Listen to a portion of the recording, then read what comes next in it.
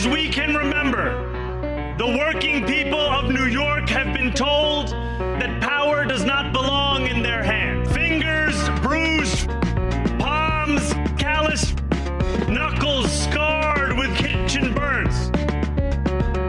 These are not hands that have been allowed to hold power.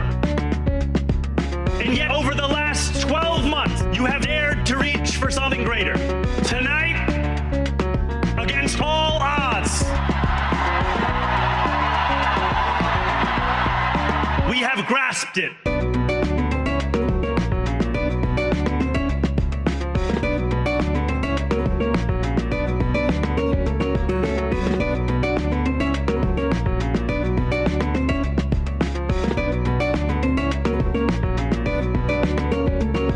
New York, tonight you have delivered a mandate for change, a mandate for a new kind of politics, a mandate for a city we can afford, and a mandate for a government that delivers exactly that.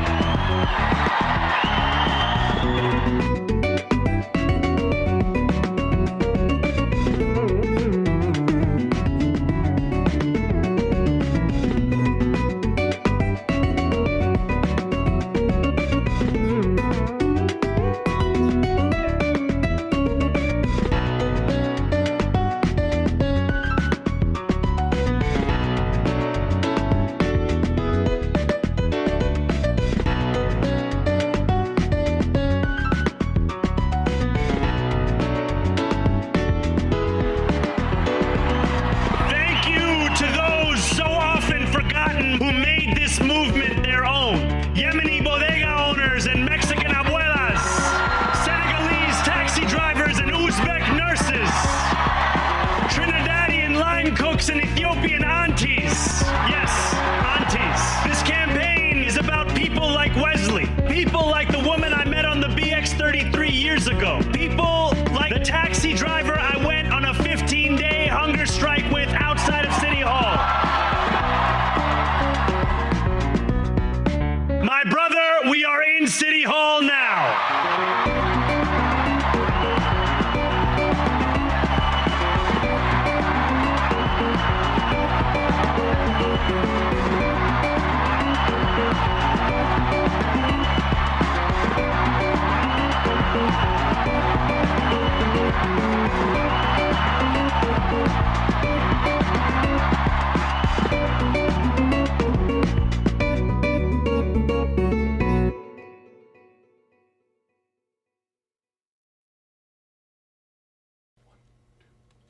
When the union's inspiration through the workers' blood shall run, there can be no power greater anywhere beneath the sun. Yet what force on earth is weaker than the feeble strength of one? But the union makes us strong. Solidarity forever. Solidarity forever.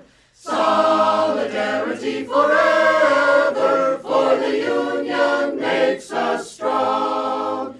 Is there aught we hold in common with the greedy parasite who would lash us into serfdom and would crush us with his might? Is there anything left to us but to organize and fight? For the union makes us strong. Solidarity forever. Solidarity forever. Solidarity forever. For the union makes us strong. They say our day is over, they say our time is through. They say you need no union if your collar isn't blue. Well, that is just another lie the boss is telling you, for the union makes us strong. Solidarity forever. Solidarity forever. Solidarity forever. For the union makes us strong. They divide us by our color, they divide us by our tongue. They divide us men and women, they divide us old and young. But they'll tremble at our voices when they hear these verses sung. For the union makes us strong. Solidarity forever. Solidarity forever. Solidarity forever. For the Union makes us strong. They have taken untold millions that they never toiled to earn. But without our brain and muscle, not a single wheel can turn. We can break their haughty power, gain our freedom when we learn that the Union makes us strong. Solidarity forever. Solidarity forever. Solidarity forever. For the Union makes us strong.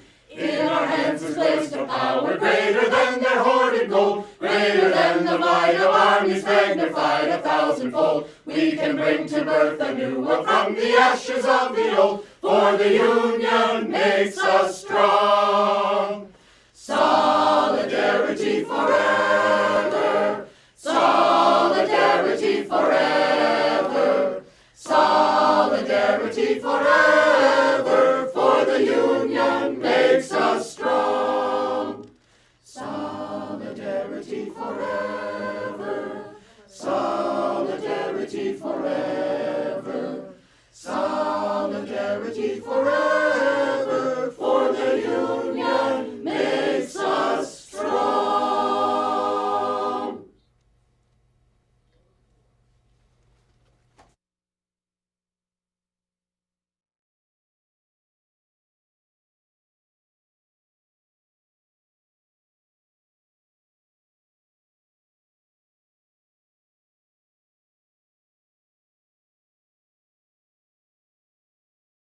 You noble diggers all, stand up now, stand up now. You noble diggers all, stand up now. The wasteland to maintain, seen cavaliers by name. Your digging does maintain, and persons all defame. Stand up now, stand up now. The Cavaliers are foes, stand up now, stand up now. The Cavaliers are foes, stand up now. The Cavaliers are foes, themselves they do disclose, by verses not in prose, to please the singing boys. Stand up now, diggers all.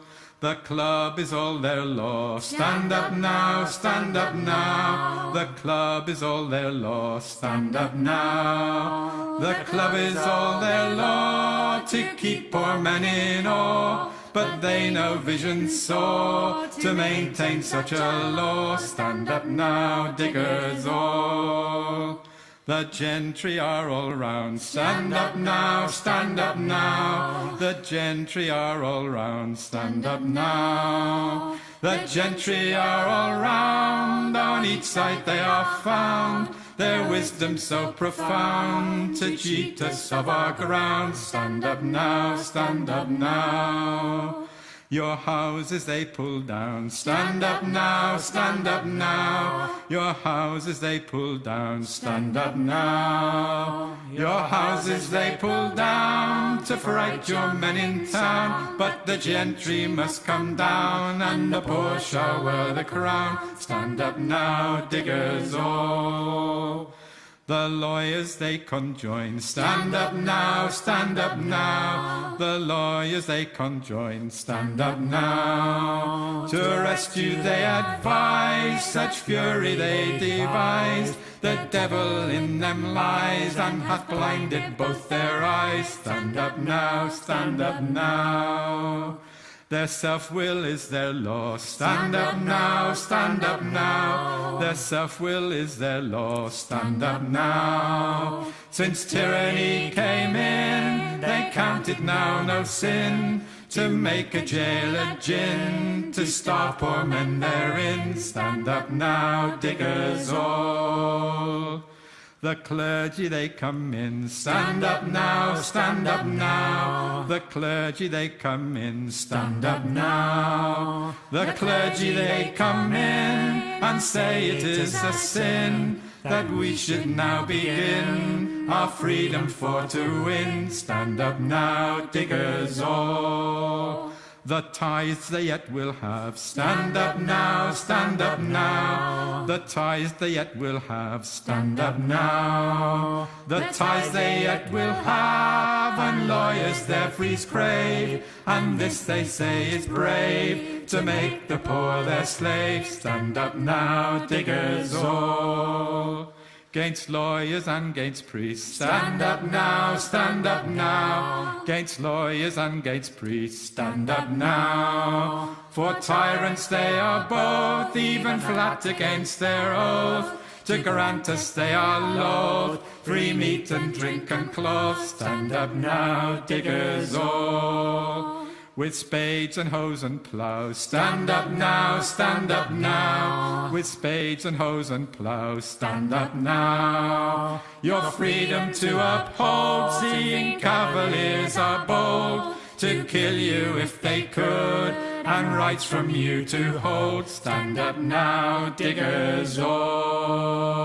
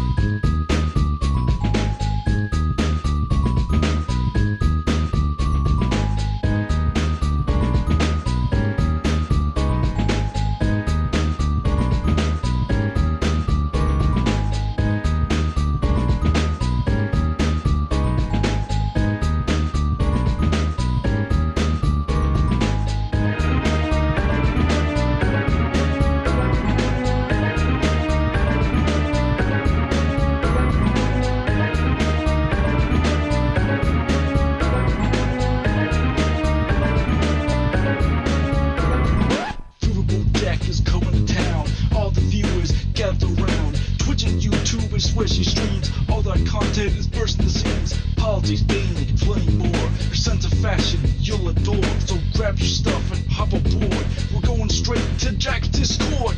Riverboat Jack, Riverboat Jack, Riverboat Jack, Riverboat Jack, Riverboat Jack, Riverboat Jack, Riverboat Jack, Riverboat Jack. That's what I'm talking about. First time singing the songs for Riverboat Jack. Shout out. I don't know what I'm doing really, but I got passion. And that's what it's about. It's all about passion.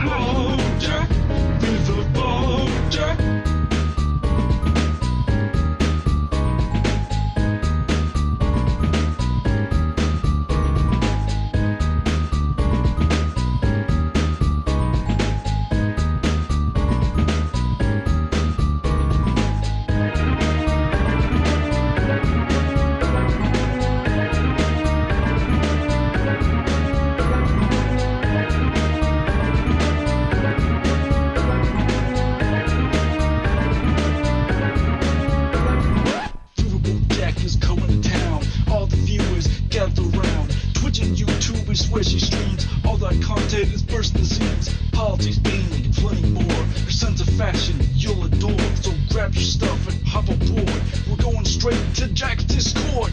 Riverboat Jack, Riverboat Jack, Riverboat Jack, Riverboat Jack, Riverboat Jack, Riverboat Jack, Riverboat Jack, Riverboat Jack, Riverboat Jack, Riverboat Jack, Riverboat. Hello, everybody. How we doing? Hello, Lady Raincloud. Howdy do. Hello, Salty Turtle Cupcake. Hello, Mr. Malachite. Hello, Polaire. Hello, Jazz Dog, the jazziest dog we know. Hello, Malachi. Hello, Kelsey on Fire. Hello, Cliff. Hello, Sweet Blasphemy. Hello, Two Dad Smoochin'. Hello, Abyssal Liss. Hello, Punky Gal. Hello, Salmon Moose. Hello, Wyrix. Hello, Mathatyahu. Hello, Metal Kitty Mom, the metalist kitty we know. Hello, Coder Joe. Hello, Kim Jong Samantha. Hello, Superjet Guy. Hello, Forlorn 79. How we doing, T Lave? Hello, Kiyomu. Hello, the Rust Bard. Hello, Xena Grills. Hello, Comrade Girl 2018. Hello, Nathan. Oh, what a world it would be if this was the case. I can't click on that yet because I'm still saying hello. But also, hello, Failsafe. Hello, the Kitsune Cavalier. Hello, Aquaball. Hello, Nocturnal 8999. Hello, Max Danger. Hello, Amber Rose Railways. Hello, Chicago Cubbies PCA. Hello, Zula Adler. Hello, Bluebird Bumblebees. Hello, John Bainbridge. Hello, how we doing, Simric? Thank you for the $10 super chat before I was even on screen. I believe. Thank you for being the first person to support stream today. Hello, Spot Dogs. Hello, Lemony fucking Snicket. Hello, Sage. Hello, Baba Booey. Hello, Noise in the Machine. Hello, Damned Sputnik. Hello. How we doing, Shoot Bang? Hello, Quinn Decker. Hello, Vox Boxman. Hello, Minute Rice 1954. Hello, the Stegocephalian. Hello, finally, Daisy. Hello, Sorry You're Blue. Hello, Jenny. Hello, Zaron Joy. Hello, one and all. Hello, Cute Dark Arts. Hello, Fluffy Gold Bar. Welcome to your first live show where you're saying hello. What an excellent confidence move from you. Hello, how we doing, folks? Hello, axolotls with cream. Hello, Red Dawn. Hello, Techno Gal. In time for stream, indeed. I'm running so late. Hello, Pat Shannon. Poof. Howdy, folks. Hello, Ethan Johnson. Folks, if you are just coming in, remember to hit that like button. Remember to subscribe, follow, After all a that solid fun 10 stuff. months of studying, my board exams are tomorrow and Oh, the day hell after. yeah. Please prage for me, shimps.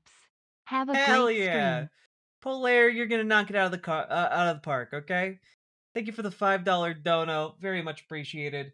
And Nathan, your post says, I've always said it, I will continue to say it. We are limiting the productive potential of millions of freaks by demanding they earn a wage to survive instead of enabling them to do whatever their broken their brain is broken for. Not just in art either. There are guys who could go around obsessively fixing every clogged pipe in a 10-mile radius if they had the free time and social infrastructure to do so. Absolutely true. Absolutely true. What's spring like up in Minnesota? Well, it was like 70 degrees a couple days ago, and then it dropped to like 30 degrees yesterday, and now it's 40 degrees. So, it's spring. Oof. Hello. Hello, Tippy. How you doing? Hope you're doing well. Boy. There we go. There we go. Hello, Latzia. Hello, Binturong.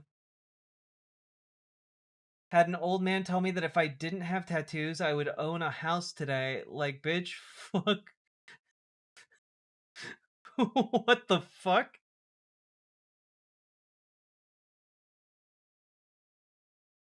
Hi, Jack and friends. I don't know if you all heard the threat that the pastor said about my friend James Tallarico. So sad. I'm just trying to stay strong. I was just at another Tallarico rally Friday. I mean, I did put out a video, I think earlier today, about how the GOP is freaking out about Tallarico's brand of Christianity, and talking about like how he needs to be like crucified. It's pretty gross. Pretty gross stuff.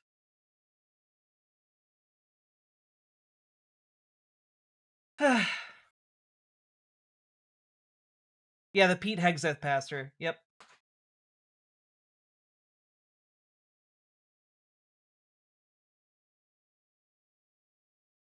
How we doing, folks? Apologies for not streaming over the weekend. I had life to do. Wait a minute. Cute Dark Arts with 100,000 channel points on Twitch. This is only for Cute Dark Arts. None of you can have it. Okay? There you go. Thank you, Cute Dark Arts.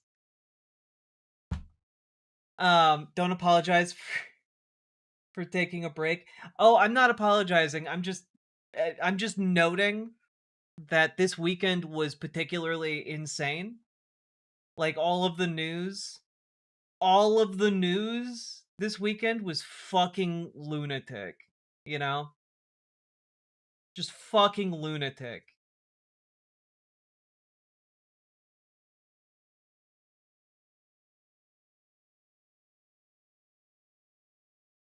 Don't you usually stream only stream on weekdays anyway? I try to. That rule, however, has been particularly loosey-goosey during the Trump administration. I'm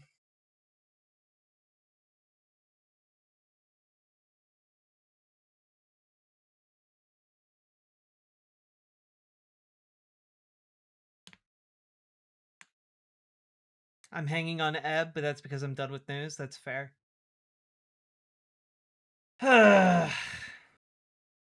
You're killing it, and my newest favorite channel. Thank you. Doing my best. Gotta put out that content. Takes my content muscles.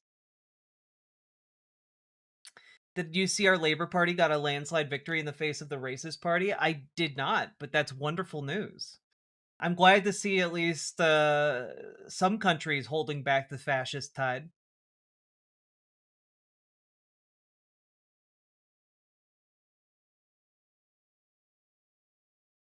Schedule looser than the executive's bowels, huh? Yeah, exactly. All right.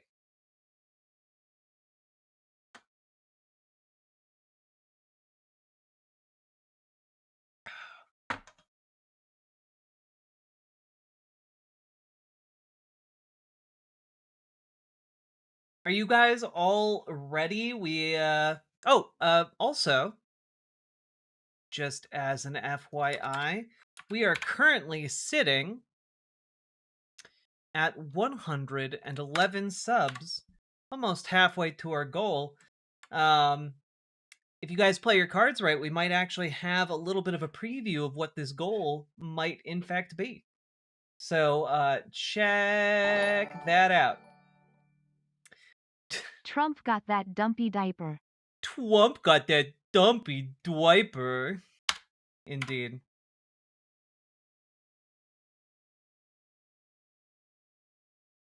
Look how pretty. Oh my god. Australia fucking wiping the floor with them clowns. That is pretty. Donut Ghost at 250? Absolutely. Hell yeah. All right. Let me just see what we got here.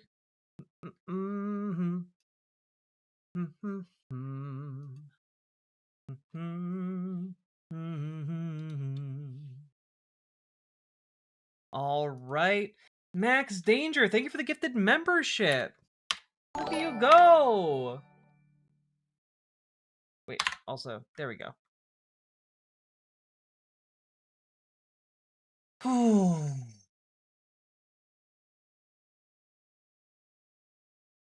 Don't apologize for taking a break. I try not to, but you know.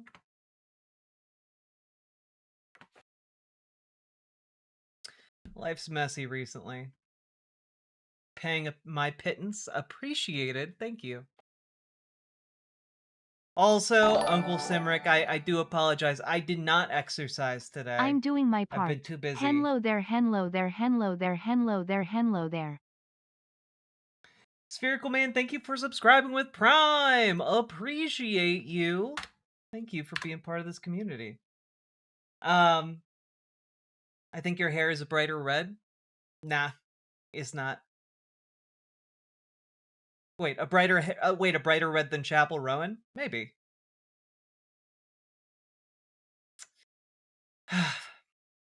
I feel a little bit off because I did not have time to exercise today. I'm sorry. I was just running around. I had a lot of family stuff to do today. Okay. Are you guys ready, folks? If you laugh enough, it counts as exercise. I did not laugh enough today. Good time for a stream? Hell yeah, Lily loves stuff. Are you guys ready? I said, are you ready? I love your chain, super swaggy.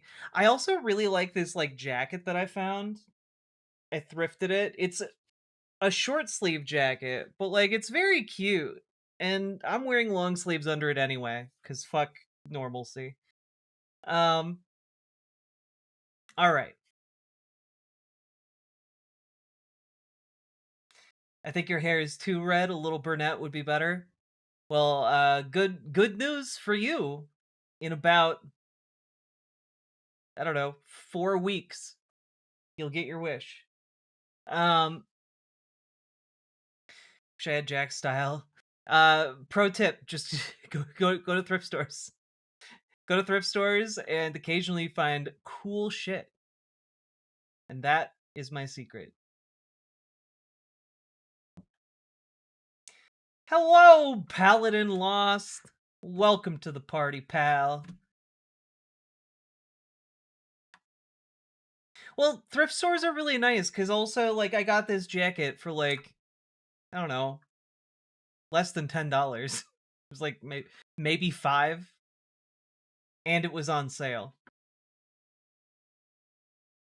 It's cool stuff. Hipsters ruined thrift stores. Hot take: fast fashion ruined thrift stores.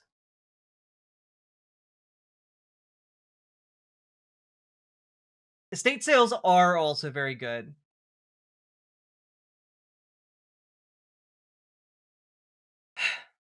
Okay, here we go.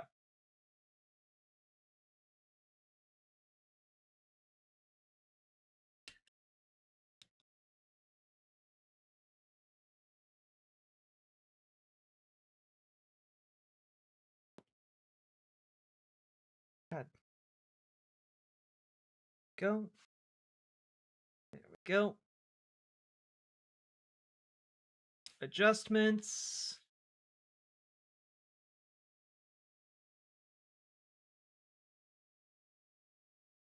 All right. Good night, Stegocephalian. You don't like thrift stores full of falling apart Shein and Fashion Nova clothes? No, also, I don't like thrift stores that are full of synthetic leather. Mostly because I know that that shit is gonna betray me so fucking fast. Ugh. There's so many cute things in it, too.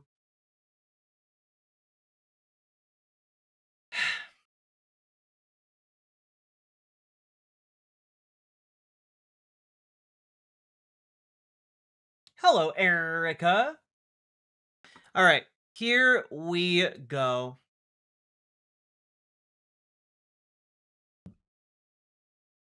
I'm vegan, so I like the plastic leather. I like it from like an animal rights perspective. I dislike it from the fact that within like 3 years Me it's gonna when start Jack asks like if I am falling ready. apart. Nathan, thank you for the $5 dono. It's just it really sucks to buy something that's relatively expensive in a synthetic leather and then it falls the fuck apart.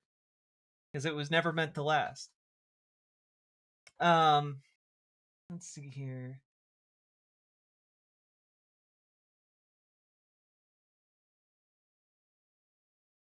Okay, here we go.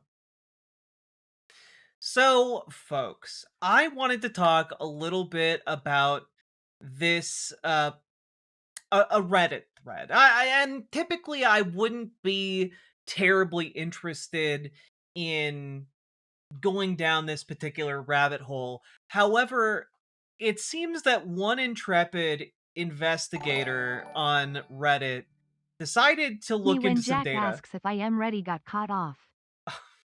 What is this? Oh, no. No, but yes. Fair. Fair. Thank you for the $5 dono, Nathan. Very much appreciated. Okay. Here we go. So, folks, normally I wouldn't talk about a Reddit thread. However, I was brought into awareness, as it were. If I need to torture a phrase to make this make sense, but I'm just gonna start over. That was terrible. That was genuinely terrible. Oh god. Mushroom leather is very cool, and I hope we move to it. Mushroom leather is cool as shit. Alright. Sorry, you guys keep distracting me. Alright. So, folks, I was made aware of a really interesting Reddit investigation, and normally I wouldn't talk about this. However, I will say this is pretty interesting. And basically, Gadget Review brought this to my attention, and I don't know much about this website, but these are some pretty explosive claims. Reddit user uncovers who is behind Meta's $2 billion lobbying for invasive age verification tech. And so you know what? Let's go look at it. I traced $2 billion in nonprofit grants and 45 states of lobbying records to figure out who's behind the age verification bills. The answer involves a company that profits from your data, writing laws that collect more of it. So this is just pretty interesting stuff. I've been pulling public records on the wave of age verification bills moving through U.S. state legislatures. IRS 990 filings, Senate lobbying disclosures, state ethics databases, campaign finance records, corporate registries, Whois lookups, Wayback Machine archives. What started as curiosity about who is pushing these bills turned into documenting a coordinated influence operation that, from a privacy standpoint, is building surveillance infrastructure at the operating system level, while the company behind it faces zero new requirements for its own platforms. Now, you might have thought that, hey, guess what?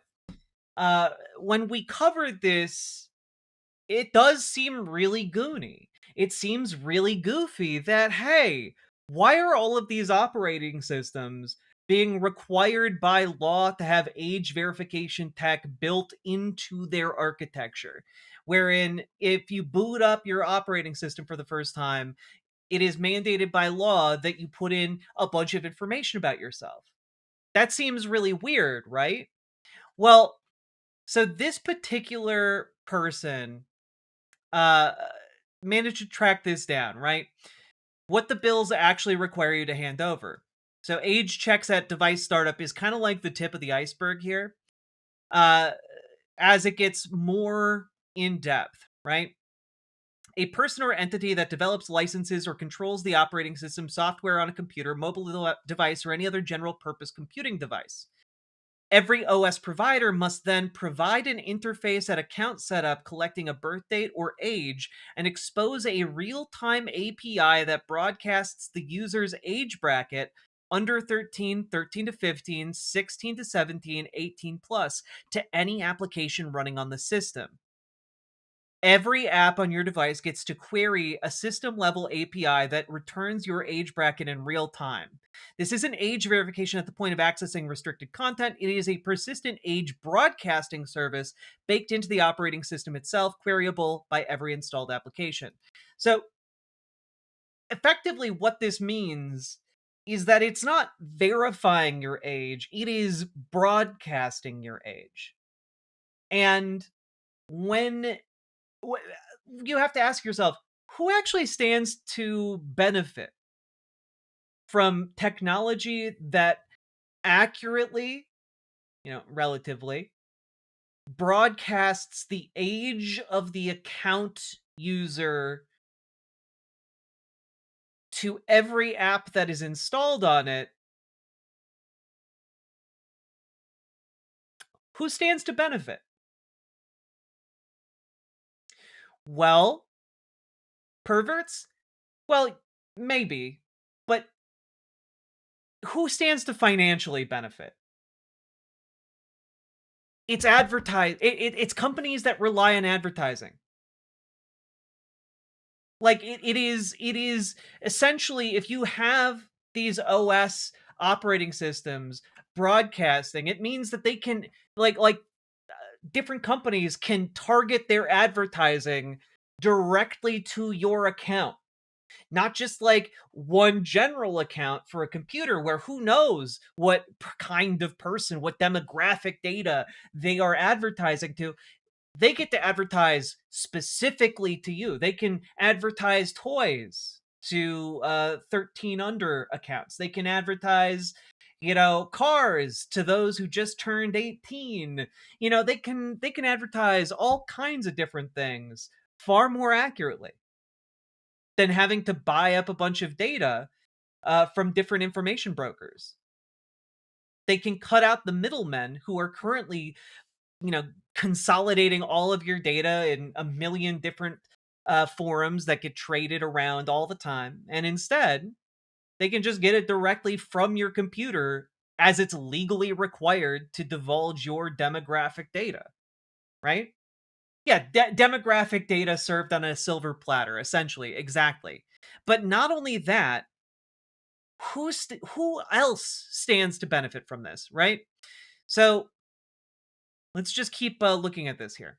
Colorado SB 26051 copies the same definitions in the same order, same penalty structure, same exemptions. The template is the ICMEC Digital Age Assurance Act, and it's been introduced or is pending in Illinois, New York, Kansas, South Carolina, Ohio, Georgia, Florida, and at the federal level. New York's goes further. It requires device manufacturers to perform commercially reasonable and technically feasible age assurance at device activation and explicitly bans self-reporting. The AG picks the approved methods. That means biometric age estimation or government ID verification before you can use a device you purchased. Exemptions in all of these bills cover broadband ISPs, telecom services, and physical products. None contain any exemptions for open source software, non-commercial projects, or privacy-preserving verification methods. So that's all really insane, right? However, let's just take a quick look here. Who wrote this legislation? Representative Kim Carver, Republican from Bossier, representing Bossier City, the sponsor of Louisiana's HB 570, publicly confirmed that a Meta lobbyist brought the legislative language directly to her. The bill, as drafted, required only app stores, Apple and Google, to verify user ages. It did not require social media platforms to do anything. Meta deployed 12 lobbyists across 9 confirmed firms for this single bill, paying at least $324,992, described as very conservative estimate. The confirmed firms include Pelican State Partners, who also lobby for Roblox, letting Meta frame this as a broad industry support rather than one company's project, Adams and Reese LLP, the number 1 ranked Louisiana government affairs firm, and State Capital Solutions. And so basically, right, you have Meta lobbyists going state by state, putting out there essentially this plan, which one would give user data on a silver platter to basically any company that gets an app on your phone, or any company that gets an app or any kind of program installed on your computer, right?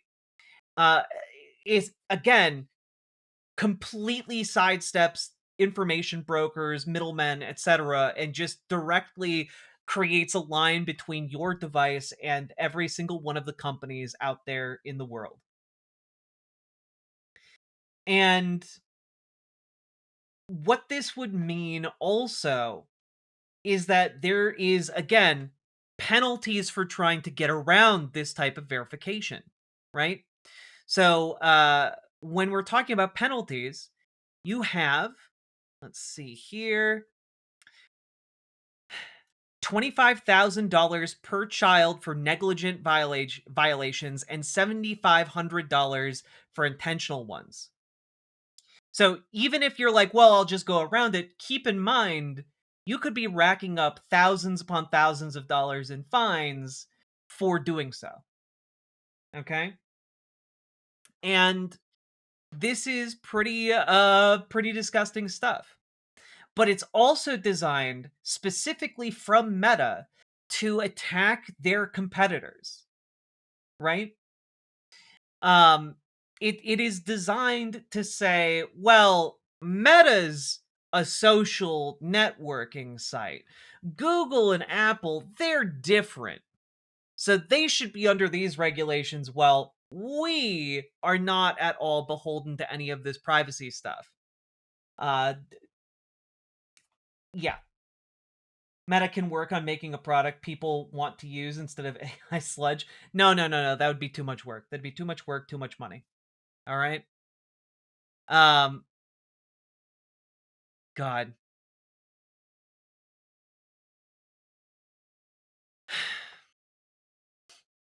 But it goes on. Nicole Lopez, Meta's Director of Global Litigation Strategy for Youth, testified at the House Commerce Committee in support. She also testified in South Dakota for a similar bill. She's Meta's national point person for these laws. HB 750 passed unanimously at every stage. So why did Meta need 12 lobbyists? Because the votes were never the concern. The lobbyists were there to control the text and block amendments.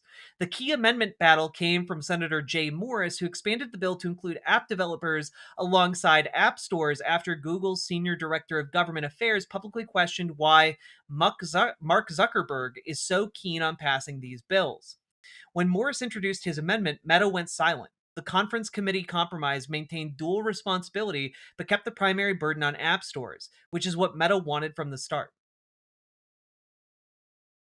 So, yeah. It's real fucking weird, guys. It gets even weirder. There's another part of this, the advocacy group that doesn't legally exist. The Digital Childhood Alliance presents itself as a coalition of 50-plus conservative child safety organizations, later inflated to 140-plus, though only 6 have ever been publicly named. It's been testifying in favor of these bills across states. Here's what public records show about its legal status. All 4 regional extracts of the IRS exempt organization's business master file, which cover every tax-exempt organization registered in the United States, DCA is not there. No EIN exists for this organization. I searched for incorporation records in Colorado, DC, Delaware, and Virginia, plus Open Corporates, ProPublica, Nonprofit Explorer, GuideStar, Charity Navigator. No incorporation record exists in any of them. The ECA's domain was registered December 18th, 2024 through GoDaddy with privacy protection and a 4-year registration. The website was live and fully formed 1 day later. Professional design, statistics, testimonials from Heritage Foundation and NCOSE staff, ASAA talking points already loaded. This is not a grassroots launch. This is a staging deployment of a pre-built site. 77 days later, Utah's Senate Bill 142 became the first ASAA law assigned in the country. So, yeah. Basically, everything about these, digital age verification laws is completely and utterly bullshit. Like, no real people are actually trying to make this happen. Like, it's just lobbyists. It's just money in politics. And like, we're only talking about hundreds of thousands of dollars. However, Hilltop Public Solutions, a Democratic consulting firm, shows up in 3 distinct contexts. 1, co-leads ATEP, Meta's $45 million bipartisan super PAC. 2, involved in DCA's messaging coordination per investigative reporting. And 3, connected to Forge the Future, the downstream Texas PAC, with age verification aligned policy priorities. So basically, then we move into like this stage where like the dark money is just flowing around these PACs and these super PACs and mixing together with all kinds of other money. But those hundreds of thousands of dollars become tens of millions of dollars, right? It gets genuinely insane. Genuinely insane. Here we go. I parsed the IRS Form 990 Schedule 1 filings across all 5 Arabella entities. That's 4,433 grants totaling approximately $2 billion. I searched for every child safety, age verification, and tech policy organization I could identify. 0 matches. The Schedule 1 grant pathway is definitively ruled out. If Meta money flows through this network, it would have to travel via fiscal sponsorship, consulting fees, or non-grant payments, which are inherently less transparent. The Eichberg connection matters not because it proves a pipeline, but because the person receiving Meta's lobbying payments chairs the governance structure of the largest anonymous donor-fueled advocacy network in U.S. politics. And that structural overlap is documented regardless of whether money moves through it.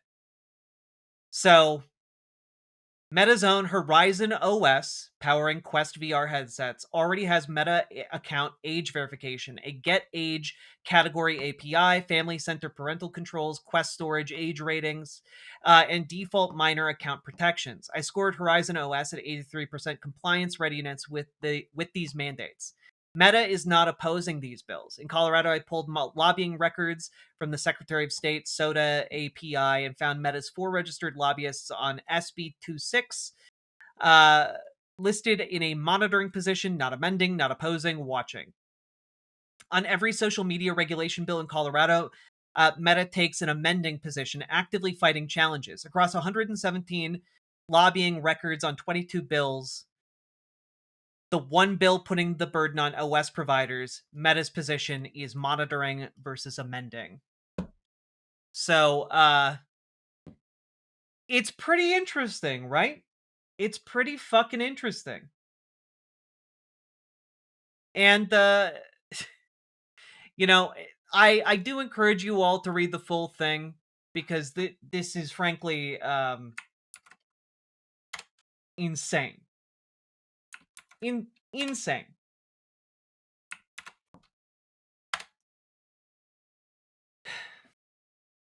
And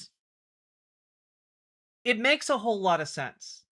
Because I have not seen any actual person be like stepping forward and saying, well, age verification on an OS level is a good idea. There's no one I have ever seen say that or advocate for that.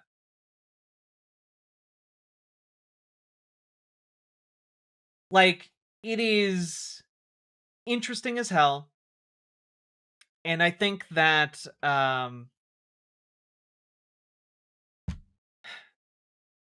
I think that there are a lot of things that Meta stands to gain here. And obviously the root of all of this is related to Citizens United and the allowance of corporate money to just flow straight through all this shit. Like, the reason Meta is able to funnel billions of dollars to make this legislation a reality is because Citizens United exists. Because the Supreme Court ruled that money is speech and therefore protected. You can use your speech, aka your money, in political races. No one can stop you. It's a really dark future, and I really don't know. I really don't know where this goes from here because it does really seem that on a state-by-state basis so far, these bills have hit remarkably little resistance. So my entire point with this is just to say, call your elected representatives. Do it right now if you can. Call your elected representatives and tell them, hey, this is coming from Meta. This is coming from Facebook. They are deliberately trying to poison the entire information ecosystem, the entirety of the internet, the entirety of digital space in order to make it benefit them. And it's disgusting. It is repellent. It is actively an infringement on your rights. And one of the we need to start pushing for digital protections that actually matter. Control over our data. It should not be that all of our devices are at the whims of advertisers. It should not be that all of our devices are locked into Facebook's ecosystem. It should not be this way. And I really want you all to understand, you need to reach out to your elected officials. It is imperative that you do so. It's the only way you can motivate them to do anything these days. You got to be irritating as hell. And also, we have to push them, much like the European Union did, which, to be fair, is not perfect. But the European Union actually has protections on individual data, right? It actually prevents companies from doing things with your data or collecting your data at all. You need to bully your officials into actually giving a damn and protecting you as their constituent. Okay? So that is what this is all about. I encourage you all to check out this piece. It's bleak out there, folks. It is bleak out there. For the record, there is data attached to the Reddit post. We'll include this Reddit post in the description so everyone can check it out. But yeah, this is the kind of shit that keeps me up at night. Like, just the billions and billions and billions of dollars flowing are all around us like a fucking maelstrom to try and trap us and pin us all down. And it is it's scary. It is scary. And the only way we win this fight is by fighting it together. So I hope you will all join me and reach out to your elected officials. So if you need help figuring out how to do that, use !organize in chat. You will get a link to 5calls.org and fax0.com. You can use both of those to get the contact info for your elected officials. You can even fax them for free with fax0.com. And organize, folks. Organize. Join your local Democrats. Join your local DSA. We need folks to actually be in the room and pushing for change. You know, if you are unsatisfied with your elected officials' response to your advocacy, then join your local Democratic Party and advocate to the people who make up the structure of the party itself. Win them over, and so goes the party. So that is our goal right now, okay? So if you want to join your local Dems, jump in our Discord, reach out to Dragonfly, or you can find Dragonfly oftentimes over on riverboat.gg. And also, folks, we need people organizing the working folk in their communities. So join your local DSA. If you need help with that, join our Discord, reach out to GamerG. You can also find GamerG oftentimes over on riverboat.gg. So either of those work, go do something. Do anything. Do something for the love of God, please. And with that, folks, if you got anything out of this, hit the like button, hit the subscribe button. I just thought this was really important. I think more people need to know about this. And also, folks, last but not least, check out ImogeneOlivia.com. Gender euphoric lingerie designed from the ground up for trans femmes, tested with cis men, cis women, non-binary folks as well. And it's super comfortable, it's super sexy, and also it fits. It actually fits. And check it out. It is non-tucking lingerie. Link down in the doobly-doo. Let's keep on going.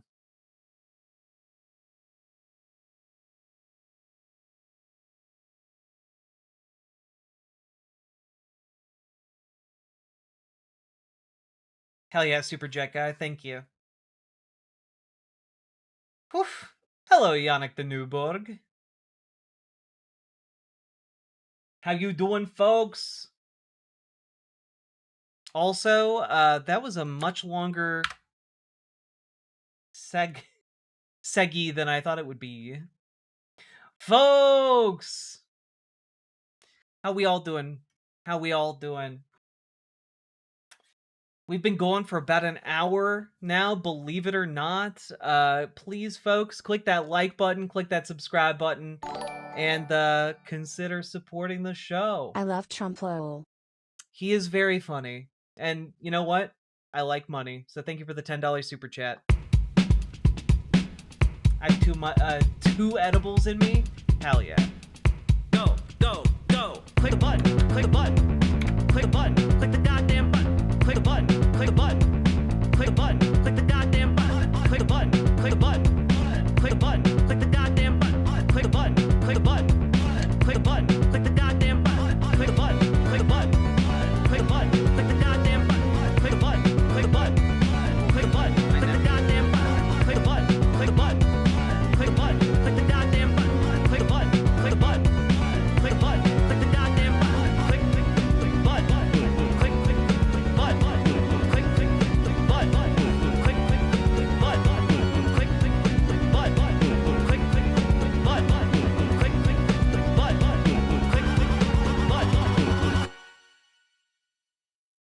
Our awful town council guy got to run unopposed, but we're writing in a friend, so that friend gets like a dozen votes and might have to appear on the ballot as a vote-in. Hell yeah! God. That's Tim Pool? Nani?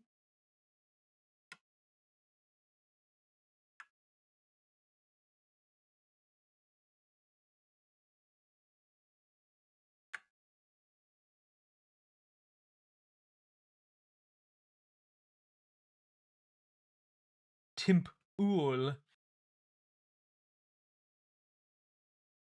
They really gave Jack money just to be Trump's cuck. Hey, look, if people want to be Trump's cuck and give me money, who am I to complain?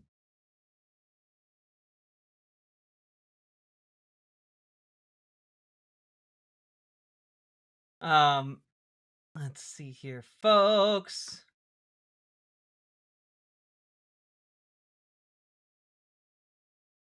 Ooh, Rhyme Jack.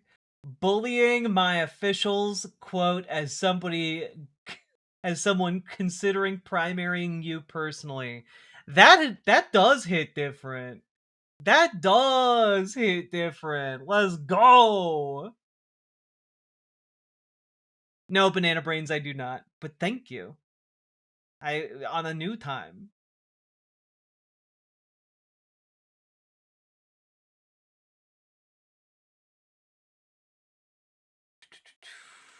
Let's see. How we doing on likes? Let's see. Well, interesting.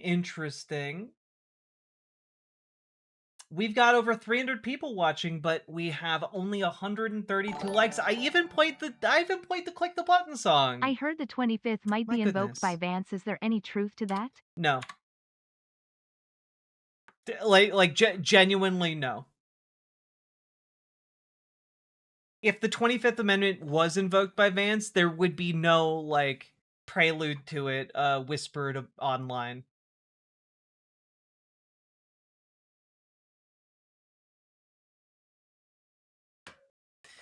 Also, folks, please consider supporting the show. You guys make it possible for me to do what I do. Could not do it without your subs and donos, so very much appreciated. And look, we're getting closer and closer all the time. How about them apples, huh?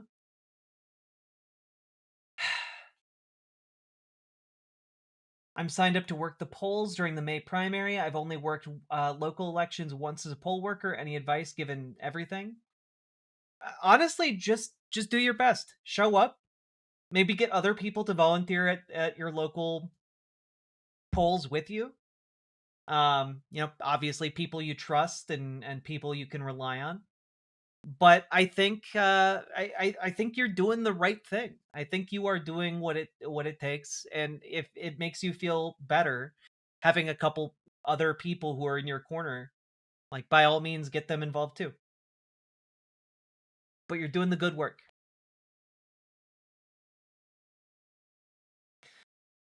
All right. Let's talk about Iran. Got to refresh some tabs here. There we go.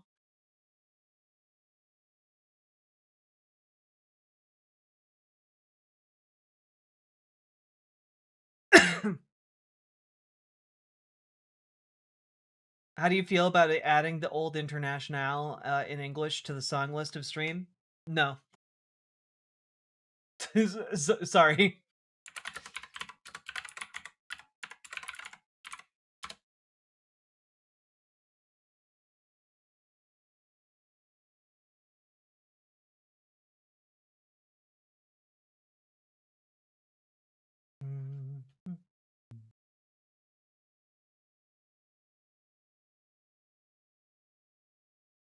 Gotta refresh the donuts? What does that mean?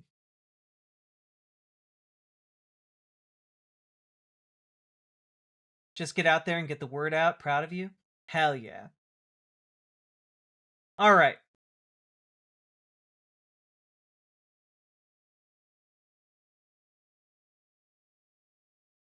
Here we go, folks. Jumping in.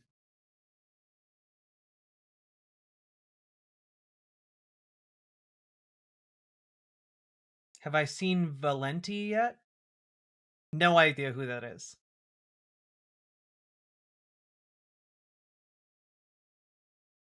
Oh, the old Dunkin' Donuts commercial. Time to make the donuts. I should have known that. America runs on Dunkin'.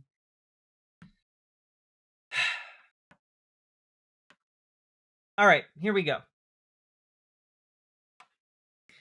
So, folks, we gotta talk about Iran again.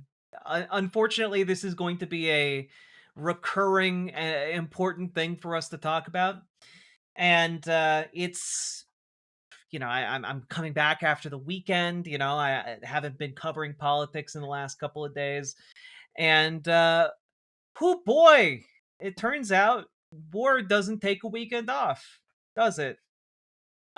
Things have continued to deteriorate in Iran and around the world.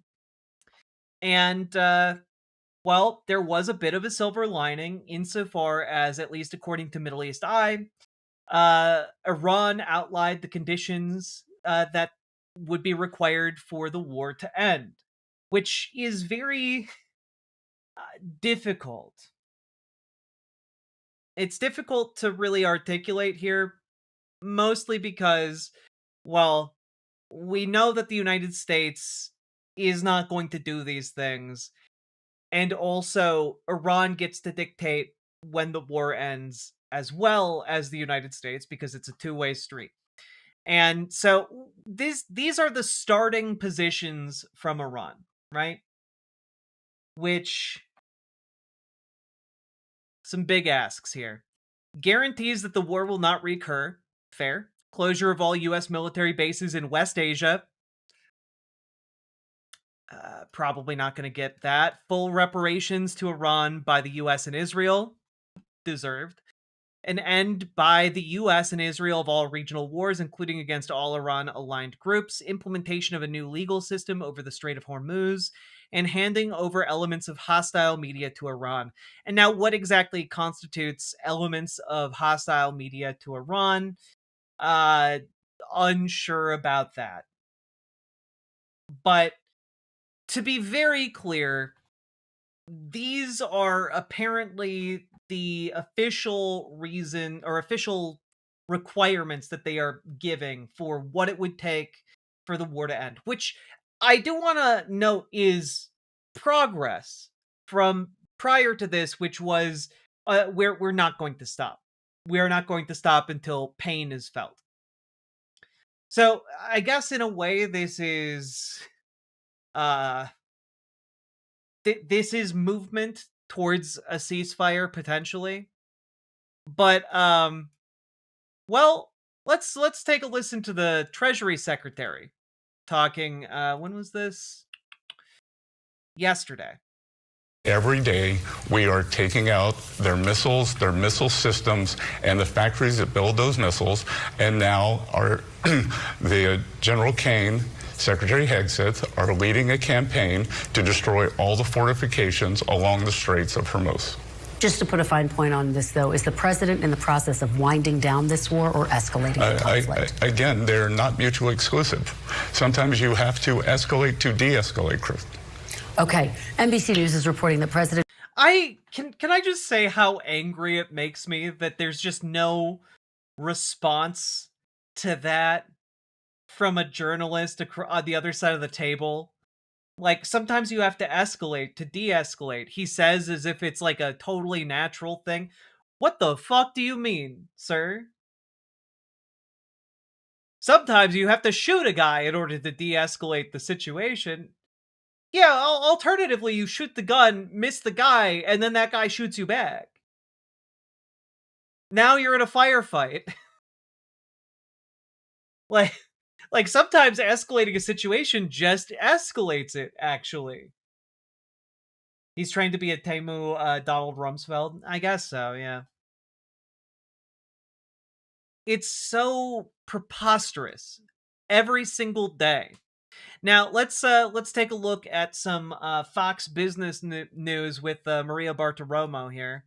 Welcome back. I just spoke with President Trump, and he told me that Iran wants to make a deal badly. He said that the talks have been ongoing. I said, how much longer will this conflict go on? He said the talks, I said 5 days to halt or postpone strikes on the electrical infrastructure.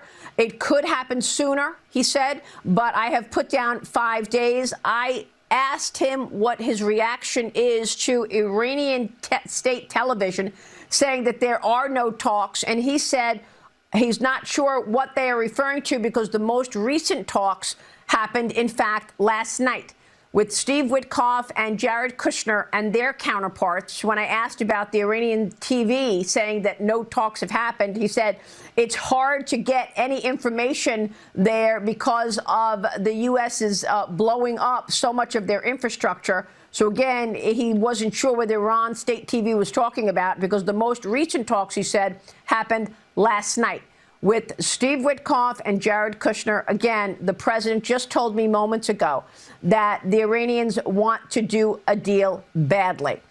The market, of course, has reversed course this morning after the president posted this morning in the middle of a big decline in markets. He said that he has directed the military to postpone strikes on the electrical infrastructure and the power plants for 5 days.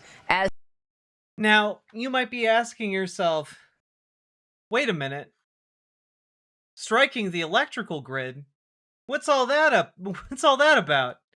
So, just 2 days ago, Donald Trump posted this. If Iran doesn't fully open without threat the Strait of Hormuz within 48 hours from this exact point in time, the United States of America will hit and obliterate their various power plants, starting with the biggest one first. Thank you for your attention to this matter, President Donald J. Trump. Now, to be very clear here, no. Feel like I am listening to Bo Burnham's repeat stuff. So much repetition in there. Yeah. Well, it's because Fox News journos are panicking, but they also understand that on Fox News that their job is to coddle the market. Like, their job is to coddle the market. So when Maria Bartiromo goes on there and says, yep, good news, they're negotiating, it is to inflate the market. That is what is happening. In real time, every single day on Fox News, what you are seeing is just market manipulation. Over and over and over again. Because Donald Trump is just getting on Truth Social and making shit the fuck up as he goes. Like, this is the declaration that you intend to do a war crime on Iran. Like, this is where we're going to do some collective punishment against Iran and Iranians. We are going to attack the civilian infrastructure of this country, right? And then, of course, the deadline comes, and he says, "Well, whoa, we're not gonna bomb their infrastructure. Of course, we negotiated. I gave them a 5-day reprieve. Like, it's just bullshit. No negotiations have taken place. The Iranians are saying point blank over and over again, no negotiations are taking place. Over and over and over again. Right? And I mean, it's pretty clear when you watch him talk about this that he has no idea what the fuck he's doing. And he's just smart enough to be aware that he's in deep shit. Look at the way they attacked unexpectedly all of those countries surrounding it. It was not supposed to be. Nobody was even thinking about it. But they wanted to take over the Middle East, and they wanted to knock out Israel permanently. And if they had a nuclear weapon, they would have been able to do that. Wow, I mean, look at how they attacked all those countries around them. Nobody would have expected that.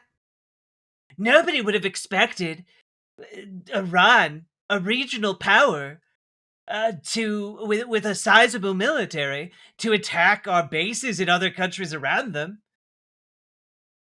Like, as if you're not the president of the United States with the most advanced surveillance capabilities on the planet.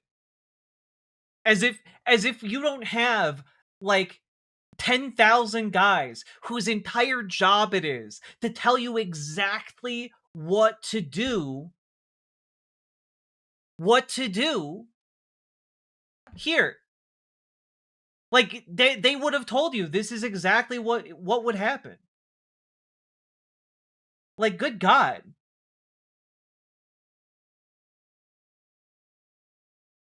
It's really fucked up. Also, Emily Clark, I do read comments, but your particular problem is something beyond the scope of what I can provide. Like, I do not have assistance for you in your particular legal matters. I would recommend continuing to press charges and talking to your lawyer about it. But I'm not a lawyer, and I can't give you legal advice.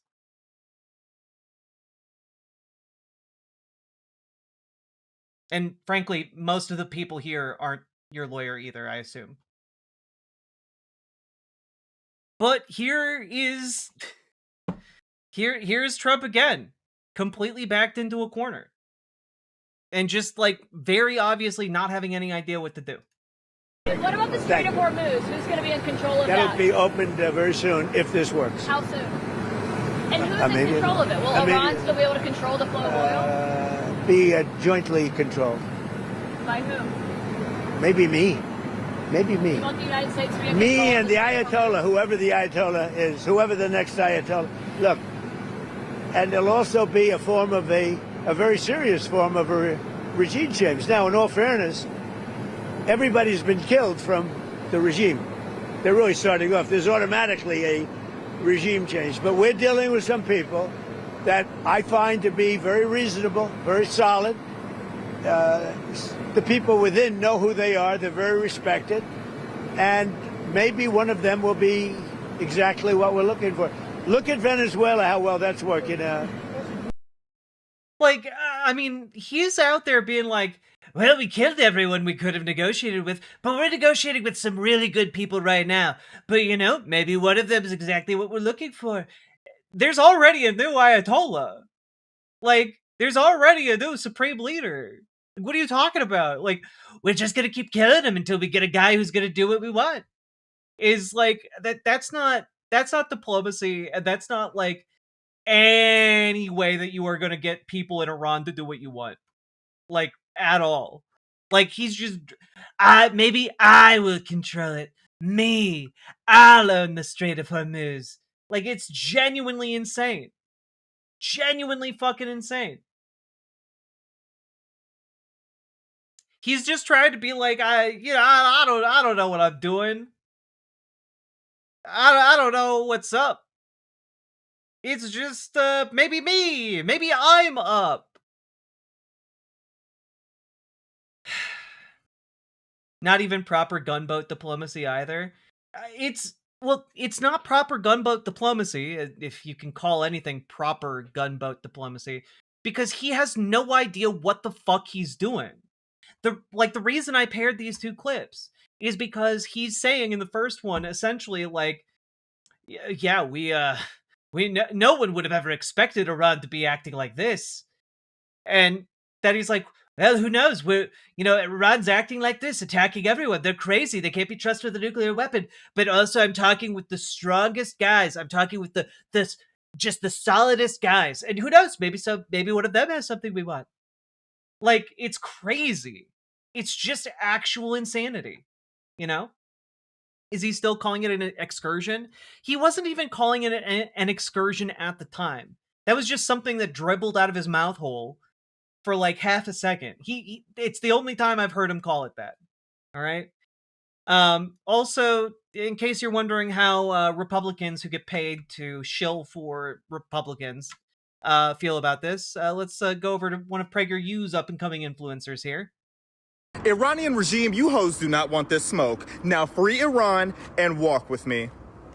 So polymarket odds are saying that we are going to war with Iran very soon. So my message to the regime is do not get beside yourselves. I know y'all see the sassy man epidemic happening in America, but don't be fooled. We still have plenty of Republican men ready to come through with all the smoke. Google Florida man and any date, and that's exactly who we're having on your musty behinds. And the gag is, we're so advanced now that we can send our weakest links like White Dudes for Harris, and they can still control a drone to mutilate everything y'all got going on. We said we weren't going to take it as far as we did in Japan when we basically dropped 2 sons in them, but I'm not opposed to running that back. Y'all will really feel the impact of FAFOing, so please keep it cute.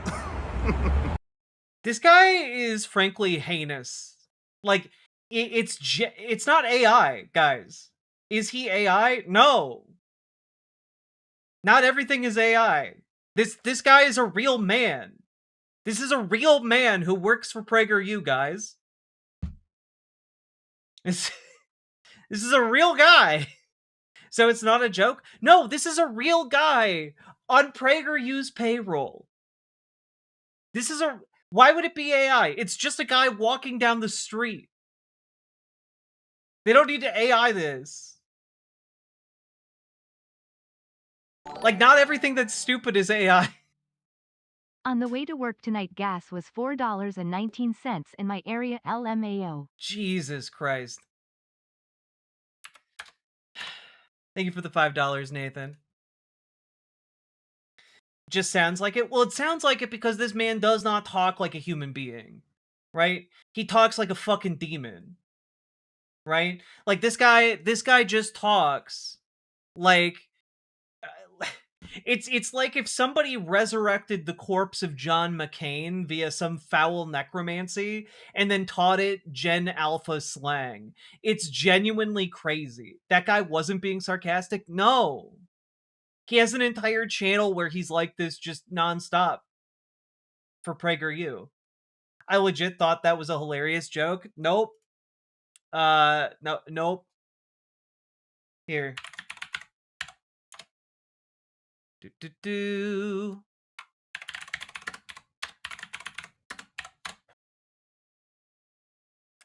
Just take a quick look here.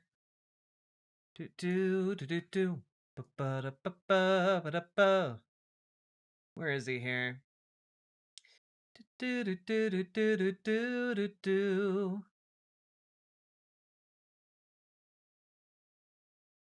I know that he's been on this channel before. He was one of their up-and-coming hip influencer types that they were incubating for a while. Did they shut down his initiative? Is that why he's like been showing up more, saying just crazy unhinged shit? Wait. Playlists. That should help. Where you at?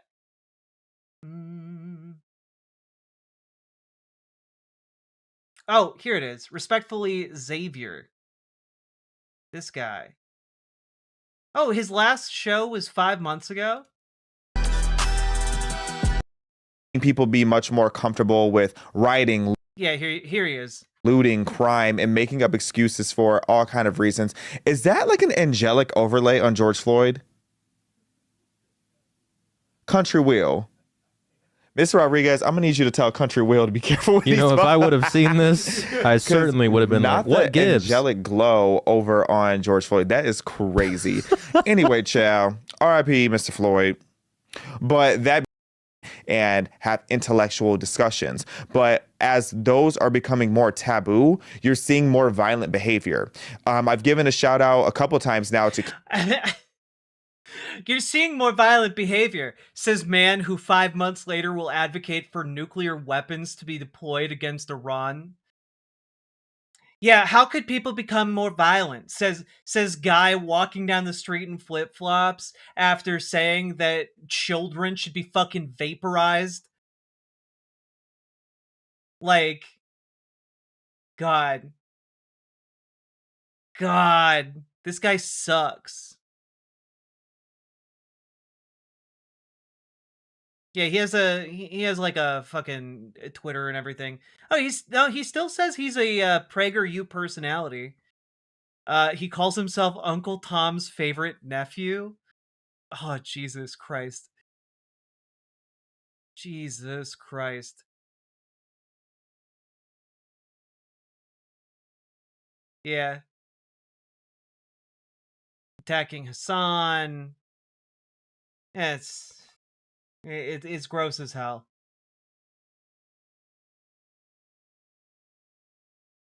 He's more known for his shorts. Yeah, no, that's fair. Yeah. He does like a lot of Instagram reels and stuff. That's mostly what I know him for, but I saw him first on the PragerU live streams, you know. Oh god. Anyway, how are people who have military experience taking this, the president of the United States threatening to bomb civilian infrastructure to punish a country for its geopolitical actions? Let's take a look at a retired lieutenant general, what he has to say about this. But the problem is, like you said, within 48 hours, this doesn't even give the military time to say, we can't do that. This is illegal. This puts us in violation of the laws of war, and we could all be brought toward the criminal court in The Hague. I mean, I tell you what I would do if I'm a commander in this operation and I even hear the president say these are the things we're going to do, I would say I'm not doing it as the commander. And I'm not allowing my forces to do it. It's an illegal act, and we vow as part of our constitutional oath not to conduct unlawful activities. But the problem is, like, that is how the military should respond to orders to bomb civilian power plants. Like, that is exactly what people should do. And yet, let's just hear what Lindsey Graham, one of the biggest cheerleaders for this war, what he's saying about it right now. The program has been obliterated, and they're running out of money. So here's what I tell President Trump. Keep it up for a few more weeks. Take Carg Island, where all of the resources they have to produce oil. Control that island. Let this regime die. Just want to say, Carg Island is not where they have all of their resources to produce oil. Carg Island is just a shipping point. It's where they ship out 90% of their oil. However, they have other ways to ship out their oil should Carg Island be taken, and they can just turn off the pipe that goes to Carg Island. They don't have to. The civilian infrastructure there is really, really useful for doing that. The energy infrastructure there is useful for doing it. They don't need it to ship oil out. It would be an incredibly expensive blow, but like they could just start sending it the other way. I legit think suffering makes him excited. I mean, yeah, the amount of money that Lindsey Graham is probably making off of this is insane. It's probably incalculable. On a vine. Is this going to, though, take Carg Island? Is it going to involve U.S. troops on the ground? Let me just read you something from The Atlantic. Does an assessment on that. They say U.S. troops may well take Carg Island. We believe in their ability to do so, but only to endure ballistic missile strikes, drone attacks, petrochemical smoke, all without a reliable means of obtaining logistical support. The result could be a grinding war of attrition. They talk about how far away they would be from resupply. I'm sort of tired of all this armchair quarterbacking. This has been an amazing military operation. God bless the fallen. But it's a difference. God bless the fallen, he says, clearly like salivating at the thought of all the riches he's going to reap from this. Like, guys, I've shown you a map of where Carg Island is. Okay, do I have to show it again? Just real quick. Like, Carg Island here. Let's just get here we go. This'll do. From Time Magazine, all right? Carg Island is way over here. It's right next to Iran. Like, literally anything, like, within this mountainous-ass region of Iran can strike Carg Island. The idea that you would just, like, plop a few thousand Marines there, and they'd just, like, hold it indefinitely, hold it for, like, months? Like, it's lunacy. It's just straight up lunacy. Like, let's just take a quick look, because there are, of course, aerial images of Carg Island, right? Let's just take a quick look. ABC News here. There's basically nowhere you can just like hole up and be okay, because this is all oil storage right here. All of these circles down here, it's all oil storage. And like, if that blows up, you're just going to be inhaling that smoke. You have to like be over on this part of the island. It's not a big island. You are basically just sitting ducks. You dig your own tunnels. You dig your own little bunkers. You know? And like, if you get sent here, it's like a death sentence.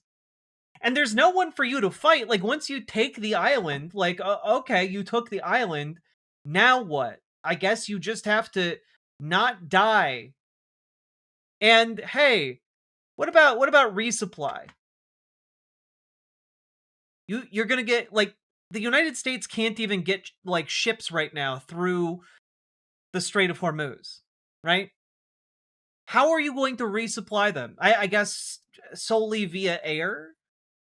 Like, you're just gonna airdrop food. You're gonna airdrop different medical supplies, etc. Like, if you do try to do that, Iran is going to be monitoring that place nonstop. Any supplies dropped on the island afterwards are just going to be the targets for any kind of bombs or missiles or drones that they have on hand. Feels like Okinawa all over again, size-wise. Well, funny that you should mention that. Let's, oops. Where were we? Here we were. When we talk about troops on the ground. I trust the Marines, not that guy. I trust DOD. We got 2 Marine expeditionary units sailing to this island. We did Iwo Jima. We can do this. The Marines, my money is always on the Marines. I don't know if you take the island or you blockade the island, but I know this. The day we control that island, this regime, this terrorist regime, has been weakened. It will die on a vine. And here's what I want to do. I want to get with Chris. I want to... We did Iwo Jima. We can do this. Not a war, though. It's not a war But we are going to compare different military actions directly to World War II. Sprint to peace. As the war winds down, I want peace to ramp up. The reason we don't have Saudi Arabia and Israel making peace is October the 7th, 2023. Iran, through Hamas, attacked Israel, stopping normalization. I want to take up and complete what Biden started. As soon as we get Iran defanged so they can never do another October 7th, I want to start up peace talks between Saudi and Israel this year. I want a peace deal between Saudi and Israel, normalizing, ending the Arab-Israeli conflict. It's been going on for 2,000 years this year, and you can't do it with a lethal Iran. So we're weeks away from this Iranian regime not having the capability to stop peace. Okay, very quickly, though, because also, Iwo Jima was dug into, right? It was heavily fortified. I don't know that by the time U.S. troops get there, I don't know that there are going to be any Iranian troops left on that island, right? Like, it seems to me that, like, it's just going to be a bunch of Marines sitting on a fucking beach and getting absolutely pounded by munitions. Like, I don't see how it goes any other way. It's crazy.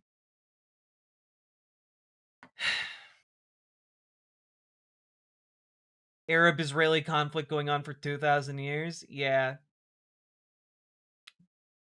Again, every single evangelical, Southern politician right now is just like creaming their jeans over the idea of this being like the culmination of like 2,000 years of warfare to summon Jesus Christ too. You know, it's genuinely insane. Absolutely fucking lunatic. You know?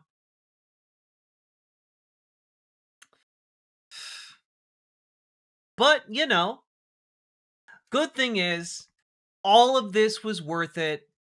It's all been worth it, guys, because right now, America is safer than it has ever been, thanks to Donald Trump. Harris. The president, as you know, was in Memphis today, highlighting the success of his safety task force there with the attorney general, with the secretary of war, Pete Hegseth. There's been 7,000 plus arrests since September, sir. It's clear to me the Iran war is not distracting him from also protecting people here at home. Is that your sense? Yeah, there's no doubt that our country is safer and secure than before President Trump was sworn in. Look, our borders are secure. No one can argue that differently. Here in Washington, D.C., it's day and night. Oh, okay. Yeah. See, everyone, Senator Roger Marshall agrees. We're safer now than ever before. Since he took over and brought in the National Guard as well. We're seeing fentanyl poisoning drop across the country, murder rates down. All those things are happening. And as we all know, Iran was behind all of that. Iran behind the fentanyl. Iran behind the murder rates. Happening because of President Trump's emphasis on law and order. And again, you got the Harris. Like, we are so safe right now that the U.S. Department of State has issued a travel warning for all Americans everywhere.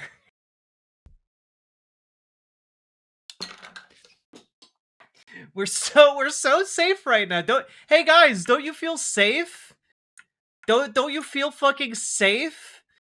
Now that everyone, everywhere, all Americans have to be on heightened alert? Don't you fucking feel safe that the very day that this fucking Senator Goon is out here saying that Donald Trump has made us safe in every conceivable capacity, look at how safe you are having a travel warning issued for every American that is outside of the country, including, like, just, I cannot believe it. I can't believe it. These lying sacks of shit. Every single Republican lying sack of shit. So tired of winning. My God. Oh, God. It is fucking insane.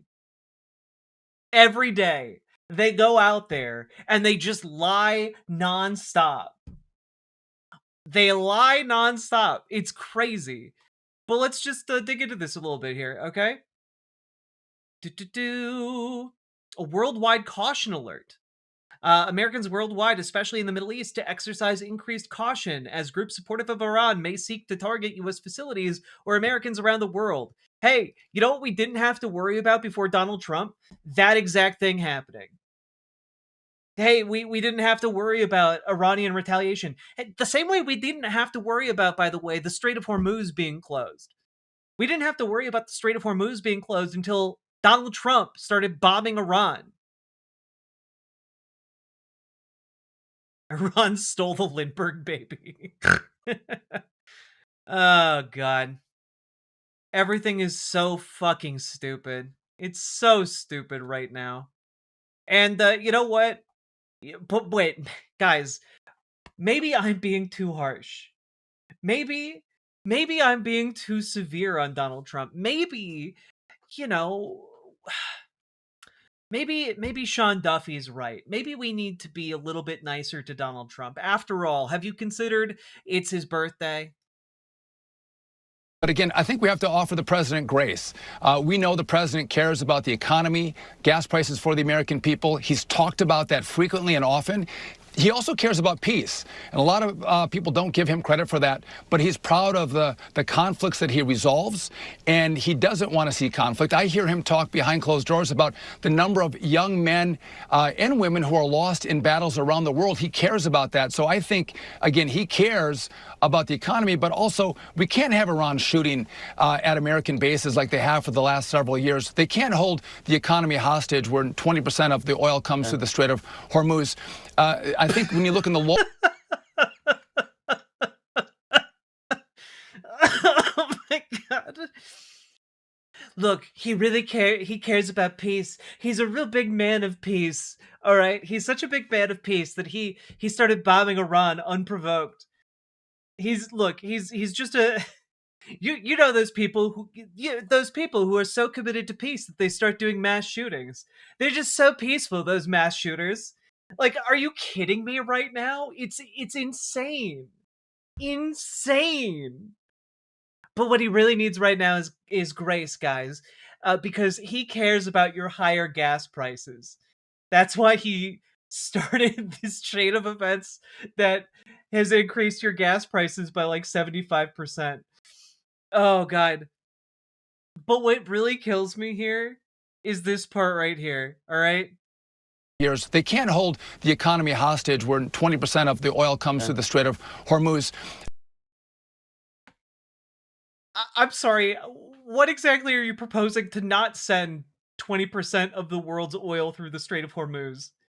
What exactly? That's just how the logistic line has to be. Like, the oil has to go through the Strait of Hormuz. It's the only way to get it out of the Gulf.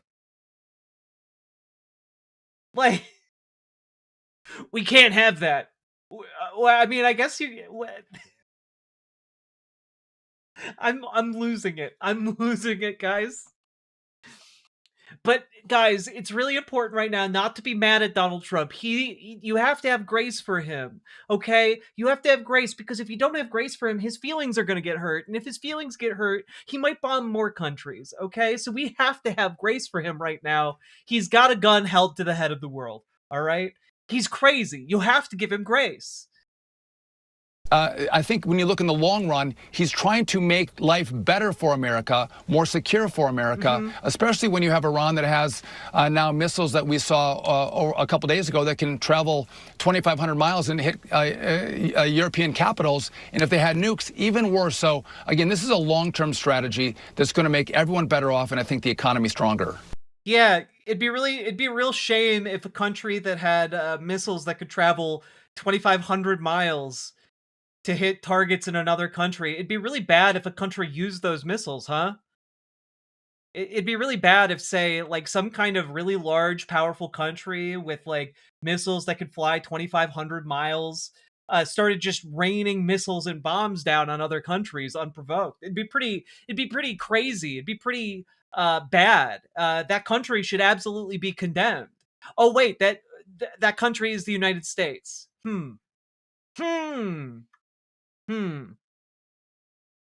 But yeah, we need to give him grace, everybody. We need to give him grace.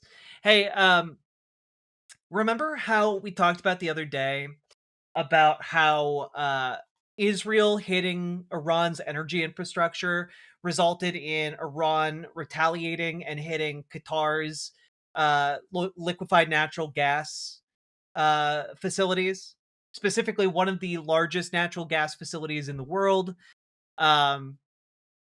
Well, turns out things are getting worse in that regard, specifically because all of the shipments that left the Middle East are about 10 days out. The last shipments to leave the Middle East of liquefied natural gas are about 10 days out from port, meaning that after that liquefied natural gas is offloaded in 10 days, shipments are going to stop. And that is going to have massive knock-on effects in 100,000 different ways. And there's not really a backup, because Qatar and that particular facility is responsible for about 20% of the world's liquefied natural gas. And this is going to be rough as hell. I'm actually for giving Trump grace. I remember hearing in a song that grace will bring you home. So maybe the grace I give him will send him back to hell. Too true. Too true. Also, didn't Grace from Will and Grace have a fall from grace?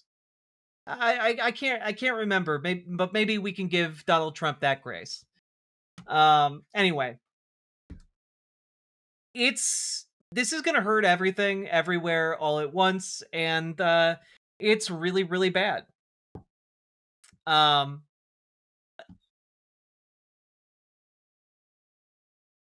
Only one LNG cargo from the Gulf is still scheduled to arrive in Asia, which buys 90% of the region's output. A friend of mine just got back from being in India the last 3 weeks. She said where she is from they already ran out of gas to cook with and you can't get electric cookers. Yep, it's like... I want people to realize that part of the incredible toll that is being paid right now is being paid by not the United States directly, but by basically every other country on Earth. Like every other country that is in, especially like Southeast Asia, is paying this price far more than we are. But what is going to happen as a result of this is every place on Earth is going to hate the United States, because the United States is the catalyst for why they are suffering, right? And so what's going to happen is prices are going to go up, and people on the bottom of the economic ladder in the United States are going to be hit by that hard. But primarily, huge swaths of other countries are going to absolutely see us as the villains. Don't they already? I think they view it less as the United States in general is bad and more that Donald Trump is bad, but that is going to diminish. It's going to meld. It is going to be the United States is bad in its entirety, root and stem. And so this is going to be, this is going to come with geopolitical cost, is what I'm trying to say, right? And like, we used to have soft power insofar as, we had US aid, we helped supply food to struggling communities around the world, and that was to facilitate economic ties. It was to facilitate wealth generation for different American firms and nonprofits, etc. But ultimately, it also helped people, and it fostered a lot of goodwill in those populations towards the United States. And we got rid of those programs. So now effectively we are only doing the shit that hurts people. And that is going to come, that is a bill that is going to come due at some point. I don't know when, I don't know how, but whenever that bill comes due, it's not going to be fucking pretty. All right? And, you know, as far as here in the United States, well, you know, soaring fuel and fertilizer prices hit Utah farmers who were already facing tight times. Yeah, we don't want to be a bunch of whiners, but high costs, tariffs, and water shortage are squeezing profits. Like, especially when it comes to farming here in America, we have to make some pretty colossal decisions about how to manage our farming infrastructure. Because I was actually just reading earlier today that apparently no one in the United States tracks how manure is shipped and used. Like, there are no regulations regarding how, like, nitrogen-rich manure is, like, spread across the environment in farms. Nothing tracks it, and management of manure could actually yield way more profitable farms, but we don't do it. We just don't do it, right? That's bullshit. It is bullshit. And, like, why are we growing water-intensive crops around Salt Lake City? Like, what are you doing? Like, why are you doing that? The Salt Lake is drying up. We need to be, like, shifting farms around. We need to be changing what crops are being grown where. Like, we need to be managing our land way better than we are right now. It's all so dumb, but it's gonna get dumber. And, like, I wish that this energy crisis could be a catalyst for us making better decisions as a country. But I fear it's gonna have to get a lot worse before people actually start going, oh, hey, maybe we need to do things a bit differently. Like, it's not enough for, like, farmers to just be like, well, you know, the price is going up a little bit. Like, no, we need to actually have, like, a whole sea change of what crops are grown where, like, how much land is relegated for, like, ranching, etc., etc., etc.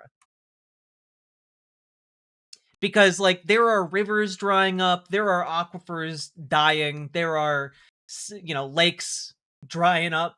Like, it is really, really bad, you know? All right, fuck it, I'm not watering my lawn anymore. Don't! Best thing you can do for your lawn is to kill it and replace it with, you know, the stuff that is native to, the native plants to your area. It's also really beautiful. Native plants are gorgeous.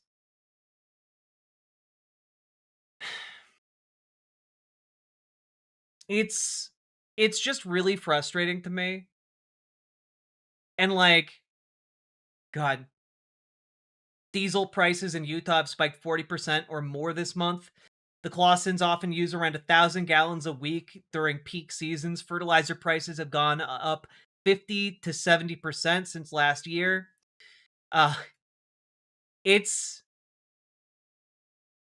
Things are going to get a lot worse, and we're going to start feeling it throughout the entirety of the supply chain, okay? Here in America. And also, in case you're wondering, how are the oil companies, how are the airlines, etc., you know, how are these companies that rely on oil prices being low, how are they handling things right now? Well, in a letter to employees, United CEO Scott Kirby says the airline is prepping for oil to hit $175 a barrel and doesn't get back down to $100 per barrel until the end of 2027. So, we're gonna be seeing a lot of pain basically everywhere, because that kind of a price increase is going to cause a lot of stuff to shift around. And I do want to say $175 per barrel might be a conservative estimate. Okay? And it's what is deeply troubling, by the way, in this letter here. Stay focused on the long term. Many of you may remember in United's past that storm clouds like this caused United to furlough employees, defer aircraft orders, downgrade to regional jets, go through cost-cutting exercises, delay investments in the future, etc. We're not going to do that. We have financial firepower to continue to stay focused. But like,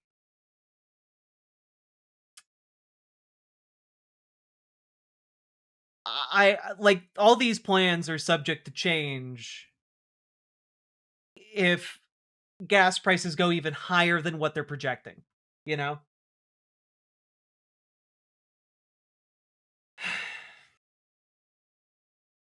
Like, all of this is a huge problem, of course, but there is, thankfully, one group of people who's doing really well in all of this, of course. You know, one group of people. We can thank this group of people for buoying America's economy in these dark times. And of course, I'm talking about the insider traders who are apparently somehow crazily getting an inside line on when Donald Trump is about to drop some big news related to oil and gas prices. So, you know, our economy might be going down the tubes, but look, your best bet these days, find yourself an insider trader and make yourself as useful to them as possible. Maybe they will make you a servant in the soon to be coming apocalypse. Maybe you will be able to be their right hand, their Grima Wormtongue, if you will. Who can say? Anything's possible in Trump's America. What kind of serf do you aspire to be? So yeah, basically early this morning, before Donald Trump started talking about how Iran was talking with the United States, people started trading. I don't think people fully comprehend the difference between shortage and outage. It won't matter how expensive the barrels are if there are no barrels. That's true. Although, to be clear here, I do fully expect that the United States is not going to be out of gas. There might be limited outages here and there, but I fully expect prices to skyrocket, and like across everything, like food, goods, any kind of consumer good, gas, obviously, but like other places on the planet are going to have outright outages. It's gonna be really fucking nasty, to say the least.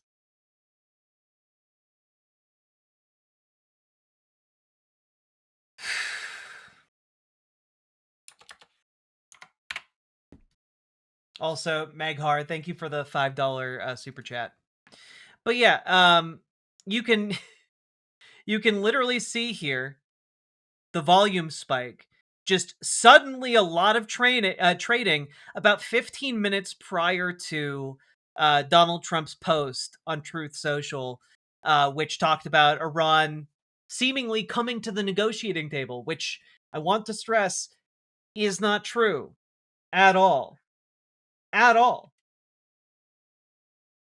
It's all bullshit. And of course, the second it became clear that it was all bullshit, Bent crude went back over $100 a barrel because, you know, uncertainty over Trump's Iran talk claims. I do have to say, I am unsure when the stock market acts like this. I'm unsure if it means that like day traders are the stupidest people on the planet who just keep falling repeatedly for what Donald Trump says, or if they are assuming that other, like the median stock trader is a complete and total rube, you know? If essentially that you are just trading on the perception of the news itself, you know? It means we're pretty fucked right now. It means economically we're pretty fucked right now. Yeah. Why not both? I mean, I've met a few people who day trade, and might be a little bit of both, with a little bit leaning towards one of those two things, and I think you might be able to intuit exactly which one I mean. God,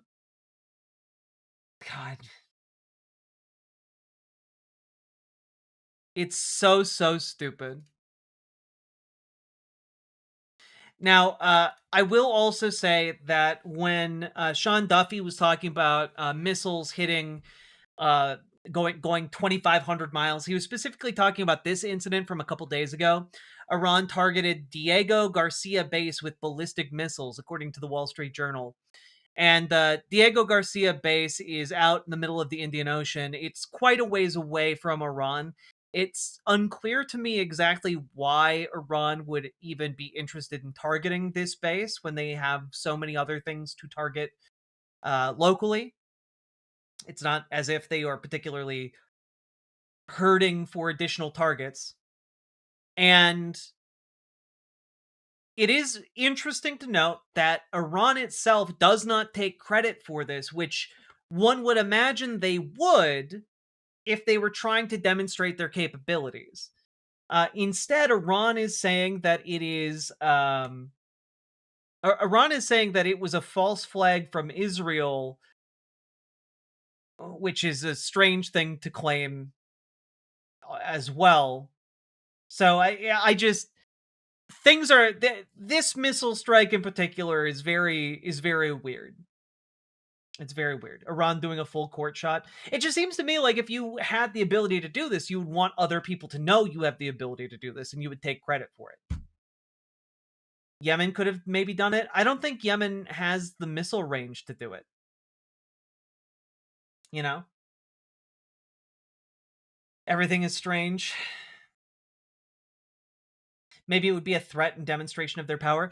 Well, yeah, but if it's a threat and a demonstration of their power, then they wouldn't claim it's a false flag, I guess. Like, the claim that it's a false flag would seemingly undermine the purpose of a threat and a demonstration of their power.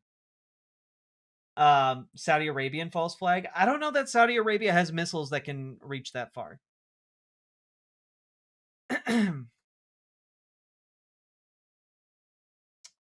So, I don't know. Just worth mentioning that that's weird as hell.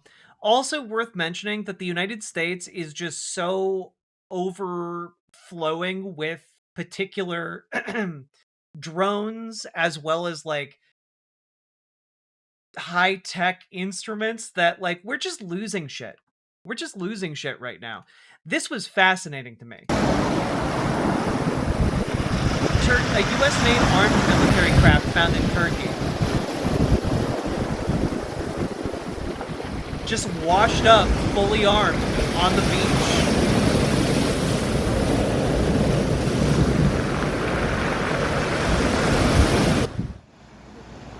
Gördün mü?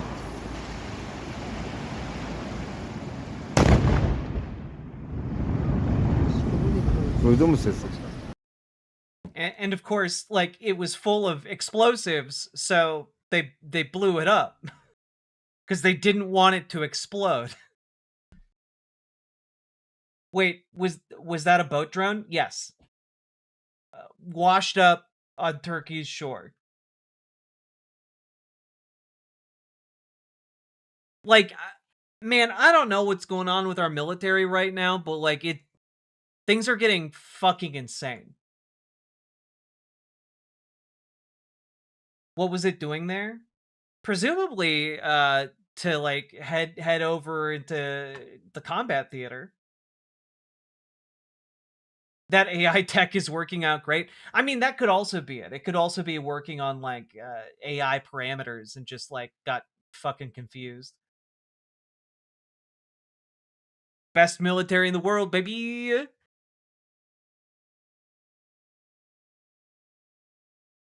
God. All of that being said, folks, everything going on right now with Iran is insane and bad, and everything that Donald Trump is saying, like, oh, well, we're going to blow up their civilian infrastructure, and well, actually, we're not going to do that. We're going to do it 5 days from now. I mean, I fully buy that effectively what he's trying to do is buy time so that he can try and do what he did with Venezuela and get troops on the ground on Karg Island. Because again, every single person in the Trump administration right now seems to have bought the idea that if you just get boots on the ground on Karg Island, everything gets solved. All of your problems with Iran, they have to surrender. That's the rules. The rules is you gotta put boots on the ground in Karg Island and then they surrender. Like, that seems to genuinely be their entire thought process right now. And so Donald Trump, in my mind, is fully just wasting everybody's time. He's, leaking out information to insider traders, and they're making boatloads of money off of the market going up and down and up and down and up and down. And we know already that Lindsey Graham even said it, multiple Marine expeditionary units have been deployed and are being sent right now. A few days ago, we heard that one of these units was leaving port, and it would take them about, a little over a week to get over there. And so I think what's happening right now it is exactly what he was doing with Venezuela, pretending to negotiate, treading water, trying to say, no, maybe we will, maybe we won't, I don't know. And then, like, suddenly they're going to show up there, and Iran isn't going to be Venezuela about it. It's not, like, I'm sorry, you could even get, like, the new supreme leader. You could even get their new Ayatollah. And guess what? It would not change anything, even if you went in, captured him, and brought him to America like Maduro. Like, you would, like, Iran would continue. Their bureaucracy is set up specifically with plans if this happens. And so all that is going to happen is that you're going to get a bunch of Marines on a beach on Karg Island getting blown the fuck apart by different drone attacks, by various missile attacks. We're losing the capacity to intercept missiles even around our military bases and embassies. Like, we don't have the anti-air infrastructure to, like, stop what they're doing right now on Karg Island.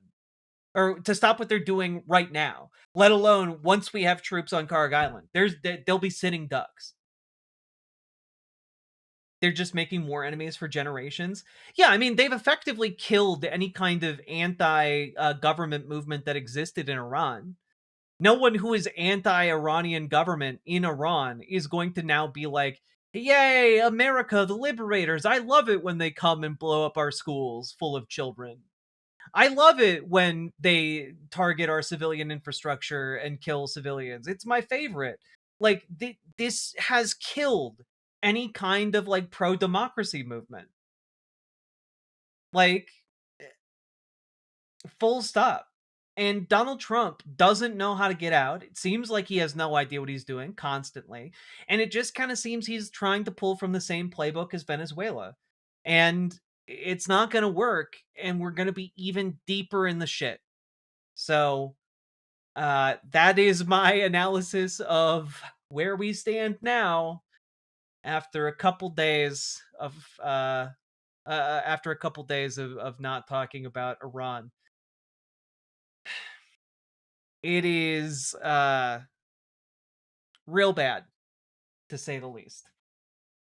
So, all that being said, folks, if you want to work towards making this not bad and work towards making this never happen again, we need to get organized. Organize with your local Democrats, organize with your local DSA. We need folks in the room to make your local Democrats more progressive. We need folks in the room to make your local DSA more effective. If you are interested in doing that, and every one of you should be, because we need people to actually give a shit and show the fuck up, use our Discord link, join our Discord, reach out to GamerG for help with your DSA, reach out to Dragonfly for help organizing with your local Democratic Party. Both have been organizers for a long time. They want to help you organize in these respective organizations. They have made their expertise available to you. If you are interested at all, I do encourage you to please join our Discord and reach out. Also, folks, if you don't want to join Discord for whatever reason, you can come over to riverboat.gg, and you can usually find Dragonfly or GamerG over there during stream. So, all that being said, folks, if you got anything out of this, hit the like button, hit the subscribe button, hit the follow button, do the things that help the show grow. You know the drill.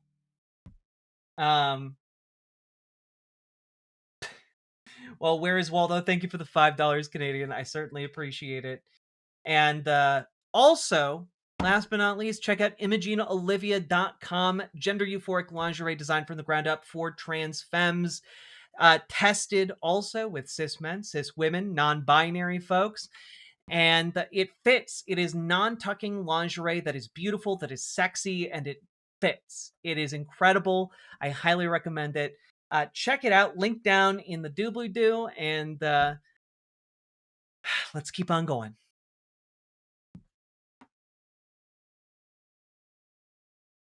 The Gamerfly duo are pretty rad and do good work. They do, Cliff. They do.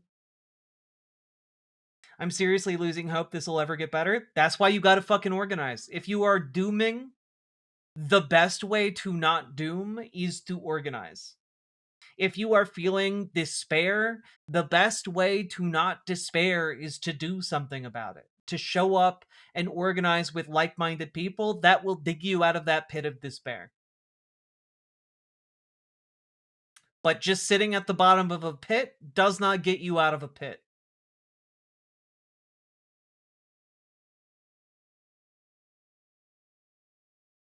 I'm organizing, Jack. It's not working.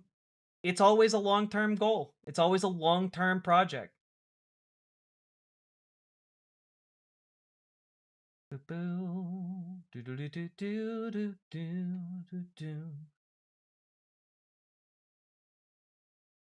It's cozy in the pit, though. God. Oh God. What is it?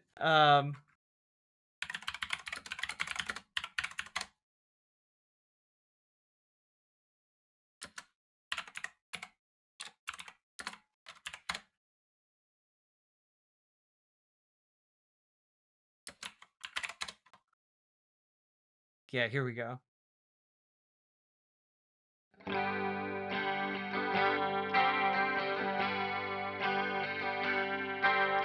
Pit. I wasn't in the pit. You were in the pit.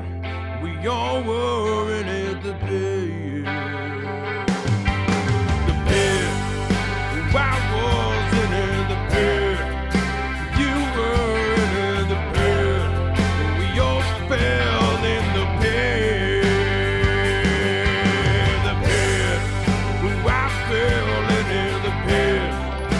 You fell in the pit. We all were in that pit. Oh, the pit. I fell in the pit. You fell in the pit. We all fell in the pit. Yeah. Sometimes life's gonna get you down. You hit the ground running, take a look around. You think about love, but you're standing in the pit. Sometimes life's gonna get you down. You hit the ground running, take a look around. You think about love, but you're standing in the pit. The pit. Well, I wasn't in the pit. You were in the pit. You're filled in that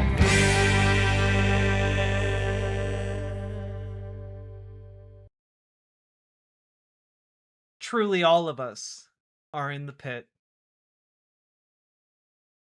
Who made this song? Mouse Rat from Parks and Rec. It's a fictional band. Oh, God.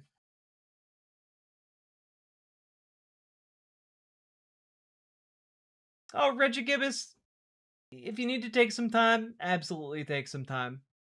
The thing is, all of our problems could have been stopped if people had stepped up and gotten organized a decade ago, and they didn't do that. You know?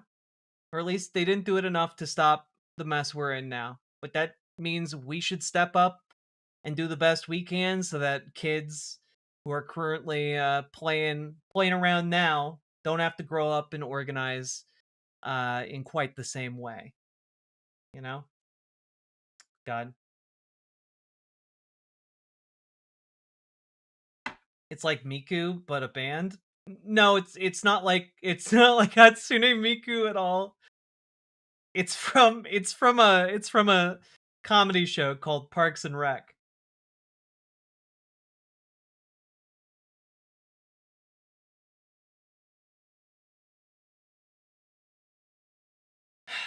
Chris Pratt is my favorite Vocaloid.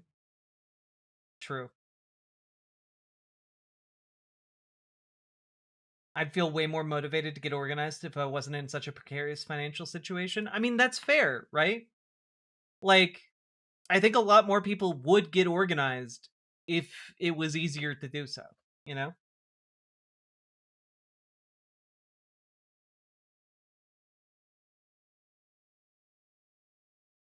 Do better than our parents and don't value yourself only on how much money you make. People have lots of ways to be useful. Absolutely, Amber Solar. Why did I say solar? Amber Rose Railways. So true.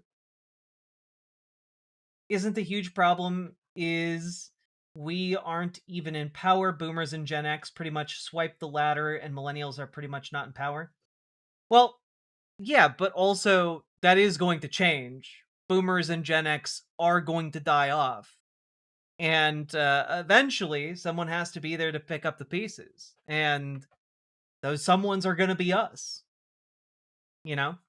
Like, a big problem might be that, like, institutional power so far has been denied to a lot of millennials and up and coming political voices. But also, if we organize now, we don't have to wait 20 to 30 years. We might be organized in 2 to 5 years. Hell, maybe even 10. But, like, what we're talking about is getting organized now so that we can fight in the future. Like, any kind of political movement that you're going to build has to start somewhere, and you're not going to start winning right away. But organizing is an effective way to build up your community and to protect your community and then to empower your community. And then by empowering your community, empower other communities. It is a building of of new capability. You know, when you first started to walk, you weren't very good at it. When you first, like, stood up, you weren't very good at it. But you practiced, you kept at it. You found other people who were good at doing that stuff, and you said, hey, you know what? I'm going to get good at this. And you got good at standing up. You got good at walking. You got good at moving around. In a similar way, we have to start building up these muscles to organize. Because one day there's going to come a time where we got to lift a fucking car to save one another from destruction. And you know, we gotta be able to tap into that muscle memory. We gotta be able to tap into that capability. We gotta be able to tap into that fucking Herculean mom strength, you know? It's a slow and deeply unsexy process, but it's important. Yeah, you know? Think about every person who's ever learned the musical skill. You know? They had to start by playing fucking chopsticks. You know?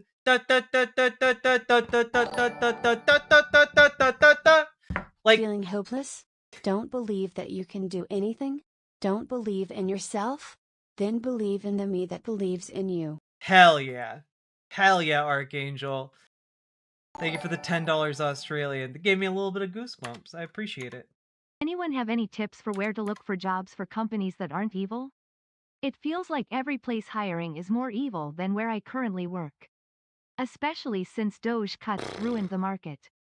I'm not great at that. I'm sorry. I don't know. I have bad advice when it comes to being employed. But yeah, like once you get past like the playing chopsticks phase, you get to the part where you can play music that actually sounds good. You know? Just no hope for the future. Look, just you gotta, you can despair for a little bit, but you gotta pick yourself up, dust yourself off, and try again. That's how it goes. The same way when you would fall down taking your first steps as a toddler, or would fall down when riding a bike or skateboarding or whatever, like it's okay to feel bad when you fall down. Well, you don't use it as an excuse to stay down and grovel for the rest of your life. You got to fucking organize and you got to step up. You got to pick yourself up, dust yourself off, and then you do it again and you do it better.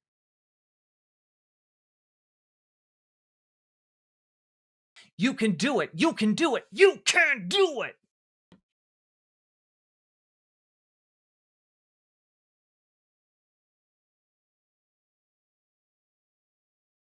Do you think any of the people who have succeeded in positive change did it the first time? Excellent point, Dragonfly. A lot of the people who we look up to as like civil rights heroes and people who like organized, they had to do it over and over and over and over and over again. They had to fail 1,000 times before they earned those victories. Like sometimes shonen anime is right, where like the most powerful ability is to get your ass kicked over and over and over again and keep doing it anyway. Keep doing the hard shit. You know? Like it's why everyone loves Rocky. Rocky is a movie about a guy getting the shit kicked out of him in every conceivable area of his life and still going the fucking distance. And that's what we got to do when it comes to organizing. We got to be tenacious. We got to be, we got to be irritating as fuck to people in power until we win.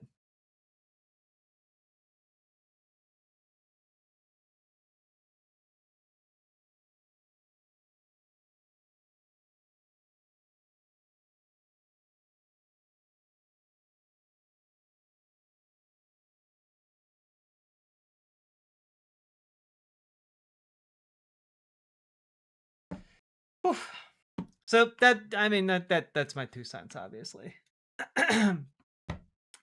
Now, folks, just take a quick gander where we're at. We've been going for over 2 hours, almost 2.5 hours now. If you've been enjoying the show, hit that follow button, hit that subscribe button, hit that like button, and please consider supporting the show with those subs, donos, memberships, super chats, etc. If we hit 250, we will have a specific song interlude with the Dono Ghost, and also I'll tell you what our next goal is. But until then, click the goddamn button.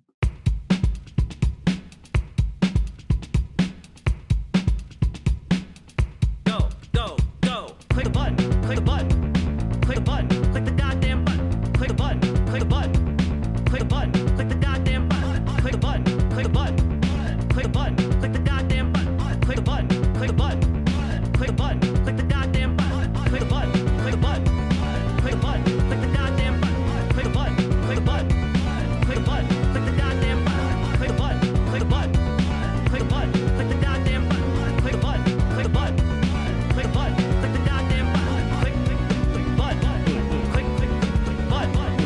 Click button. There we go. We did it. Now, I do want to take a look at the number of likes we got going on right now. We have around 370 people watching right now, and 230 likes. I think you guys can hit 300 likes. I believe in you guys. I think you guys can hit that like button, all right? So do your part. Don't just be hanging on. Help the stream hit the like button, all right? When are you going to hang them posters? Honestly, when I have time to actually... You guys can't see it, but over there, there's like a bunch of boxes of paperwork from when I moved. And I need to go through it and sort all of that. And I would have done it by now, but I've been... Like, you guys don't understand how busy I am. This stream is supposed to start at 8 p.m. Central Time. It started tonight at 11:30 p.m. Like, it started like 3.5 hours later than I ideally want it to start. And that's because I'm really fucking busy during the daytime, guys. like I do this show, I prep this show. Prepping the show sometimes takes like an hour or more prior to me doing the show. So like it's a lot of work to make this all happen. And I've been spending my time doing the work rather than hanging up stuff. And you're right. It does look bad and I should fix that.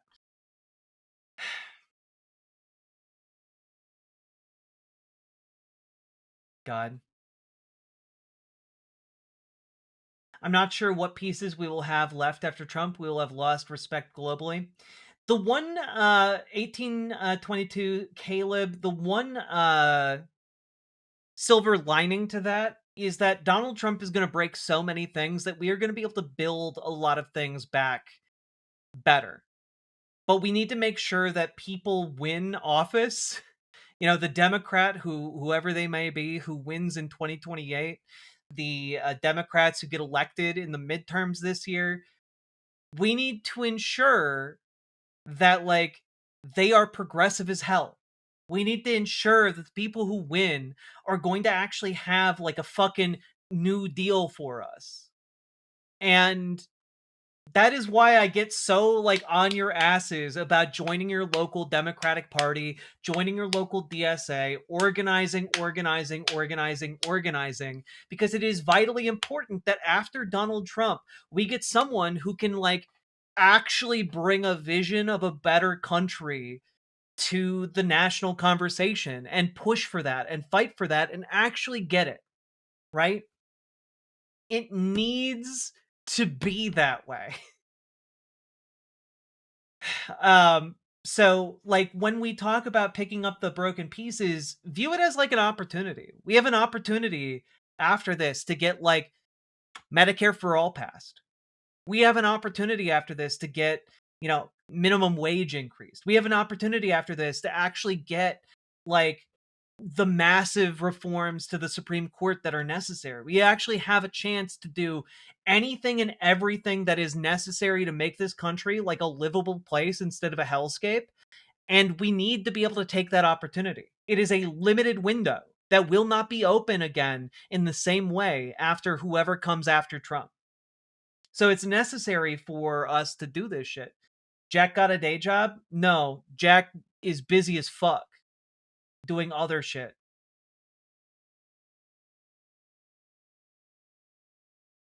Is Dragonfly in site chat? Yep.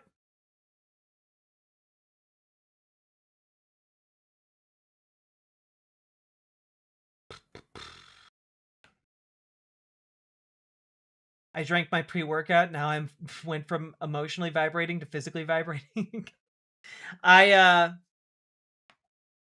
You know, after I finish stream tonight, I might work out.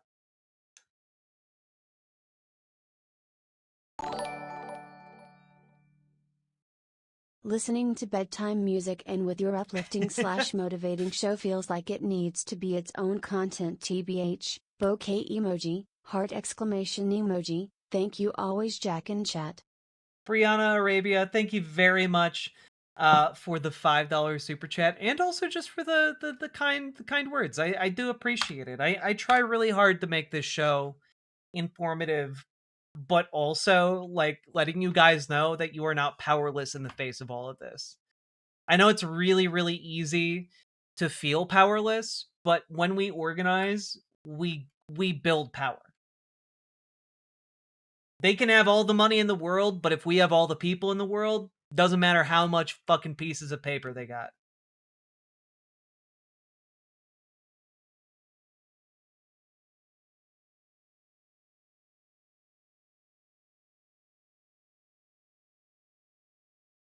It was shitty vote splitting that stole the Democratic primary from Kat Abou-Ghazaleh. Hope she can run as an independent. I think she could win on her own.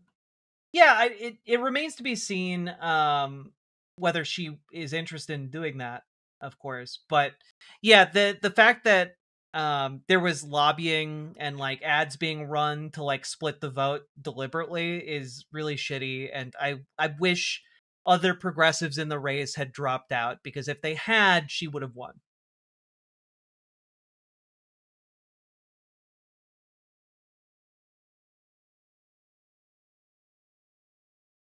Can you call me a good girl in a Dami mommy voice? Good girl.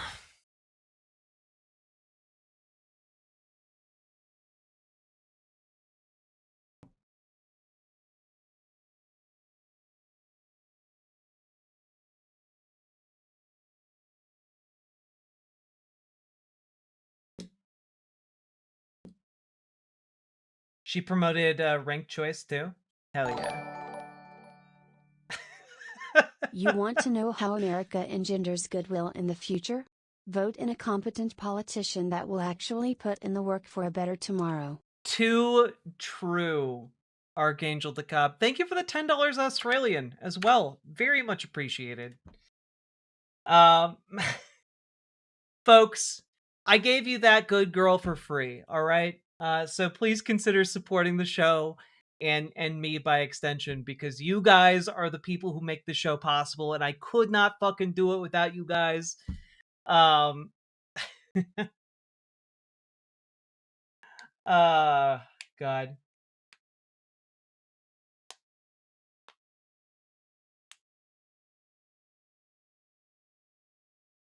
Chat still not beating the sub allegations? Well, of course there's subs. They have to hit the subscribe button. It's the law.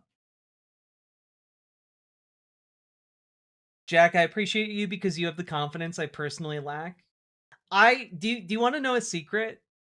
Do you want to know like just like a little secret? I have confidence because I fake confidence.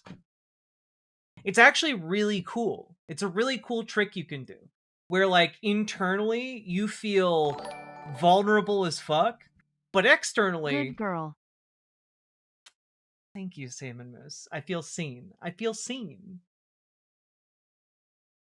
I hope Kyryu's doing all right. We haven't seen him in a hot minute. Salmon Moose, thank you for the 5 tier 1 subs. Very much appreciated, and as well as the compliment. Thank you very much. Are you the dominant one, if it's okay to ask? I'm a switch, thank you very much. But confidence is a funny thing, because it's one of those things where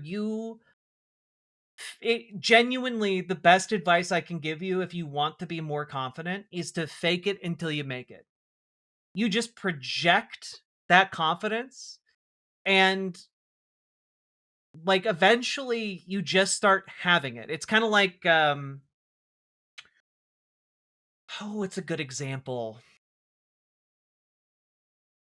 It's like, you know what? It's like having good posture, you know?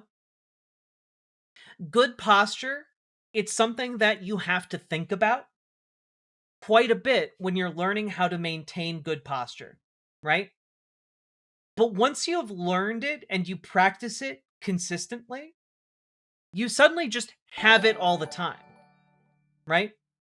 In a similar way, confidence unironically works. Fixed most of my confidence issues. Knowing people believe in me as much as I believe in them goes such a long way. Hell yeah. Gurren Lagann's such a good show. Thank you for the $5 dono, Nathan. Very much appreciated. My God, Archangel, thank you for the $10 Australian. Don't let her fool you. Jack is a Brett. How dare you? How dare? How dare? Something else I don't have, lol. Yeah, but like, it, as the analogy goes, like it like that makes sense, right? Like you learn it, you have to expend a lot of thought doing good posture, and then eventually, after a while, it just becomes the thing that you project all the time without effort, right? In a similar way to confidence.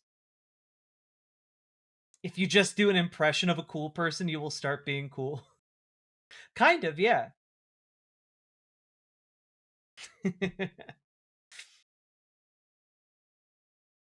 I think you're just confirming that the imposter syndrome in me, all good, it helps. Well, the thing is, everyone I know who has been cool or tried to be cool also feels imposter syndrome. I think it just kind of goes with the territory, you know?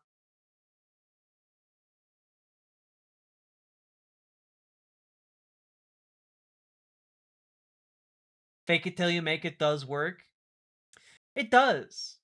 Also, like, when you fake it till you make it, and then you just, like, wear clothes that you think are cool, and then, like, just walk into spaces like you're supposed to be there, it genuinely helps. To be confident enough to succeed, you must be confident enough to fail. That is also true, you know?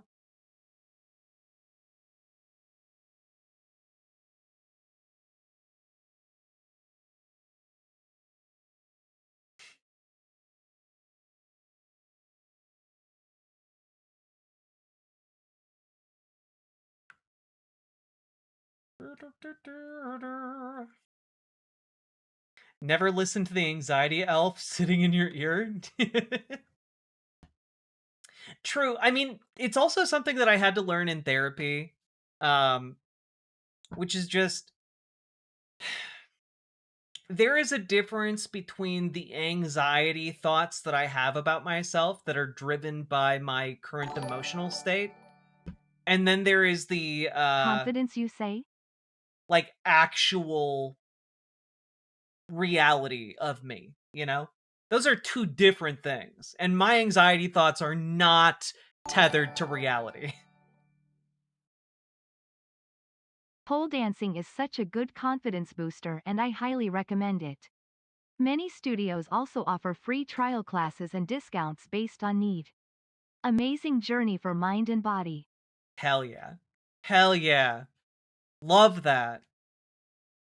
Because also, it is one of those things where, like, when you go... part of it is also just kind of following what you're passionate about, right? And just walk into spaces like you're supposed to be there is unironically OP. I go way too many places. I definitely should not be, purely how effective it is. Exactly. Like, walk in, act like you belong there, and also, like,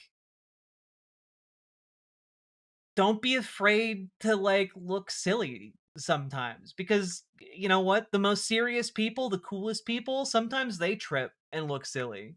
You know, sometimes they are trying a new skill and, like, fail at it spectacularly. And, like, that's fine. That's cool.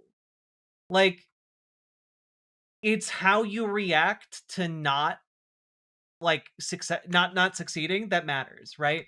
Being able to, like, stand up and, like, laugh it off versus, like, standing up and acting like a coward dog, a cowering dog. Like, those are two very different vibes, you know? And, like, go follow your passion. What do you like to do? Do you like to, like, I don't know, perform? Do you like to do music? Do you like to, you know, what skills do you have? What passions do you have? What interests do you have? Follow those and, like, just cultivate them, you know? Cultivating your skills and your interests is genuinely an incredibly sexy thing to do, and it builds your confidence because it is something that you can work at, create, and cultivate within yourself. And by doing that, you build knowledge that you are good at something, you know? Have confidence.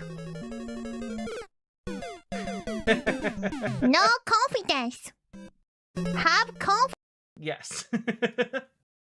Thank you, Pluvius. We needed that.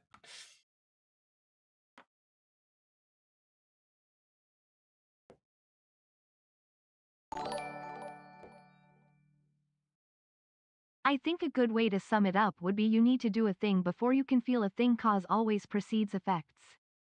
Yes. Exactly.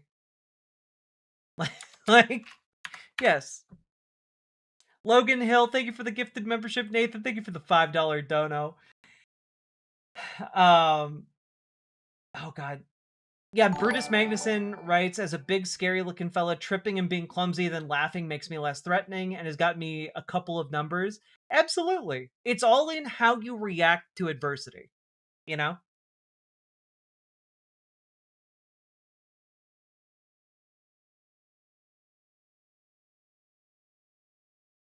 It's all about how you react to adversity. I think confidence isn't everything, and people focus too much on it as well.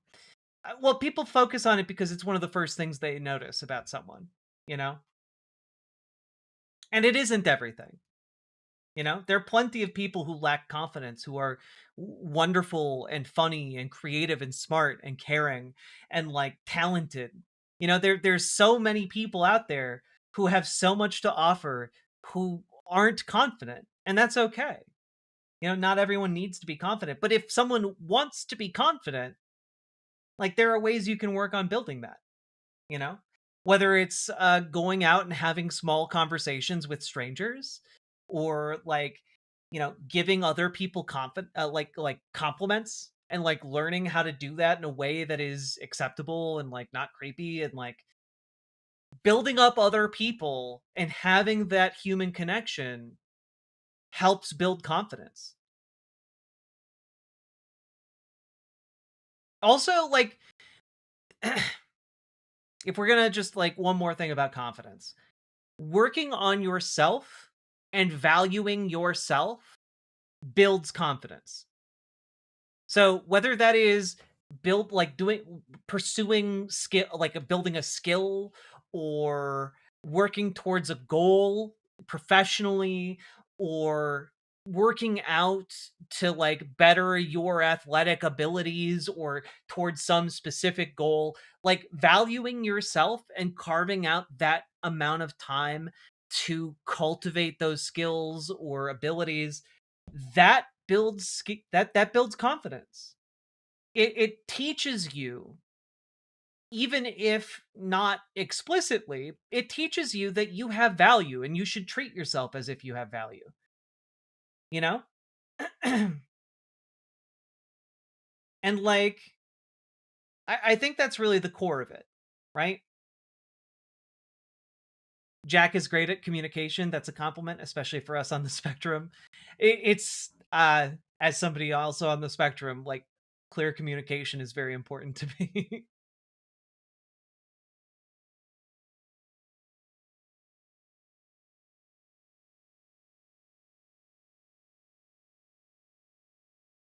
Starm, I can't like argue against all of the demons and anxiety lies in your head and heart, but I will tell you that everything they're telling you right now that you're then spewing into chat, those are all lies. You have value and you can develop skills. If you think you lack any, I'm telling you right now, you have the capacity to build them regardless of your status, regardless of anything else going on in your life. You can build yourself up from nothing into someone that you love and respect. And I believe in you. And I think everyone else in this community agrees with me too. Chat don't doom. Choose to bloom instead. Roses grow all the more beautiful for all the shit spread all over them. Hell yeah. Hell yeah. Love it. Roses do in fact bloom. on a battlefield. Is Gigi dooming? Nah. Brains are liars and they are not to be trusted. Is that Sam's art mess? Is that a reference? Is that a reference? Nah. Oh God. Oh God. Is that a reference to Derek Comedy? Am I off base? Am I recognizing a Derek Comedy reference in my chat right now? Oh fuck. Not sure what Chatter is talking about, but I enjoy low-quality art especially more than I because of the human mistakes. Lol, I've got shitty pencil drawing hanging on my wall. Hell yeah. Hell yeah. It's true. Yeah, exactly, John Smith. I was thinking, girls are not to be trusted. By Kevin. Oh, God. I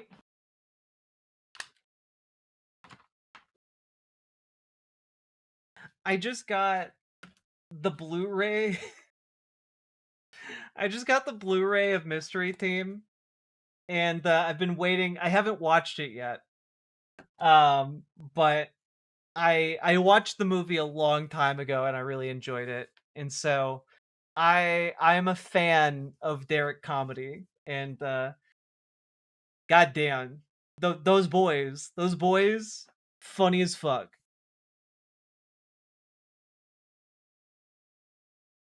Bad movies? No, great movie. This is basically what if a club of mystery sleuths from high school became adult men who still wanted to solve mysteries. It's it's very silly here. Let me just pull this up here.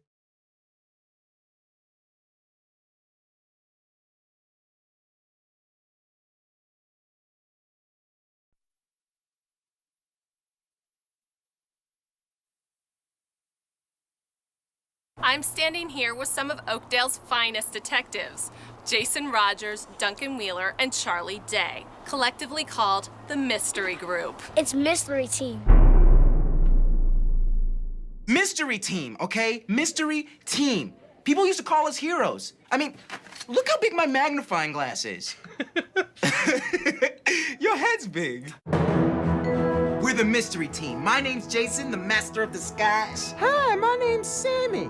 I'm Duncan, the boy genius. We should thank the hobo so he doesn't put a curse on us. And I'm Charlie, the strongest kid in town. Ow! Can you stop staring at us in the halls? It's creepy. Why do you guys dress like that? That's a dumbass haircut. There go 3 virgins. Hi, are you the Mystery Team? What can we do for you, ma'am? Just fill out this form real quick. Can you find out who killed my parents? The Mystery Team doesn't solve murders. We won't tell the police. Oh no, now you're starting to sound like Dad. I don't know, Jason. According to his shirt, he has no fear. This is it. You have to be more convincing than you've ever been before.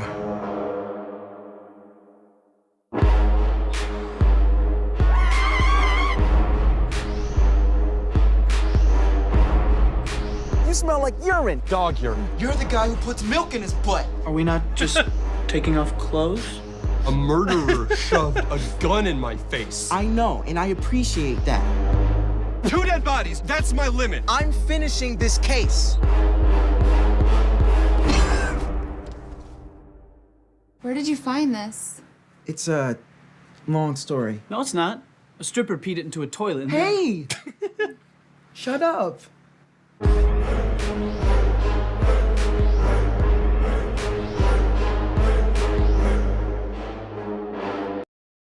Oh God, Donald. Yeah. So for those who don't know, Childish Gambino / Donald Glover got his start in Derek Comedy, which is a small comedy sketch group. This movie came out like 16 years ago. Like, this trailer went on YouTube in 2009. So, yeah, it's a while ago. It's a while ago. Yeah, I just aged some of you. I just absolutely robbed you of your youth just now. God. This is basically my Call of Cthulhu group. That's such a great combo.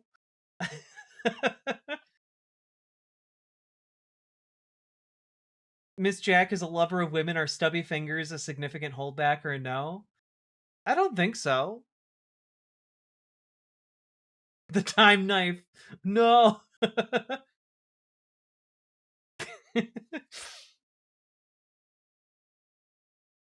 Oh god. But man, I have loved Derek comedy is just some absolute comedic gold.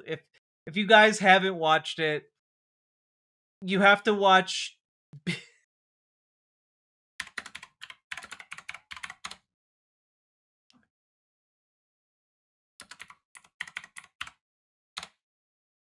Yeah, the B-boys. The B-boy stance.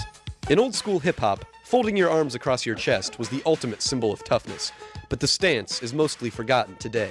However, rap pioneer Prince Reggie K remembers the B-boy stance because he takes it with him everywhere he goes. No, I do not regret having my hands surgically attached to my back.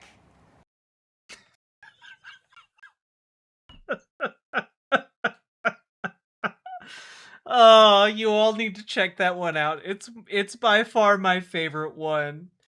It's by far my favorite one. Here you go. Here you go.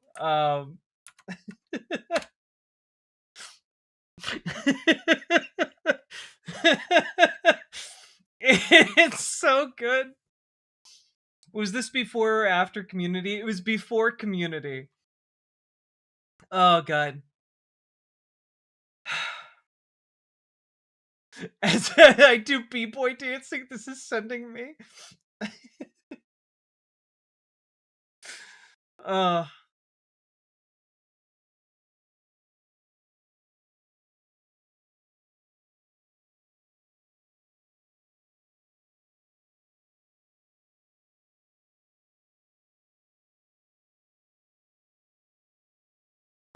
I think Moshe Dale. I think there will always be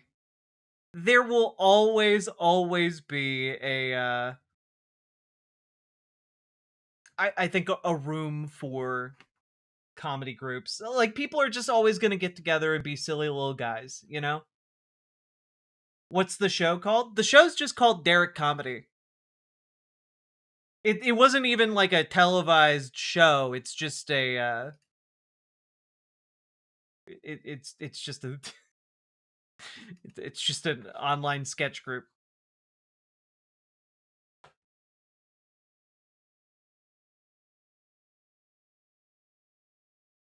God, they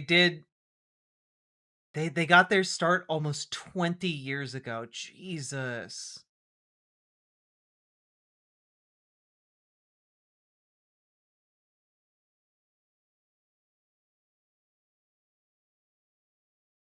All right. Okay, folks. Y'all ready to jump into let's talk about DHS. We'll talk about DHS, and then we will jump into some Tucker Carlson. Let's do it. Lemmings is 35 years old this year. Oh, fuck. Oh, Jesus.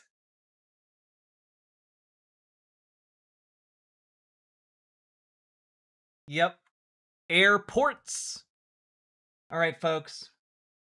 Let's dive into it, shall we?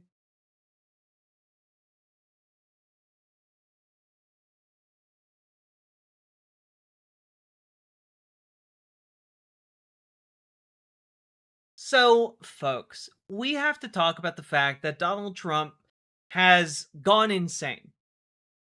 His brain leaking out of his ears. his mouth frothing, his posting fingers bloodied.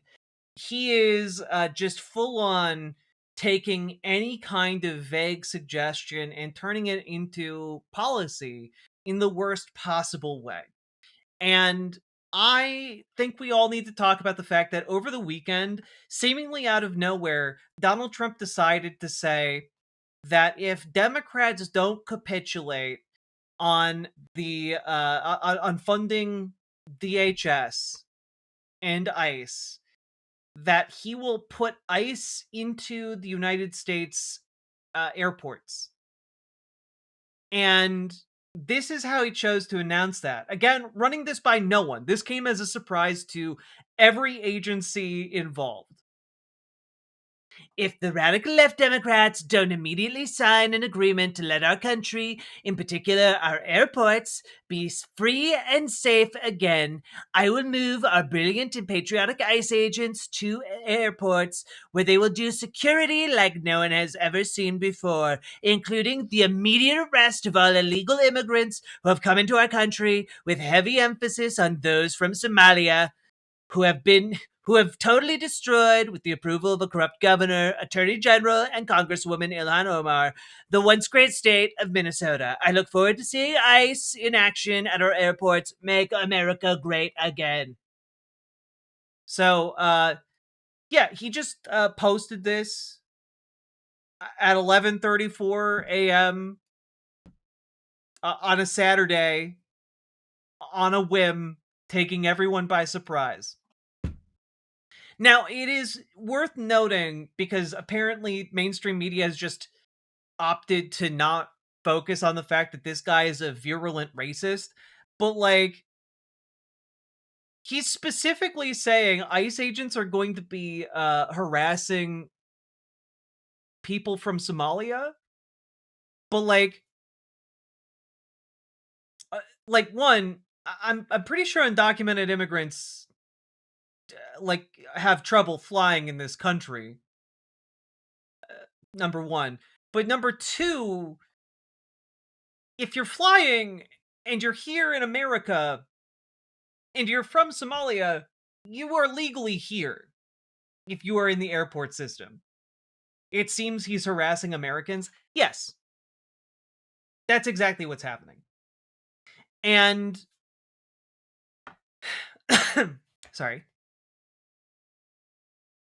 But, like, what is happening here is he's just sending the ICE agents to harass people in airports, which, one, is incredibly bad and is going to lead to all kinds of racial profiling. It is going to lead to problems it already has, and it only started today, right? And number two, who on earth is going to want to come and travel to the United States when it is publicly known that the ICE Gestapo is going through our airports and just harassing anyone that they think looks suspicious or is talking with an accent? Who wants to go to a country where Kavanaugh stops are illegal and they're detaining people from other countries?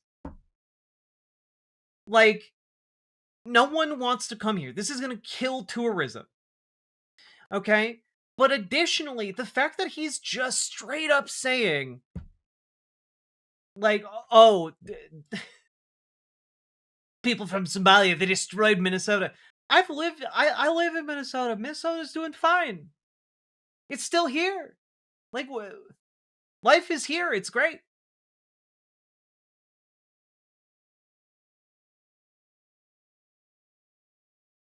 Vegas tourism is cooked. Tourism everywhere in America is cooked right now. Okay? But also, like,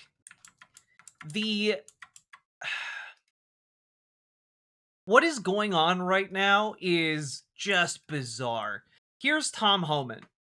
Well, we're showing live pictures there as you were speaking in Atlanta at Hartsfield-Jackson Airport there, because it's just one of many spots with these bottlenecks. You mentioned sending in ICE. The president a short time ago on Truth Social said on Monday, so tomorrow, ICE will be going to airports to help our wonderful TSA agents who stayed on the job. He goes on and he ends it. He says they're going to do a fantastic job. And he says the great Tom Homan is in charge. Triple exclamation point. He's clearly been a fan of yours for a long time, but certainly in recent weeks. Can you tell us anything about how this would work with ICE showing up at the airports? Well, we're finalizing plans today, but, you know, there's a lot of things that TSA does. It doesn't require, like, specialized training, right? Like, you have exit lanes where people leave the airport. Now people try to enter those exit lanes. That's a security breach. Well, an ICE agent can maintain those exits, and that allows a TSA officer to go back to screening to move people through quicker. You know, ICE can check identification before people enter the screening area, right? And we're trying to release TSA. Oh, they can check your identification before entering the screening area, where you present identification. Ha ha, cool. Yeah. I just want to point out here that all these people could be screened, could just be pulled aside by ICE.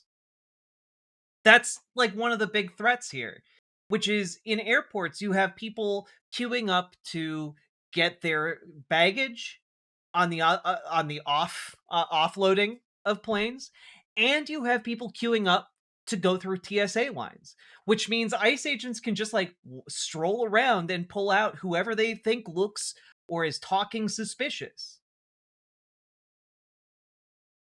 And this is all going to be incredibly visible and incredibly traumatizing for basically everyone involved. And I gotta say, this is horrible. This is horrible for the people involved. But I will also say that this is going to be something that people who have been largely isolated by their wealth in terms of middle class or even very rich, who often travel or going on vacation, etc. This is going to be something where the Trump administration is putting their stamp on this. This is very visible and is going to catalyze hatred towards the Trump administration, right? And like all of these isolated enclaves of wealth, anyone who is, you know, even remotely still pro-ICE or pro-DHS is going to be turned against it by these actions. Anyone who thought, oh, it won't happen to me, I live in a mostly white area of the country, you're gonna start seeing these guys. And it's going to start affecting you. No one is going to be outside of this zone of effect, except maybe, like, billionaires. And so, like, this is a terrible idea, even from Trump's perspective. And the question kind of becomes, and I want you to mull this over in the remaining, like, 50 seconds of this clip, where did he get this idea? Resources to get to positions that they really need expertise in, like the X-ray screening. So it's just, we're going to be a force multiplier. Now, I made it clear to, you know, I did an earlier interview. They said, well, ICE isn't trained on X-rays, and look at X-rays, see if there's, you know, is something dangerous, not luggage. Well, no kidding, and we're not going to be doing that. We're going to relieve TSA and augment TSA where we are trained in security and be able to do that. And that hopefully will move the lines quicker, but the president's made it clear. He's not going to let America be held hostage anymore. We're going to try to move those lines quicker, give TSA support. They're our brothers and sisters on the DHS. And we simply need to get these officers paid. But until then, the president came up with a great idea. Let's send additional resources to the airports to support the American people and support the men and women with TSA who are not getting paid but showing up for work every day. Well, and meanwhile, we're showing. And I do want to say, the fact that Tom Homan just got told this, like, less than 24 hours, like, before this interview happened, right? And his best argument is, as to why ICE would be sent there, is it's going to speed up. I can't even do Tom Homan's voice, like a dog with a mouthful of peanut butter. We're just gonna speed up the TSA line, bro. Like, you know, like he's just, yeah, it's gonna make TSA faster. In what universe has adding cops to any situation made lines go faster? You know? Like that's crazy. That is crazy, dog. But here is where Donald Trump got this idea. Okay? Apparently, on Fox News, there's a show called The Clay and Buck Show. And a caller called in to this show named Linda, who said, quote, "I think I have a solution to the TSA problem. We need to bring in ICE agents." And the host of the show, Clay Travis, said, "Linda, I have to say that's kind of a brilliant idea." Now, pull this up here. Clay Travis is the founder of Outkick, which is, if you guys follow Conservative Slop, the conservative sports channel or conservative sports news outlet, right? And apparently Travis that night sent it over to another Fox Trump's host. admin just shooting itself in the asterisk every day for no reason. I know what will show you we mean business. Pow, pow, pow, pow, pow. Like just shooting in the dick over and over and over again. Absolutely true. So Clay Travis relayed this idea to Charlie Hurt, who is another Fox News host. And after that happened, Donald Trump truthed out the idea via Truth Social. So clearly at some point, either Donald Trump watched Linda call into that show, float that idea, and Clay Travis said it was great, or either maybe Clay Travis or Charlie Hurt called up the president and suggested it. But either way,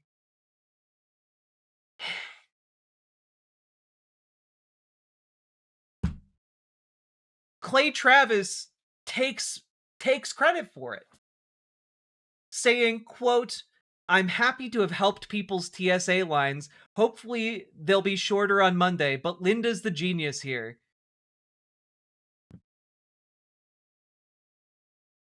Like,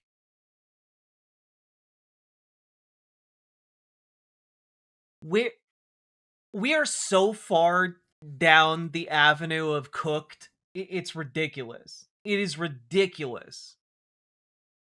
And I just have to say, guys, how is all of this going right now? Well, let's just pull this up real quick.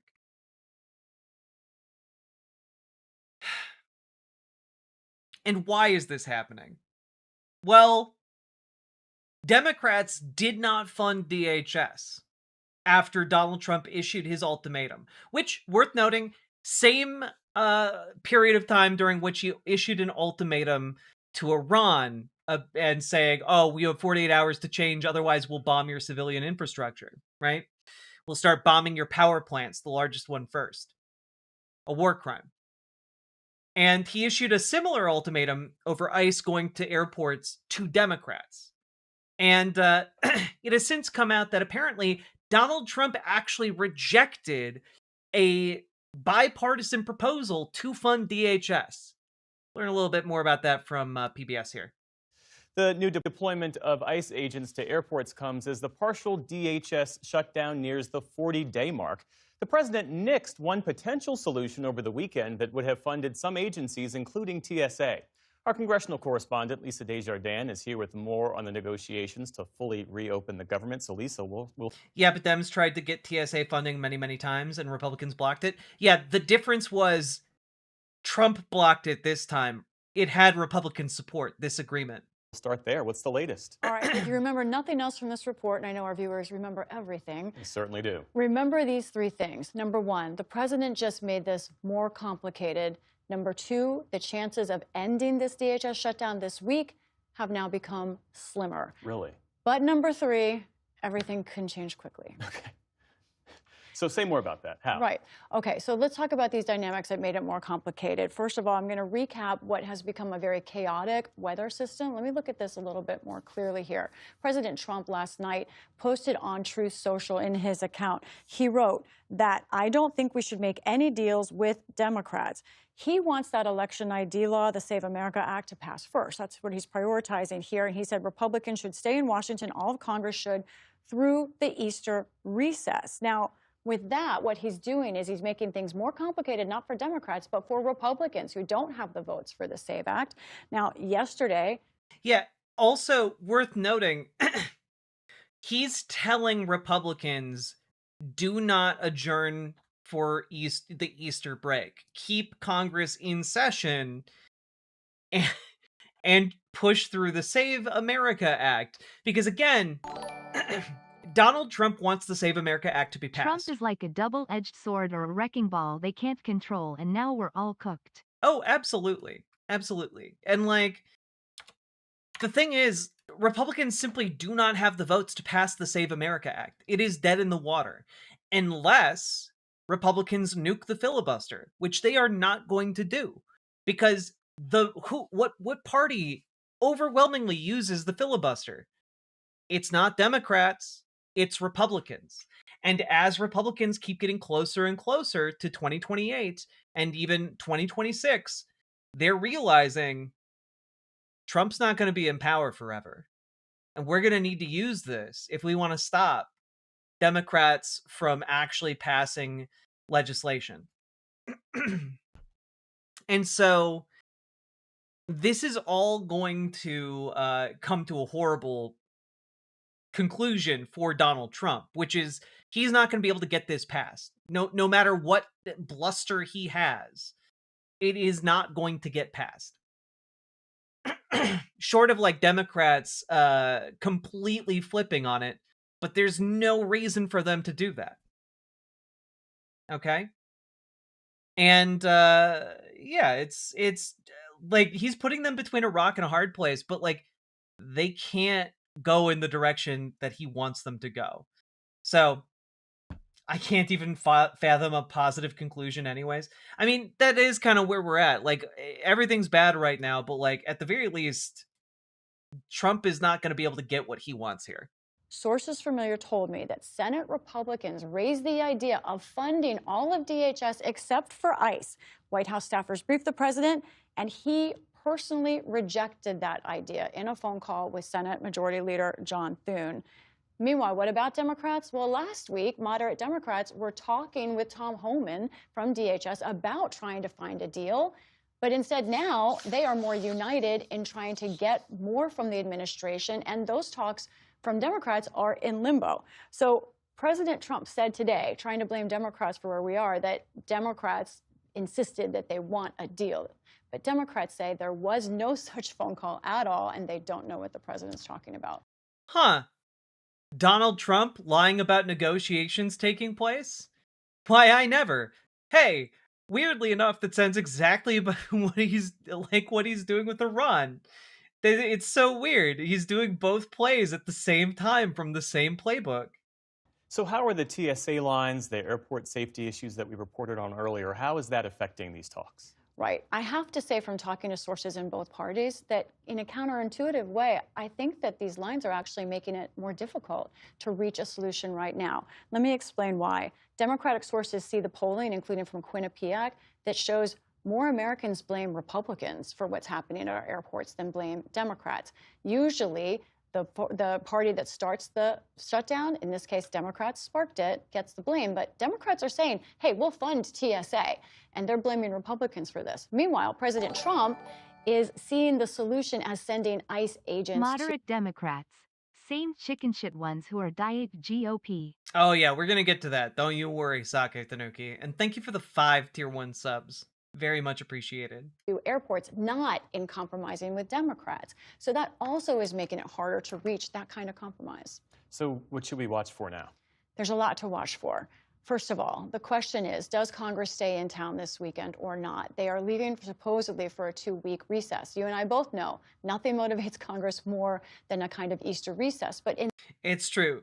She is correct about that. Nothing motivates Congress quite as much as being able to go home and not do their job. It's like the one thing they live for. This chaotic weather system, that really has become just kind of like a fragment blowing around in the wind. We'll see what happens in the next few days. The other pressure points will be TSA workers. Hundreds of thousands of workers will miss perhaps a month of paycheck by the end of this week. So we'll see if there's more stories about that. Now, also, Trump, how much is he pushing for the SAVE Act? How much does he keep that up? In all, remember those 3 points I said? Right. Number one, they're still true. This has become more complicated. It has become more uphill ending this shutdown, but it's day by day. It could change quickly. Lisa Desjardins, tracking it all. I don't know how you do it. Thank you. I like Lisa.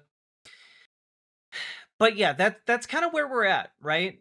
And one of the things that I found absolutely infuriating today, which is I think maybe more clearly explained here in this short Fox News clip, and we'll talk more about Democrats after this.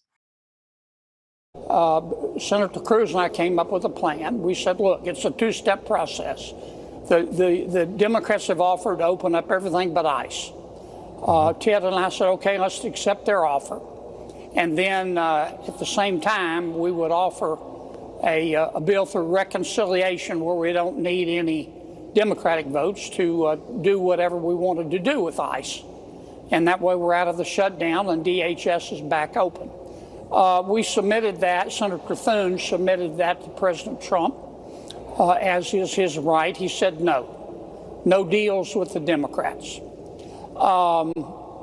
So we're back to square one. So basically, what Joe Kennedy is saying is that he, a Republican, and Ted Cruz, also a Republican, got together and came up with a plan to basically give moderate Dems, i.e. Chuck Schumer, exactly the kind of thing that Chuck Schumer loves, which is effectively a symbolic I've win. met Jeff Bennett. I just wish the media was more confrontational. I don't know who that is. Who that?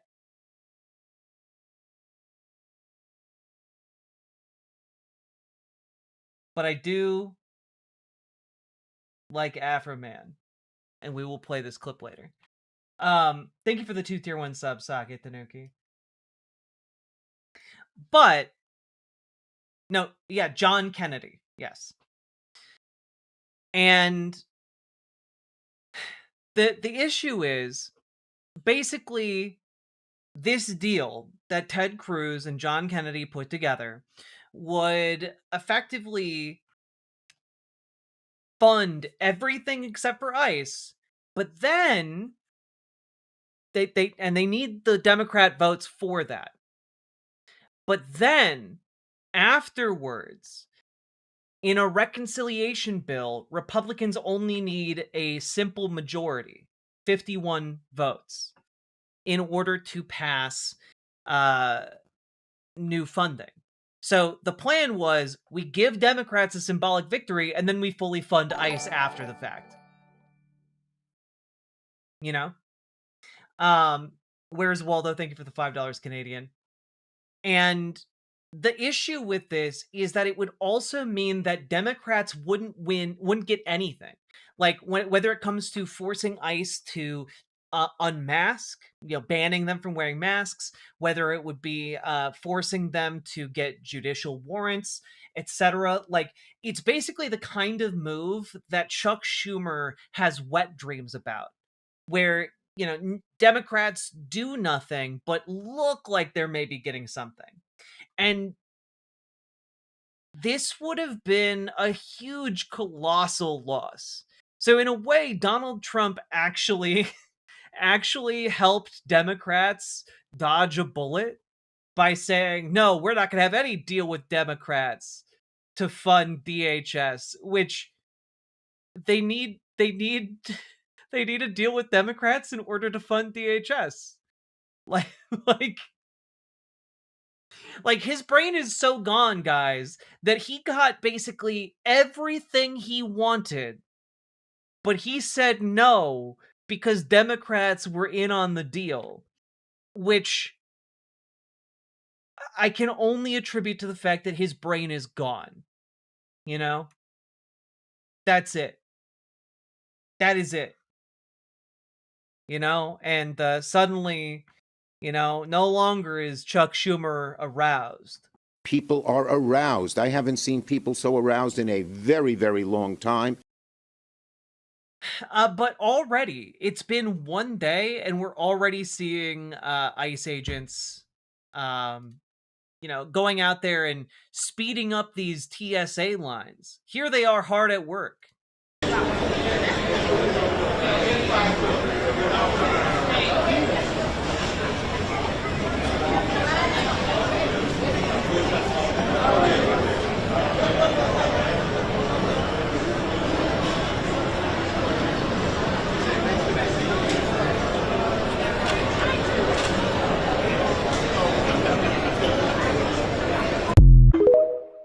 Good job.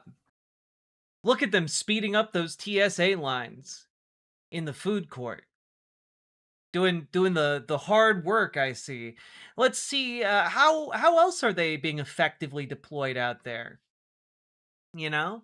So they're, on the one hand, just casually strutting around. You really need the Joe Kennedy. I can't wait to have your cock in my mouth clip on the soundboard. I do already have a Joe Kennedy clip. The next time you get in trouble, call a crackhead. Or Joe Kennedy, John Kennedy. God. All right. Here we go. Guess we need to reload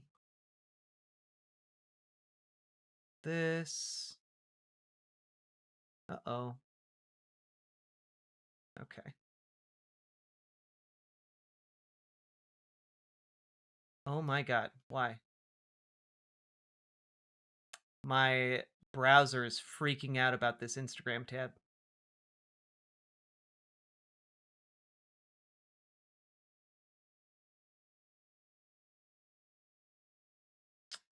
One second.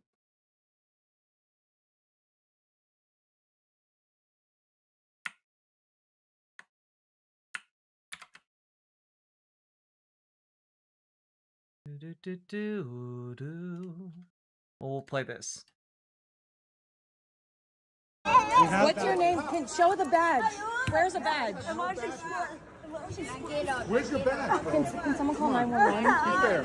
Okay. Where's your badge? Can I see? Let me see your badge. Okay. No, can I see your badge? I don't know if that's legitimate. Is this nice?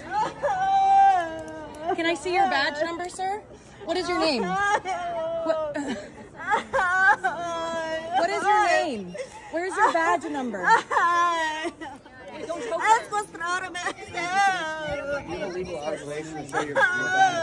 asking for your badge number, sir. What is your badge number?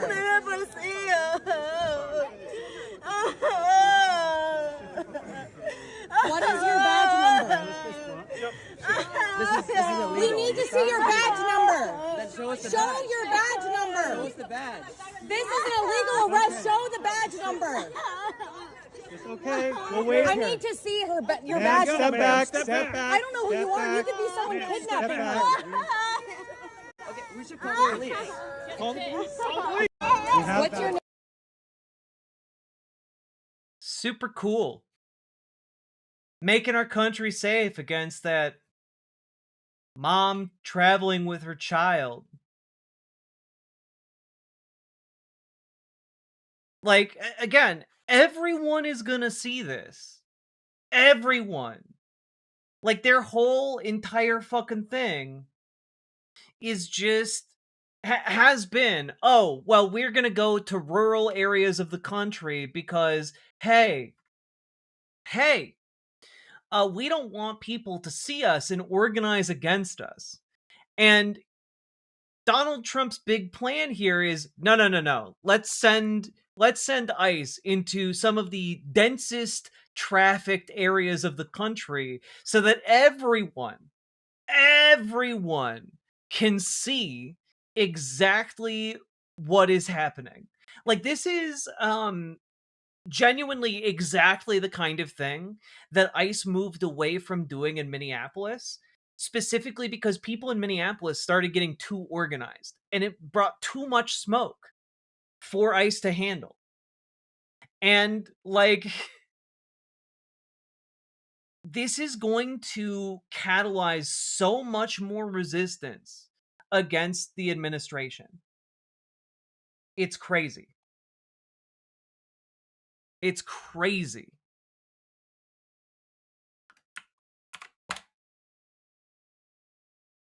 Let's, here we go.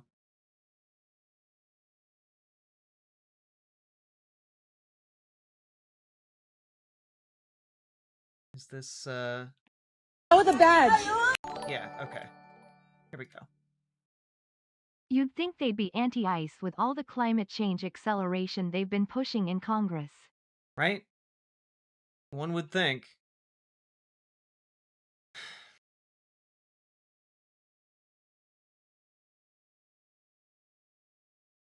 So basically, here's a video from another angle here. What are you doing? Leave her alone! What the hell are you doing? I hope you're so fucking proud of yourselves, you fucking assholes. You're on video now, too. Yeah. Shame on you. You fucking un-American pieces of shit.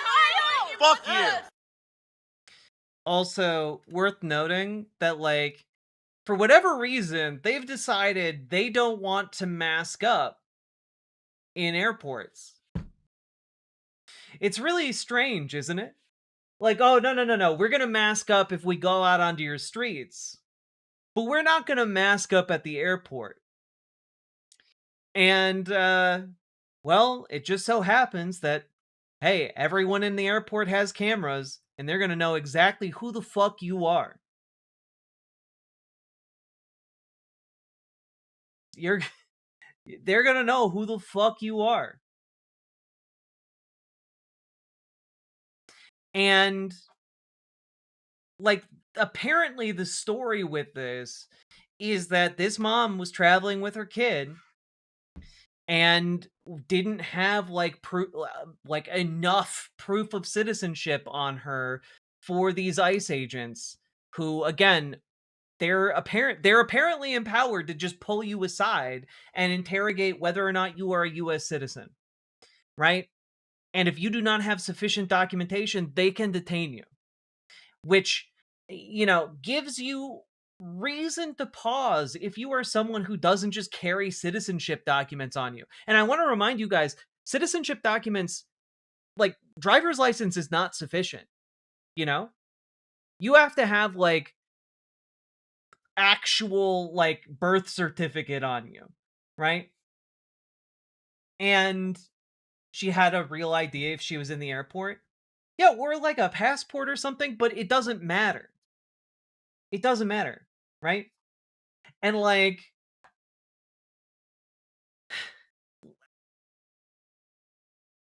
they don't count real ID as citizenship. They don't count real ID as citizenship. I can tell you that from being in Minnesota. Also, I can tell you from being in Minnesota, they don't care if you have a passport. They don't give a fuck. They'll just say, oh, we didn't see it, and leave it behind. They weaponize their incompetence, right?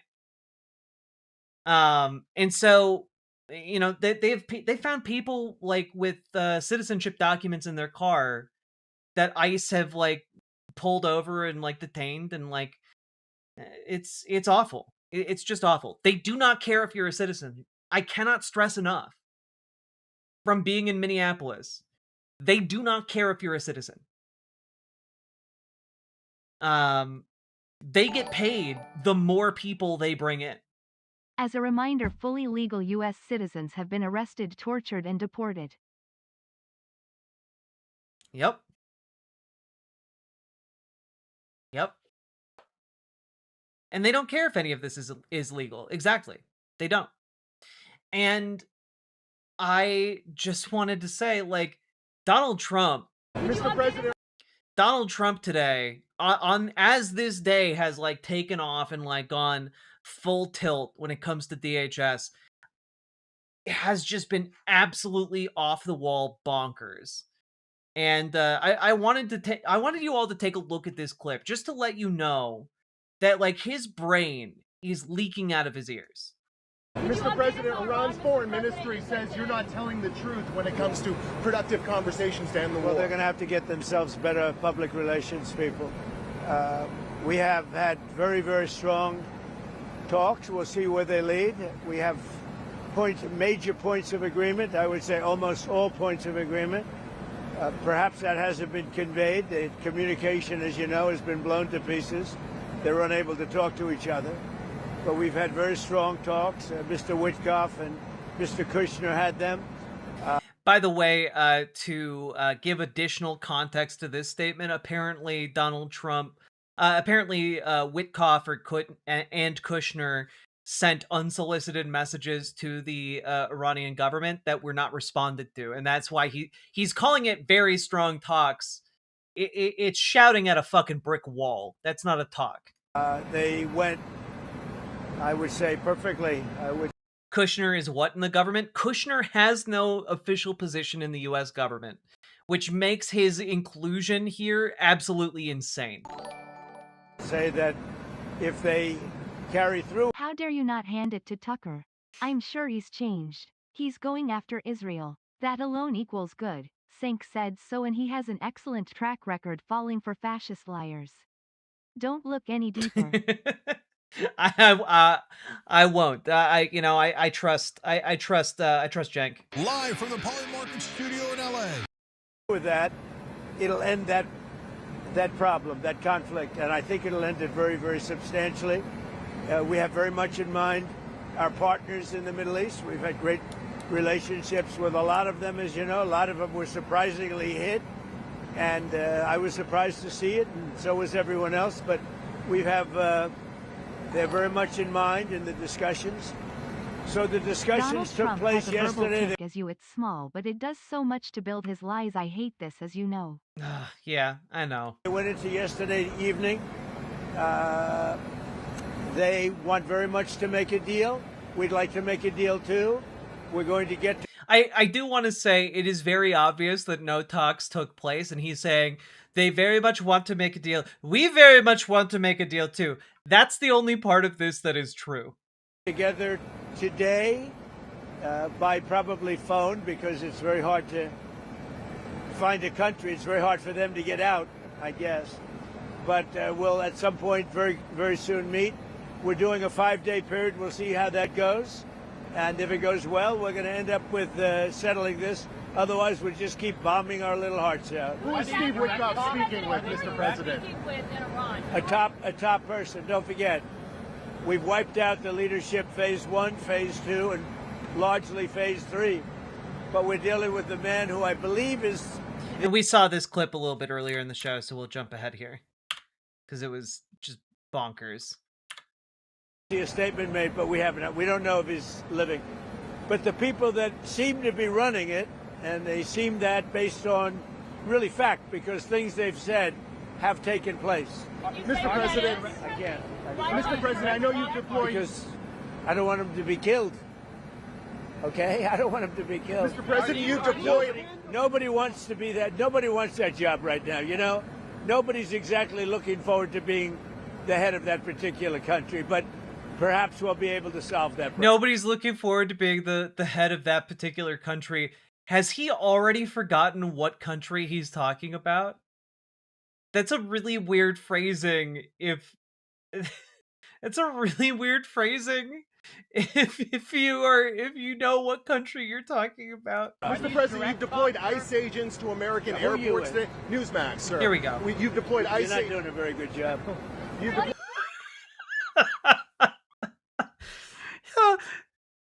Who are you with? Newsmax, sir. You're not doing a very good job. All he said was you've deployed ICE agents to American airports. Like, this is how you can tell. Look, 1, he's not made up. 2, he looks tired as fuck. 3, he's very belligerent and he's just lashing out. He's like a toddler who hasn't had their nappy yet.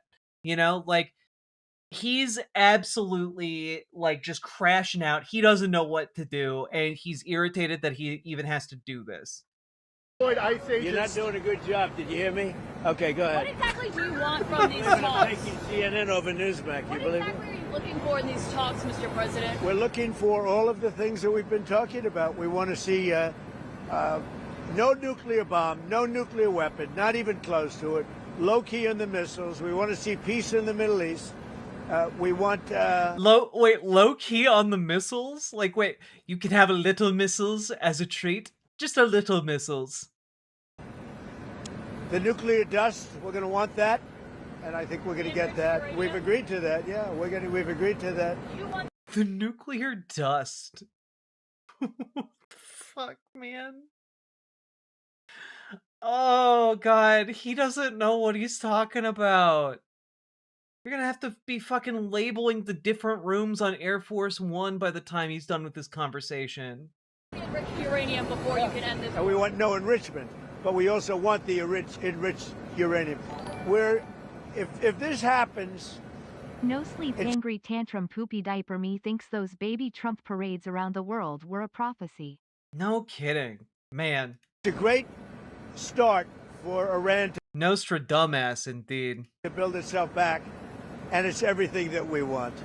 And it's also great for Israel, and it's great for the other Middle Eastern countries, Saudi Arabia, UAE, Qatar, all of them, Kuwait and Bahrain in particular. So it's great for all of them. If the war is ending, do you still need $200 billion? It's always nice to have. Like, you guys see what I mean, right? Like, you guys see what I mean. This is crazy. This is fucking nuts. Well, $200 billion. It's always nice to have, am I right? Yeah, I guess. It would be pretty nice to have $200 billion, right? I'd love it. Give me $200 billion. If the only litmus test we're using is whether it'd be nice to have, well, then sign me up, Chief. Like, I'll take the $200 billion for the team. It's always nice to have. It's a very inflamed world, and the Democrats inflame it. You know, This is like, either you need $200 billion to wage a colossal war, or you don't. Like, pick a lane. Actually, the Democrats inflame it. Let me just talk about the others. So ICE has done very well. I've requested. Now, you know, I'm a big believer that they should be able to wear masks when they go and hunt down, you know, murderous criminals and others. But for purposes of the airport, I've requested that they take off the mask. I don't like it for the airport.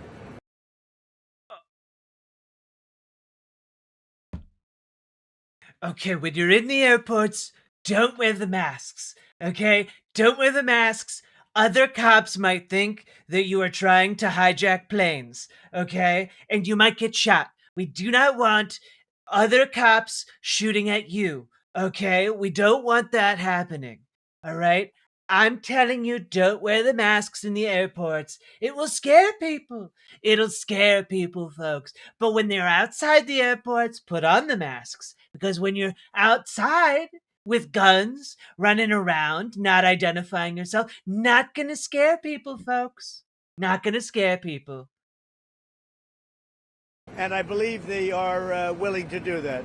Mr. President, ICE wear masks, not at the airport, but they need to do it when they're out in the country. The people coming into the airport, typically speaking, aren't murderers, killers, drug dealers, etc.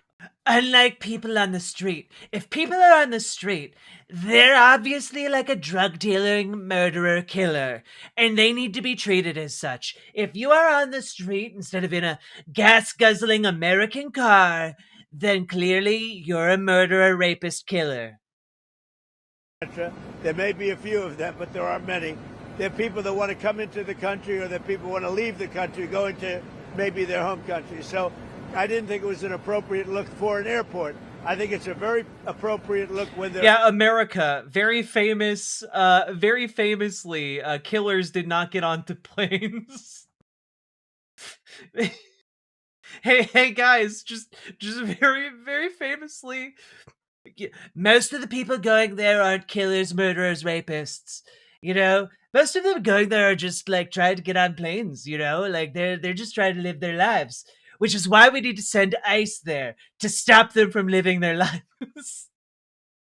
Like, dude, is it an existential threat that like ICE needs to like save us from the murdering killer rapists that you're saying immigrants are, or are airports really, really safe that murderers, killers, rapists don't go to? Like, what? Pickle Lane, bro? Out on the street trying to find one of the 11,888 murderers that Sleepy Joe Biden led into our country. Elon Musk, sir. Last year you gave a $10,000 bonus. Sorry. Last year you gave a $10,000 bonus to Tuesday workers who kept showing up to work during the shutdown. Will you do that again? Well, it could happen. It's amazing. There are people that are really, really loyal and great, and it's not easy for them.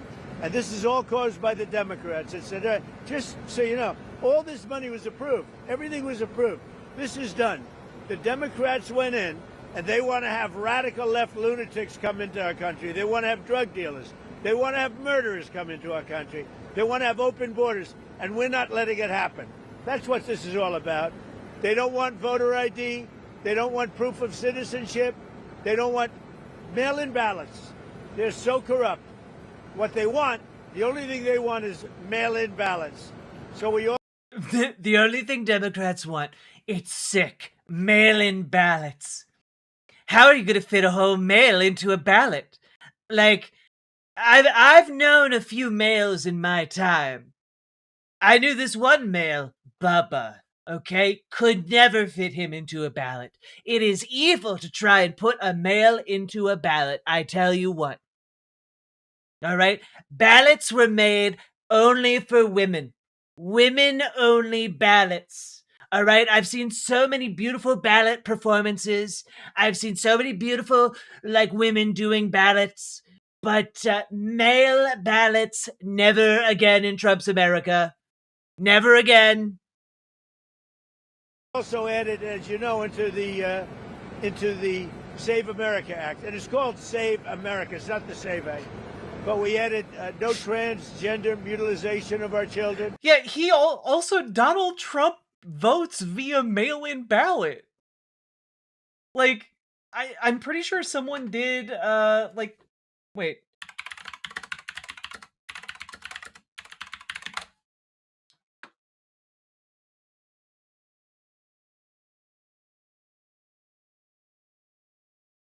Oh my god. Literally today, the president's decision to vote by mail comes as he pushes a sweeping bill to reform balloting nationwide. Oh my god. The Palm Beach County Supervisor of Elections website indicates that Trump, who's registered to vote at his Mar-a-Lago estate on Palm Beach, voted by mail ballot in a special election between Democrat Emily Gregory and Republican John Maples for a seat in the state legislature.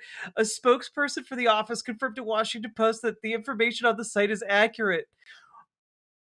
He voted in Tuesday's special election by mail. I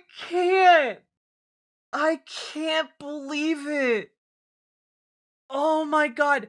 Like, this, guys, the same day he did this interview, he voted by mail. I can't believe it. Holy moly. And no men in women's sports. Elon Musk, if these talks go well, and you reach... I don't think he's going to be a Newsmax.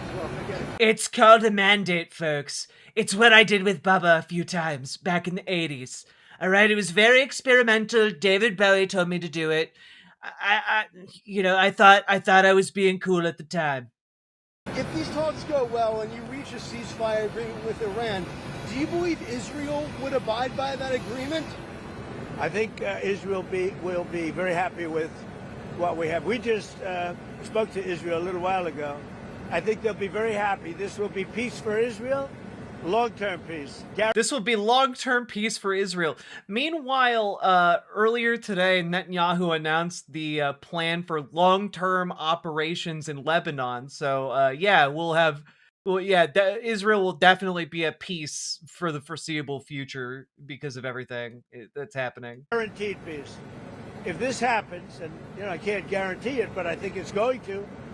My life is a deal. That's all I do is deals my whole life. I think this is something that's going to happen. And why wouldn't it happen? So tomorrow morning sometime, their time, we were expected to blow up their largest electric generating plants that cost over $10 billion to build. It's a very good one. There was no dearth of money. And one shot, it's gone. It collapses. Why would they want that? So they called. I didn't call. They called. They want they absolutely did not call you. to make a deal. And we are very willing to make a deal. It's got to be a good deal. And it's got to be no more wars, no more nuclear weapons. They're not going to have nuclear weapons anymore. They're agreeing to that. Any of that stuff, there's no deal. Have they offered to reopen the These are just lies. Like, just transparently lies, too. You said you want to get the enriched uranium. How are you going to get the enriched uranium? Are you going to send It's very easy. If we have a deal with them, we're going down and we'll take it ourselves. Can I ask you, the Treasury lifted... It'll be very easy if they just give it to us. It'll be very easy to get, folks. I'll just go down there and they'll have packaged it up neatly with little bows, little present bows on them. And then they'll hand them over and then maybe we'll play some golf in Iran. I'm sure they have some golf courses in Iran. I would love to play golf with the Ayatollah, all right? It'll be very pretty. It'll be very easy. It's called the art of the deal, folks. Sanctions on Iranian oil that was out to sea. You criticized President Obama for giving Iran $1.7 billion. Well, I just want to have as much oil in the system as possible. And we don't even know if Iran gets that money. Frankly, I think it's very hard for them to get it. But you have ships that are out there that are loaded up with oil. The backstory is they lifted sanctions on Iran's oil at sea, meaning that all oil that is on Iranian ships can now be bought by other countries around the world, which in turn gives money to Iran. And he's like, well, we've taken out their infrastructure, so I don't even think they can really get that money. And like, I don't know if people have forgotten this, but money can be physical and also transferred digitally. So there are many, many, many ways for money to get back to Iran. Rather than keep it there, I would rather see it go to the system. Any small amount of money that Iran gets is not going to have any difference in this war. But I want to have the system be lubricated. Ew, please never say that again. $14 billion, you don't think helps them? Where's the $14 billion? Because the inflated price, they get $14 billion from the... I don't think they're getting the money. I could tell you, when this is all over...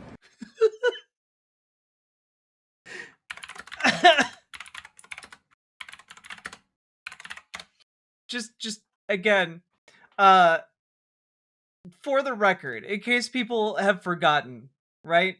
Back in 2016, all right?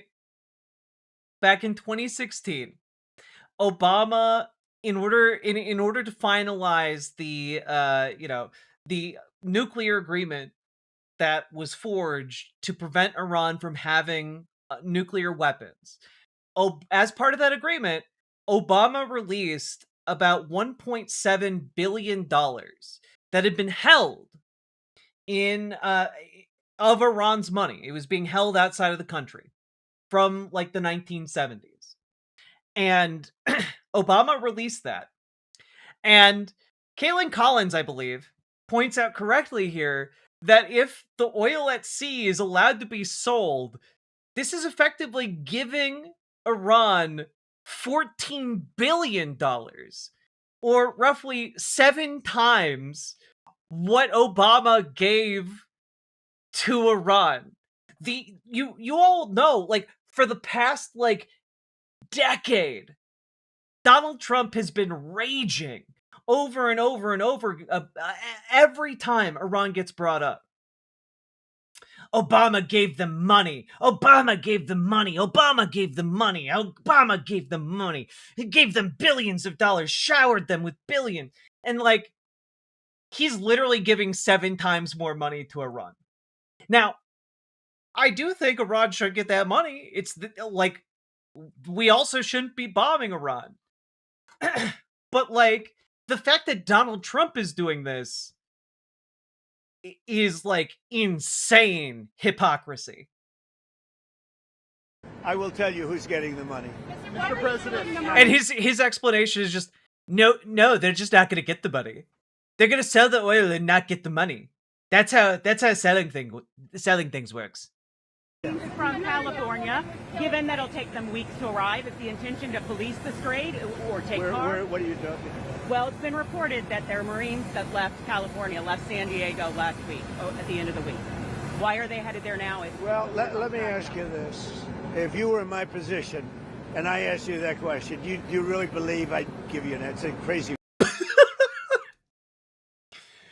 Whoa, wait a minute. You're asking me a really inconvenient question here. Now imagine you're in my position. Would I tell you the truth?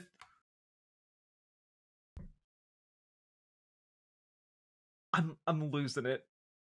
Like, guys, he's gone. He's gone.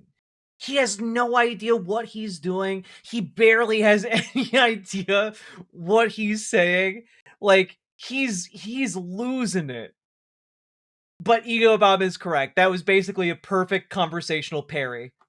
Perfect. Question. Mr. President, we don't talk about strategy. Yeah? Perfect. Killed by an illegal immigrant that was let in under the Biden administration. Let in by Biden. Give a message for her family. It's devastating. These people were let in by Biden. We're getting them out. We're getting them out fast. That's why ICE is so important. They're doing such a good job. They're doing such a good job by going to airports where apparently, if you listen to me in my last answer, they aren't really needed because all of the murderers and killers are outside of airports now. Like, it's so stupid. It's so stupid. And, like, I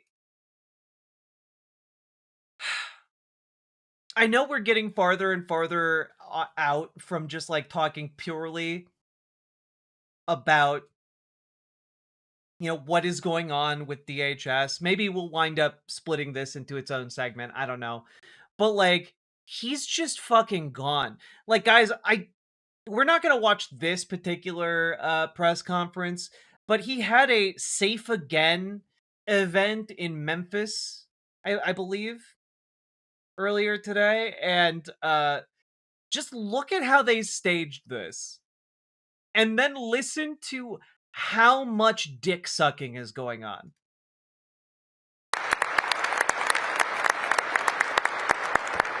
So, Cash, see if you can top that.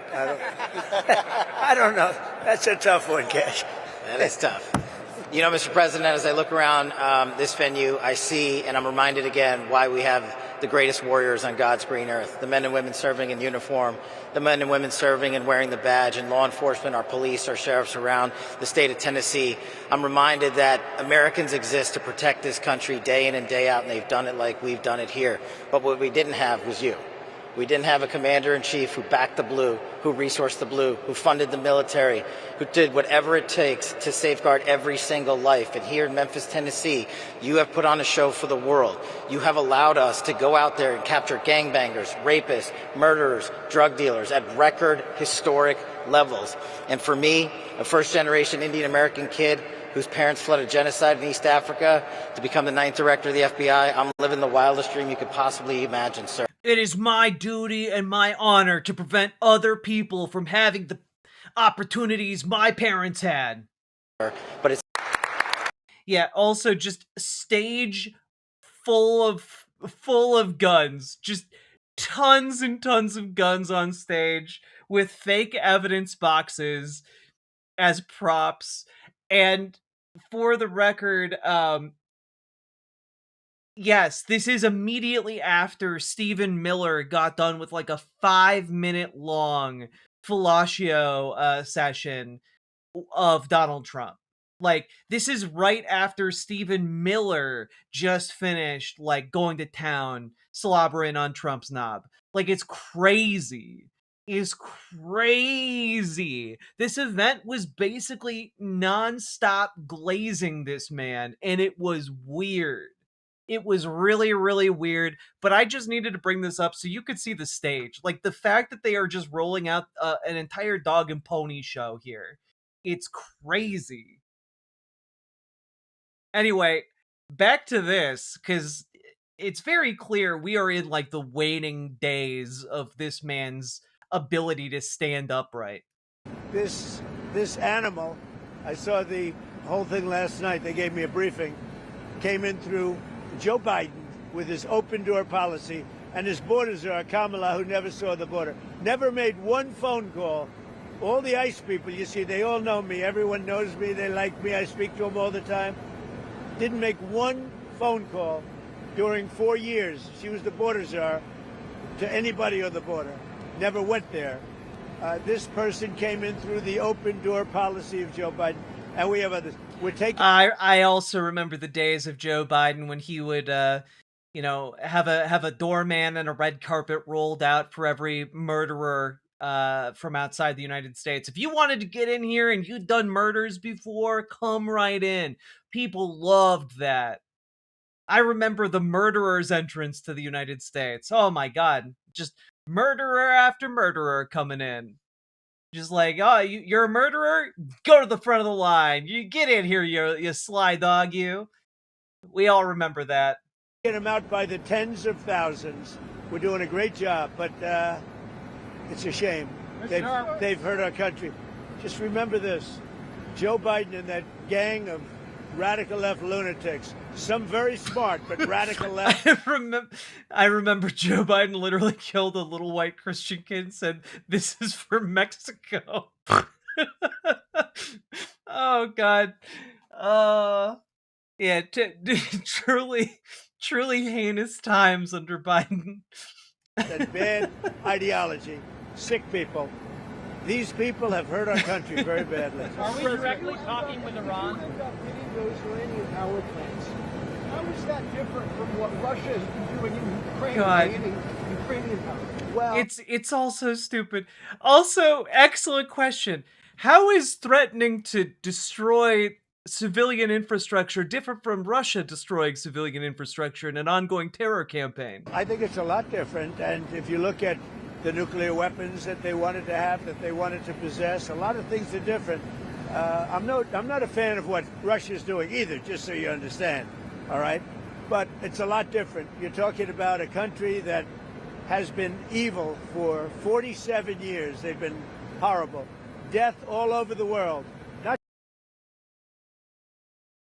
I don't think that's an argument for allowing you to strike civilian infrastructure and do collective punishment. I think I don't think you can do a war crime as a treat here. Like, that's not how war crimes work, actually.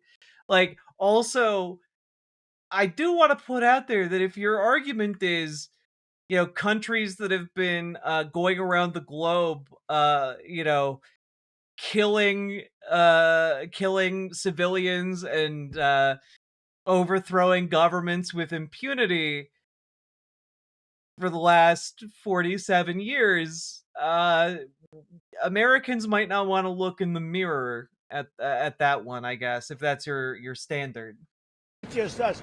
Look at the way they attacked unexpectedly all of those countries surrounding them. It was not supposed to be. Nobody was even thinking about it, but they wanted to take over the Middle East, and they wanted. No one was even thinking about it, folks. No one could have ever seen that Iran might retaliate if we started bombing the shit out of them. When I do it, it's cool and fun, though. You get it. To knock out Israel permanently. And if they had a nuclear weapon, they would have been able to do that. Are we the president talking to Iran? Mr. President, What? do you know whether Joe Kent was leaking? Look, I'm not a fan of the guy. If you look at... Look, I'm not a fan of the guy. I just put him in charge of the United States counterterrorism operations. But I wasn't a fan of him. Now, I know that I also campaigned for him and endorsed him in his bid for Congress, and I also did appoint him unilaterally to hit the position he had. But I wasn't a fan of him, okay? He was just the best guy for the job, but I wasn't a fan. It was begrudging, very begrudging. And you never cover this. If you look at his Truths or whatever he went on, if it's X or Truth, if you... Obviously, everyone these days is using Truth Social. It's the hot new social media website. Look at his truths or his statements. He was all for everything. All of a sudden, he wasn't. Everyone's calling statements truths now. You have to speak your truth. That's how it is in Trump's America. He was a man that I met at Dover. He came and his wife was killed. He remarried fairly quickly. His wife was killed, and I felt badly for him. He ran for Congress, he lost. He ran for Congress again, and he lost. I said, you know, he's a guy... You know, I felt bad for him. His wife got killed, and then he lost two attempts at going into Congress. And I just felt so bad for him that I had to appoint him as the counterterrorism guy in the United States. You know, like what you do. When you pity someone, you make them in charge of the entire counterterrorism network of the United States. That's how that works. Nice guy. Seemed like a very nice guy. I met him.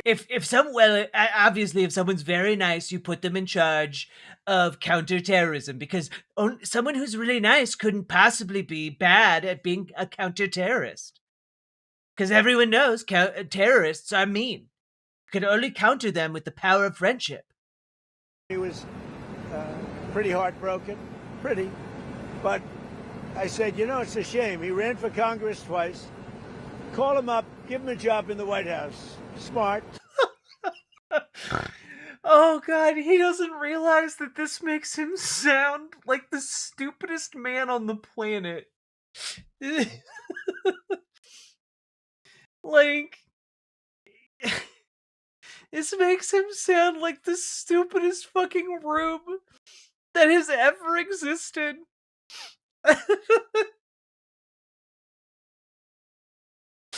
Oh, fuck. This guy was nice to me. Let's make him in charge of an entire portion of the US government. He couldn't be a bad guy. He said my hair looked nice.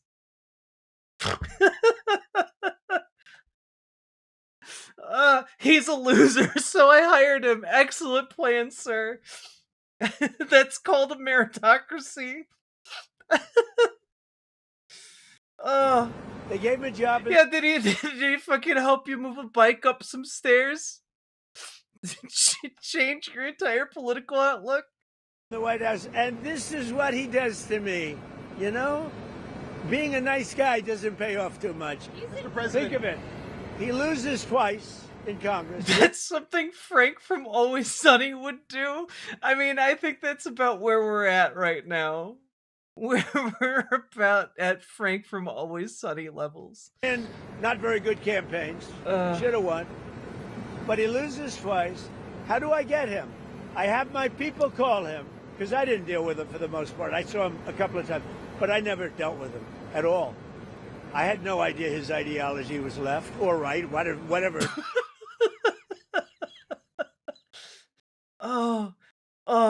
Yeah. This makes you look so good, man. You're nailing this. You're absolutely nailing it, dude. Incredible stuff. What the fuck is he babbling about? He's babbling about the fact that Joe Kent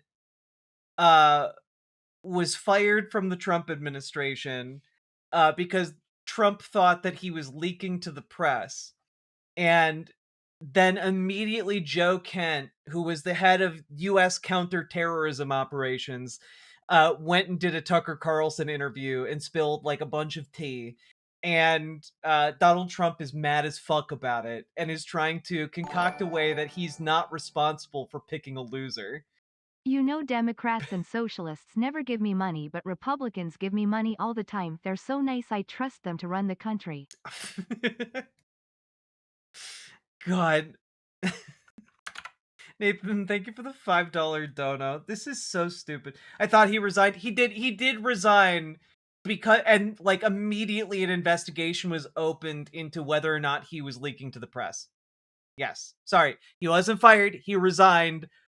But my guess is that he resigned right before, like, he knew that this investigation was coming and he resigned to get ahead of it. I can say this. God. He said very strongly that Iran is not a threat. Iran's been a threat for 47 years, and there's not a country in the world that doesn't agree with me on that. So I take this guy, Joe Kent, who lost twice for Congress, pretty badly and tough, and was devastated. Unlike me, I only lost once. And I know that he lost his wife. So instead of letting him live out his life, I brilliantly have my people call him and offer him a job in... This doesn't make you sound brilliant. I brilliantly... No, you didn't. This makes you sound so fucking washed. It's crazy. Security, essentially, in the White House. And what does he do? He goes out and he says that Iran is not a threat. I brilliantly hired an absolute moron who was unqualified for the job in every way. A brilliant move, though. To get publicity. Now, he probably signed up with CNN, or maybe signed up with your division of Newsmax. I don't know, but probably signed. Like, we're at the point of, like, his brain being cooked that he's lashing out at Newsmax, a news network created to specifically glaze him. Signed up with CNN or somebody. But if you look at his tweets, X's or Truth, whatever he uses, I don't know, because maybe he uses Truth Social. I don't know. I don't follow him. What he said is 100% he agrees with me. All of a sudden he leaves. I never knew he had a problem. Now I hear they're looking at him for leaking. That's possible. But just so you understand, just to put it to rest, he lost twice badly. He also lost his wife. He's remarried since. Why are you saying this? Guys, I want to be clear here. I have not rewound this video to go over this part again. He's just saying the same thing over and over and over again because he's angry. And also his brain is gone. It's just a soup. Just a soup. He lost his wife. I felt badly for him. So I told my people, reach out to him, give him a job at the White House. This is the thanks I get. Any other questions? Overall crime and murder. He said Iran was not an imminent threat, that's what the intelligence showed. I think it was an imminent threat. I think that Iran, if we didn't bomb them with the B-2 bombers, now that set them back. But if we didn't hit... It set him back, which is why I said Imagine it obliterated their program. What Elon spent to elect Trump only for Trump to dead name your company's posts. Oh God. I didn't even connect that. That is very funny. Sake Tanuki, thank you for the 5 tier 1 subs. Hit them with the B-2 bombers, they would have had a nuclear weapon within 2 weeks to a month. And if they had a nuclear weapon... They would have had it in 2 weeks to a month, even though I claim to have obliterated their nuclear weapons program. But they would have used it as soon as they got it. If you obliterated their nuclear sites last summer with your strikes, then how can you argue it was an imminent threat now? Oh, we hit them so hard, we obliterated them. We obliterated them. But that doesn't mean with the right equipment, you can't dig down and go get it. We don't want that, and we won't have that. But we obliterated that site. They still haven't been able to get it. That was a... Okay, so you obliterated it, but it doesn't mean they can't dig down and get it. But you obliterated it, and they haven't done that. So, what are you talking about? Complete success. But if it wasn't, they would have had if we didn't hit them, if we didn't use the B-2 bombers, which are unbelievable. We just ordered 22 more of them, modern version, by the way, super modern version. If we didn't hit them with the B-2 bombers, they would have had, within 2 weeks of that attack, that's why we hit them, because we knew they would have had a nuclear weapon. They would have used it on Israel and the entire Middle East. Overall crime in Memphis is down 43% since you began this task force. Is this a template you think is well? working? What I'm doing today, really, this was supposed to be. This was a little bit before, set up a couple of weeks ago. This was before we had this situation with Iran take place last night. And by the way, they're just not communicating. When they say, I'm sure they don't mean that. When somebody says, "Oh, I didn't know you were talking," we were talking last night, and I'm sure they have a lack of communication, which is appropriate considering we blew up, in addition to their Navy, Air Force, every division, their radar. We also blew up all of their anti-aircraft and communication. So they have no telecommunication. So there is a lack of, I would imagine, a lack of coordination. If you're worried, I would imagine a lack of coordination. I don't know, man. They seem pretty coordinated. Like, they're still striking targets pretty accurately so far. about the miscommunication. Well, we think all we can do is think. Look, we have numerous leader groups. They've all been killed. Very dangerous position. Khomeini was killed. Khomeini's son is unavailable. Nobody knows what happened to him. I can say they haven't seen him there either. Something is going on with him, but regardless, I don't consider him really the leader. But they do have some leaders left because we blew up group number 1, group number 2, a lot of group number 3. But we think we have people that are very representative of the country and will do a good job in representing. Elon Musk has offered to pay TSA workers during this DHS shutdown. Is this something that you've been speaking to him about? Yeah, I'd love it. I think it's great. Let him do that. And I want to thank ICE because they stepped in so strongly. They'll do great. And if that's not enough, I'll bring in the National Guard. We're not going to have the Democrats. Yeah, that'll really help. That'll speed things along. Everyone who, yeah, please do, sir. Like that. Yeah, okay. Yeah, deploy the National Guard to airports to do what? To do what exactly? What on earth would that possibly accomplish? We'll make the lines even longer. Like, what the fuck are you talking about? God. Yeah, we saw that. Thank you, Panky. It's it absolutely disgusting. Destroy our country. These people are the most destructive, sick people, the Democrats. They want... Gotta have those lines obliterated, of course. And they're fighting for this. They're fighting for men and women's sports. They're fighting for transgender for everybody. Everybody. Hell yeah. Everyone trans. You don't have a choice. No one cis, only trans. Go out, get your kid a nice operation, and change the sex of your kid. Get your kid a nice operation? What the fuck? Yeah, that's how it goes. You go to the transgender store and buy your kid a nice operation.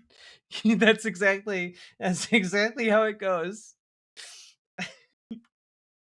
You know, like you're driving home and you know you're tired after a long day. You just picked up your kid from school and they go, "Mommy, I want to go to the trans store. I want to go to the transgender store." And you're like, "Little Billy, we got transgender at home."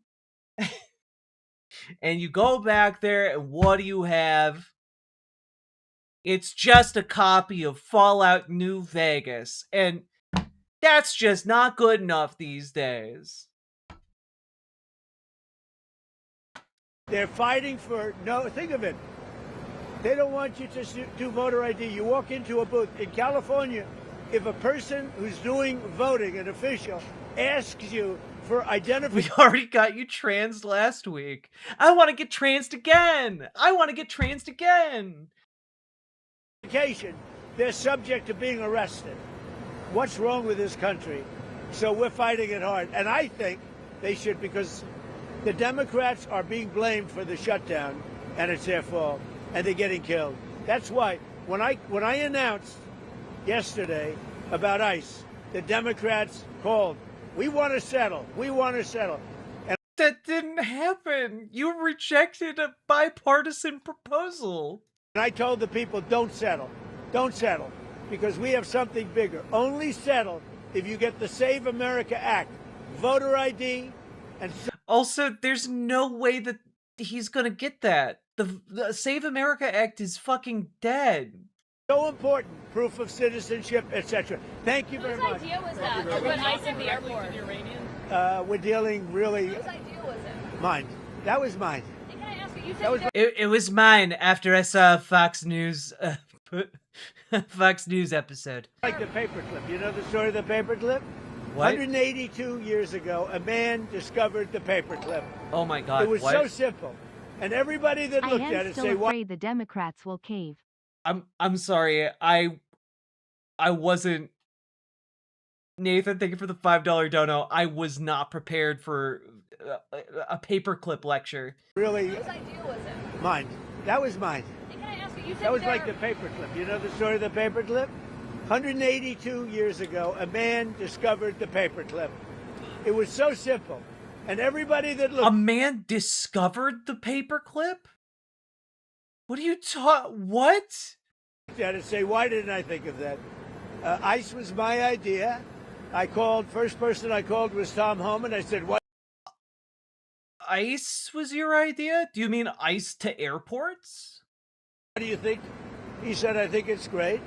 Then I saw today there was some masks on. I didn't think the masks were appropriate. I put out a statement and I asked them, would it be possible to take off the mask? Because they should wear a mask when they're dealing with the murderers and the thugs let into our country. You said there's many points of agreement. Oh man, his brain is so fucking done.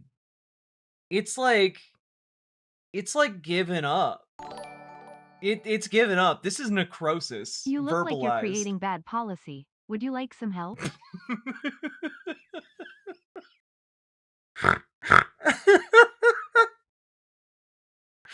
Oh, Sake, thank you for the 2 tier 1 subs and the high tier reference. Oh my God, that was good. With Iran right now. Many. What can you give us a many, like 15 points.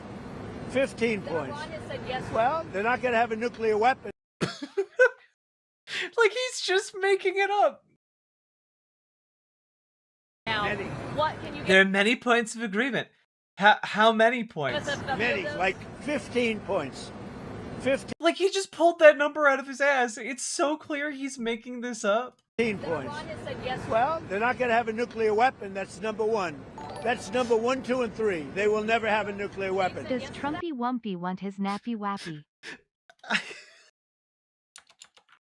Look, you can tell how full of shit he is. He's like, they'll never have a nuclear weapon. That's number 1, 2, and 3. It's like, okay, so 15 points is meaningless. You're just making that up. It's not real.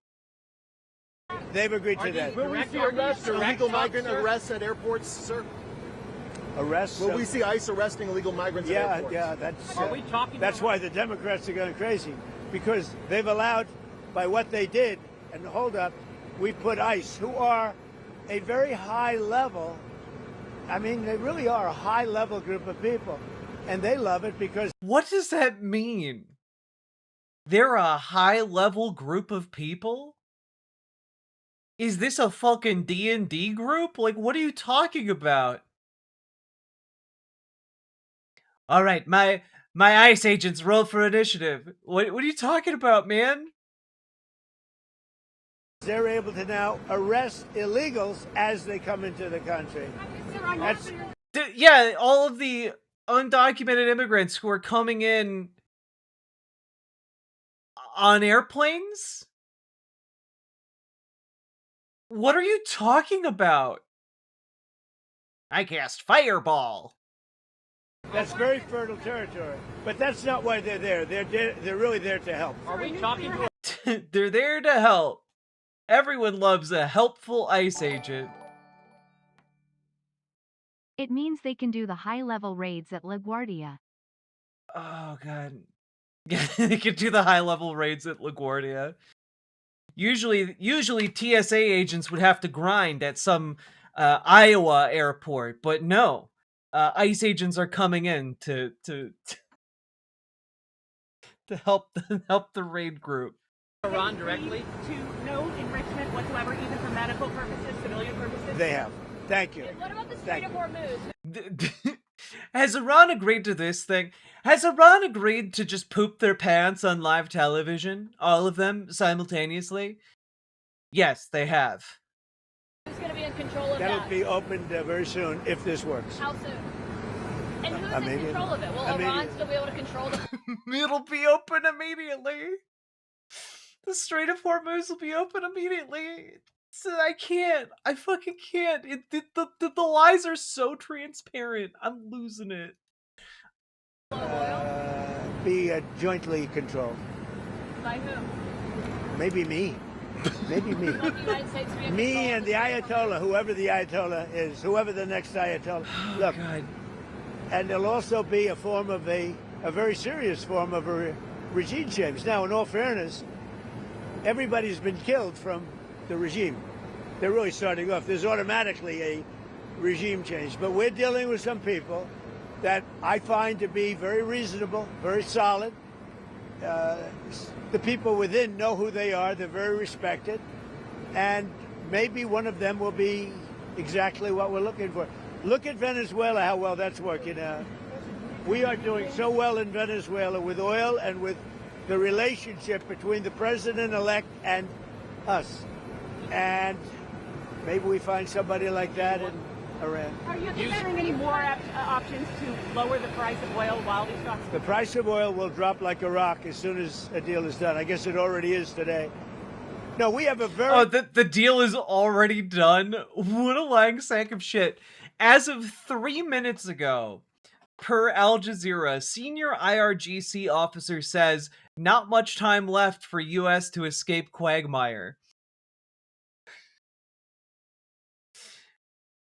Mohsen Rezai, a high-ranking IRGC officer and member of Iran's influential Expediency Discernment Council, said Iran will paralyze the U.S. and sink its vessels in the Arabian Gulf if the country attacks Iranian infrastructure.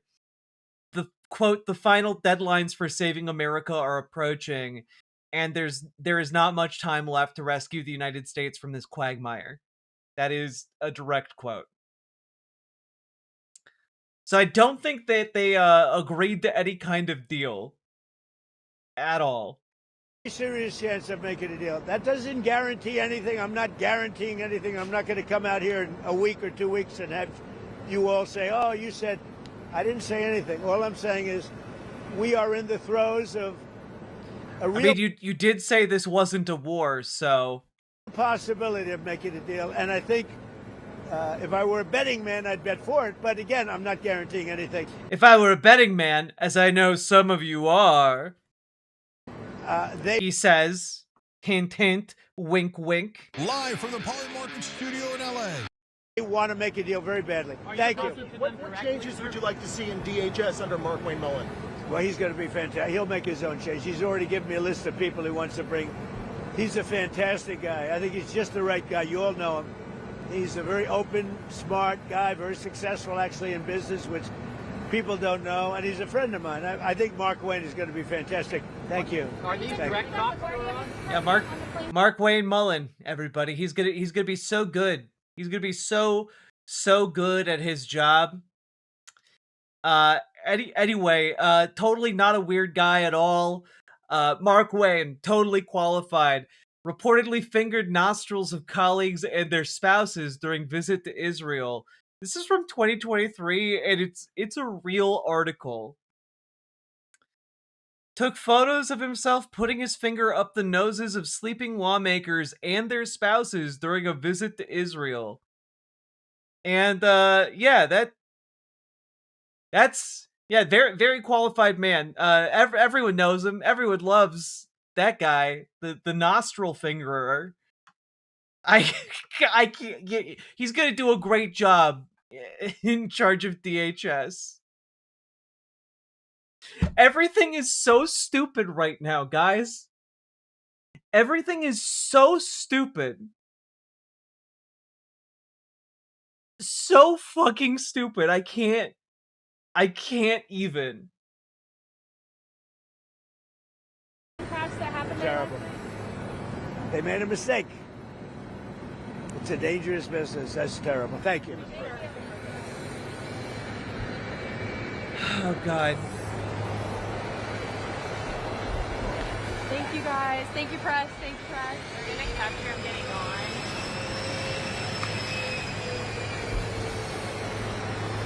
You know that every single time he walks up these stairs, like, the people filming are just like, is this gonna be the time he falls?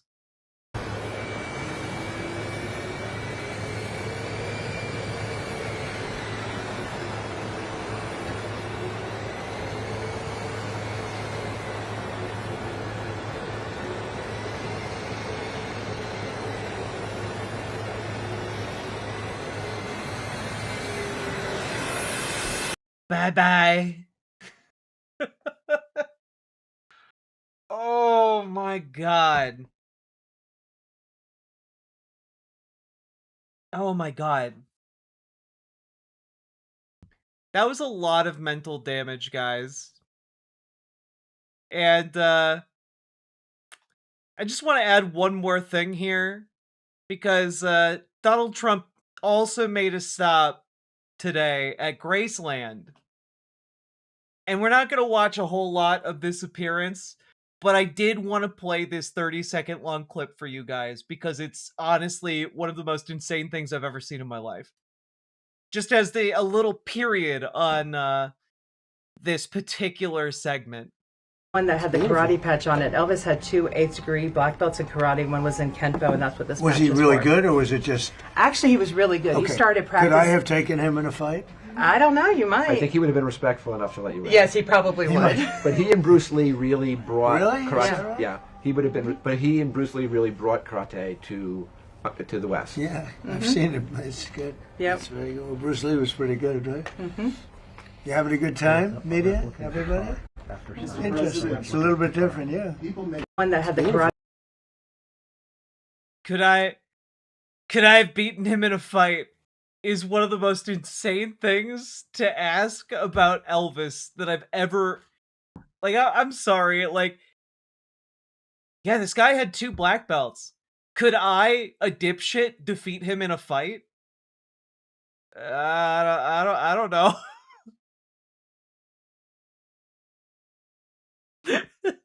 What if I was really stupid at him with all my powers?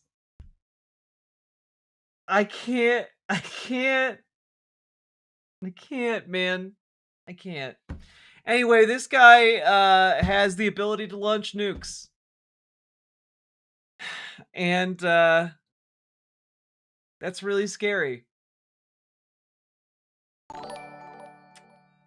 Smokewalker, thank you for the $20 dono. Very much appreciated. And folks, I do just want to say here, and editor, feel free to just cut this out and reuse it to end the previous segment. If you got anything out of this, hit the like button, hit the subscribe button, hit the follow button, click the buttons that help the show. You know the drill. Go do the things. Trump versus Elon UFC match on the White House front lawn. Let's go.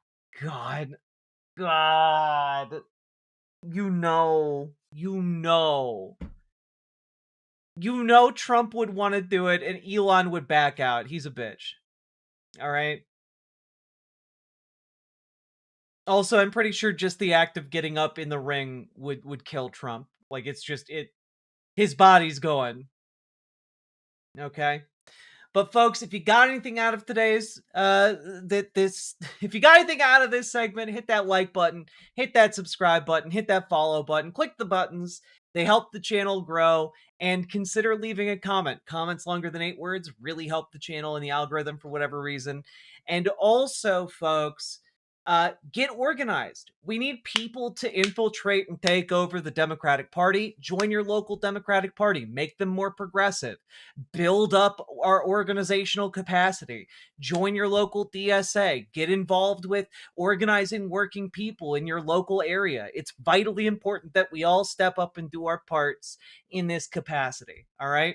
So if you need help doing that, we have people here who can help you get started.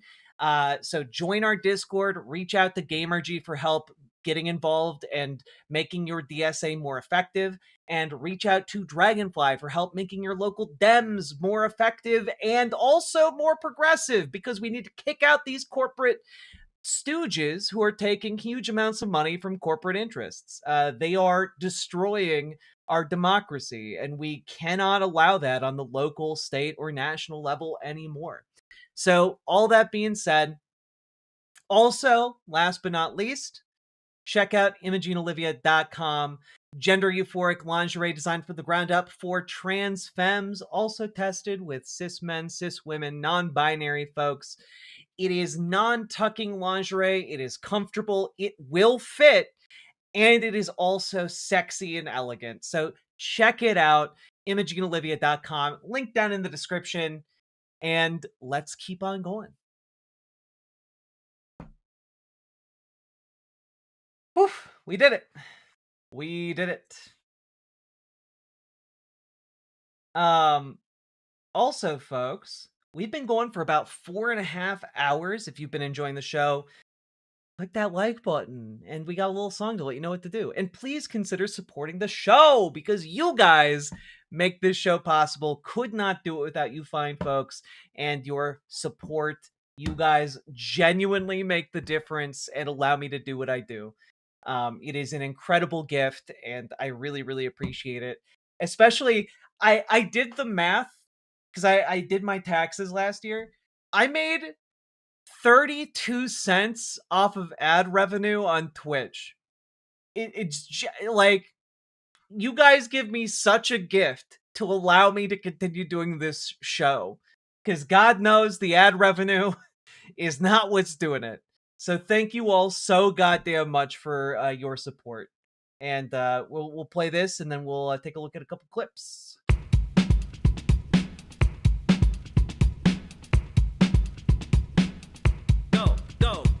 Click a button, click a button, click a button, click the goddamn button, click a button, click a button, click a button, click the goddamn button, click a button, click a button, click a button, click the goddamn button, click a button, click a button, click a button, click the goddamn button, click a button, click a button, click a button, click the goddamn button, click a button, click a button, click a button, click the goddamn button, click a button, click a button, click a button, click the goddamn button, click a button, click a button, click a button.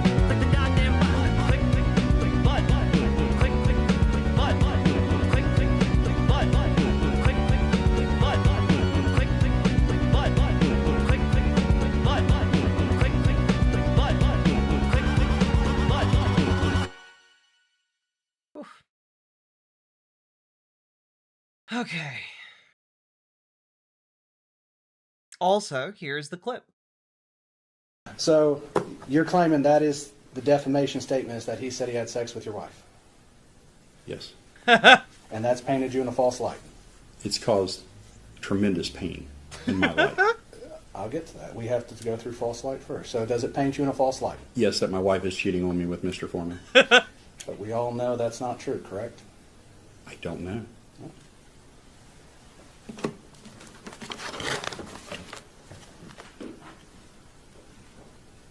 Wait, you don't know if your wife's cheating on you or not? You want to go there? No, I just want to ask that question because you said we don't know. I just been with that woman since middle school. I know. I would hope she wouldn't. But you know what? Once somebody puts it out there for their fun and entertainment, it's out there. And it's a problem. So it's something we cannot verify the truth of?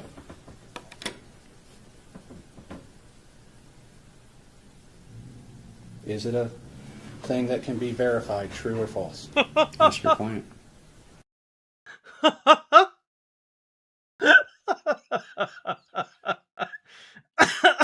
my god. God, we might need to do a full rundown of the Afro Man trial, because holy shit. Holy shit, that was good. Oh my god. God. Yeah, that guy was a cop, and Afro Man said he had sex with his wife. Oh, fuck. Oh my god.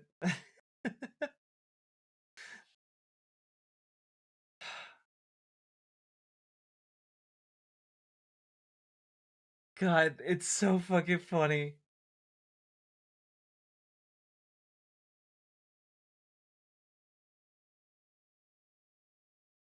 I do worry that Afroman will end up being a super capitalist libertarian type.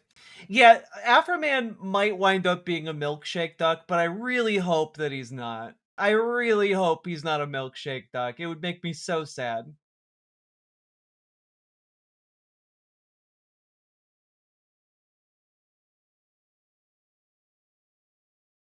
His investigation has come up inconclusive as to whether his wife cheated. Oh, God. A milkshake duck, two dads smooching. Let me bring up a reference point for you.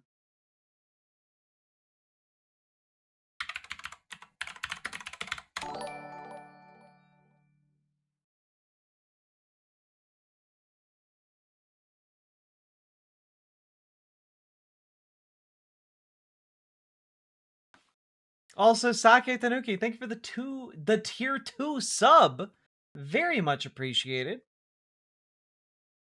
But this is the origin of the milkshake duck. The whole internet loves Milkshake Duck, a lovely duck that drinks milkshakes. 5 seconds later, we regret to inform you that the duck is racist. That's a milkshake duck. Like, yeah. All right, what is this? Afroman brought an Ohio police officer to tears during court testimony in a lawsuit filed by the Adams County Sheriff's Office over his 2022 satirical music video. As the video played in court, the officer became emotional after Afroman mocked her. What?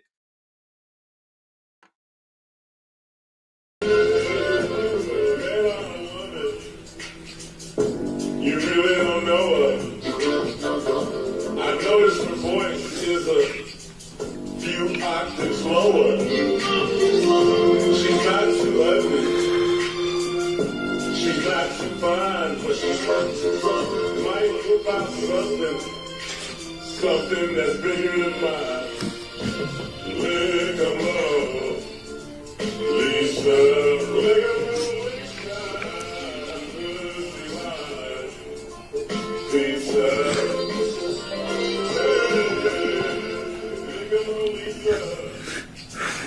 She raided my house. She disconnected my camera. Then she went down on my spouse. I just don't know what I'm gonna do. Y'all keep on laughing. She's gonna eat your wife's pussy.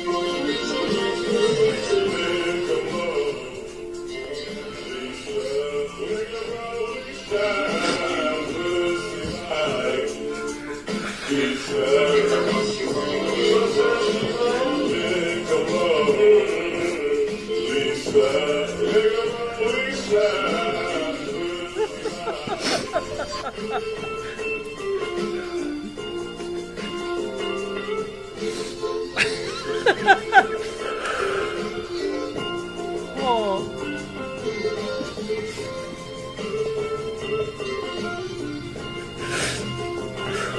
How is everyone in that courtroom not fucking losing it?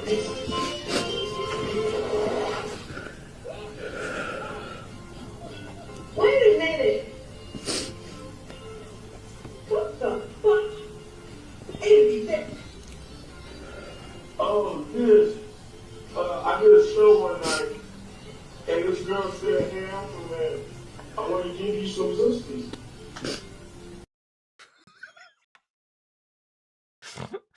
Oh, God.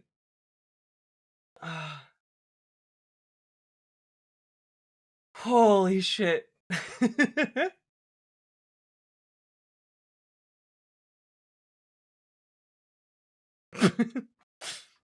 Oh, good. I can't believe no one laughed. I can't believe no one in that courtroom laughed.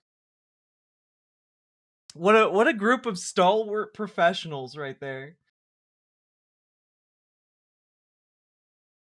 God.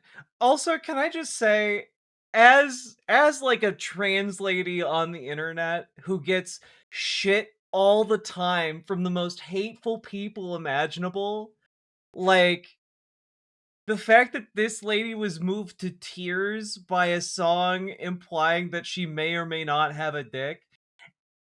Conservatives are the biggest fucking snowflake babies on the planet.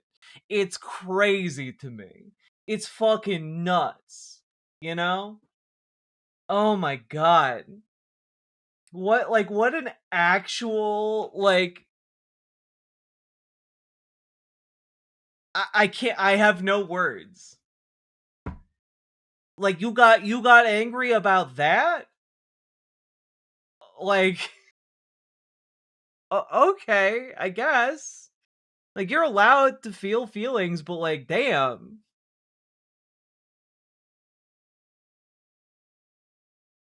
Yeah, like, also, if you're gonna be a cop, like, you gotta grow a little bit of a thicker skin there, because like, your entire job was oppressing this man.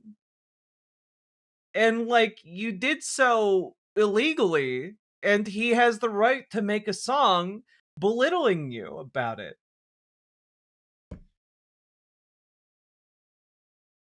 God. I think she was crying from embarrassment. I mean, yeah, maybe, but guess what? You're a cop. You shouldn't have chosen to become a cop. That song is 13 minutes long. That song is 13 minutes long. They played every song in full during the trial. Oh, that's fucking so wonderful. Presumably while the person it was about was on the stand, trying to pretend that they were really, really upset about it. God. God. We all know it's a citizen's job to be more professional than the police. I mean, that's true. That is true.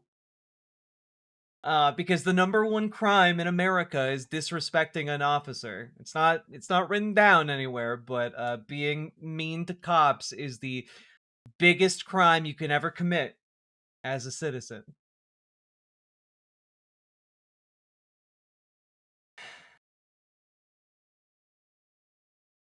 If you choose to become a cop, don't illegally arrest someone. That too. That too. God. Incredible. Okay, I need to know, is Afro Man MAGA? Is that why he's wearing, like, the American flags?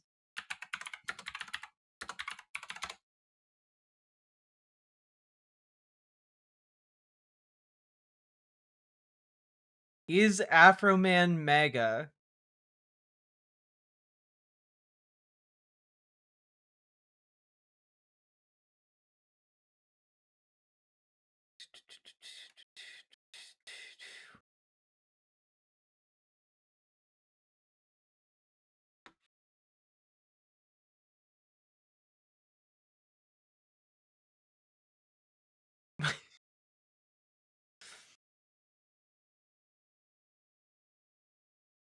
Let's see. There's an event where he shook hands with Donald Trump. Oh, they went to the same libertarian event.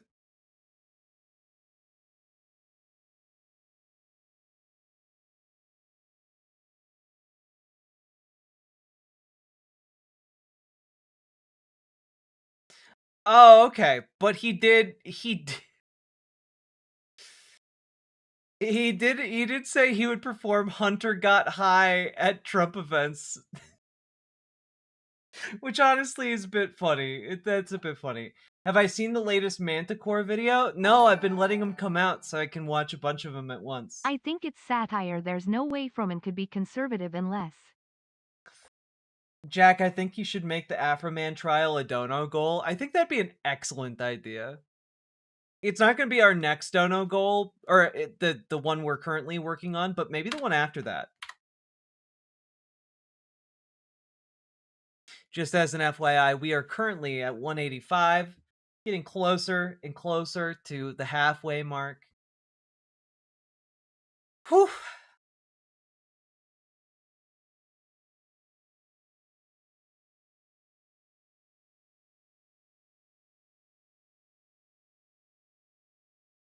I don't think Jack has seen the new Manticore video. Why are you guys saying that? But how can there be libertarians when there are no libertaries for them to work at? That's Sake, that's mean. You know Republicans can't spell. If those Republicans could read, they'd be really mad right now.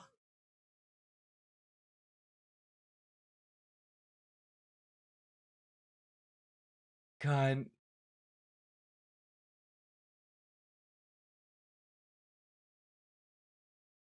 I doubt that he's my guy. I listen to his music. It makes me doubt that. Okay, I don't listen to a lot of Afroman. Screw-on head on leave weird animation stuff. Maybe. I think Amazing Screw-on Head might be a good, like, halfway to dono goal, you know? What is this? A libertarian for kids?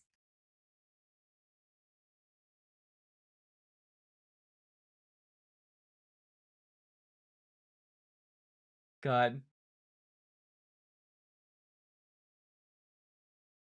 Could we watch some of them now? Nah, it's 4 o'clock in the morning, and I have a full day of things to do tomorrow, sadly. So, I gotta get to bed, and we haven't even done the one thing I really wanted to do tonight, which is go over the Tucker Carlson stuff. But I will be able to get an earlier start on my show tomorrow. And we'll do Tucker Carlson tomorrow because I really, really, really want to do the Tucker Carlson stuff, and it's important. We got too sidetracked by that Trump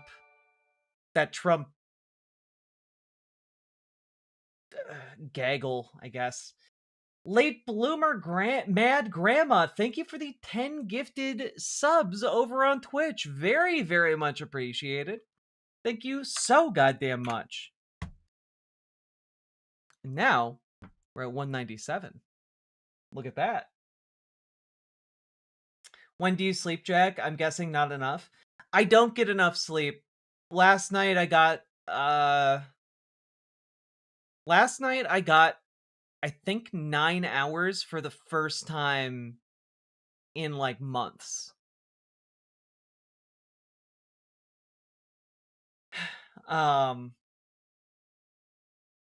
Yeah. Have a good night, generic name. I will be streaming again tomorrow night. Hope y'all tune in. And, Just got my tax return, so I'm sharing it to my favorite communities. Hell yeah, Late Bloomer Mad Grandma, thank you very much for the gift, for subscribing as well. Appreciate it. And, folks, sleep loss is cumulative. Look, don't I know it, but also, I gotta do this show, and there are things happening during the daytime that I cannot skip. So, I got the responsibilities in the day and business at night, baby. All right. Hope we get outro music. You will. Don't you guys worry. All right, folks. I will see you tomorrow. And,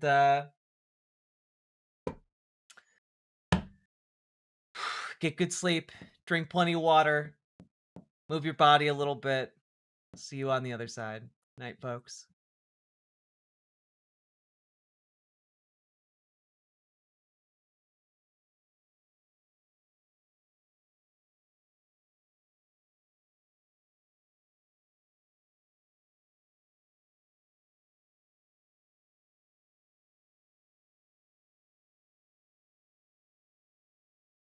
So this is a song that we wrote, that I wrote with my friend Mike Richardson, who's from southern West Virginia, and it's about the coal mining wars in West Virginia in the 1920s. It's called the Battle of Blair Mountain.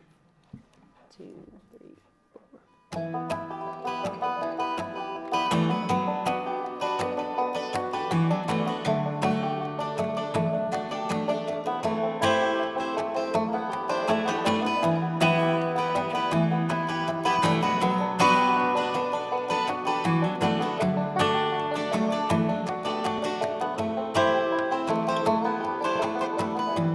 Find a vein, drain the black gold.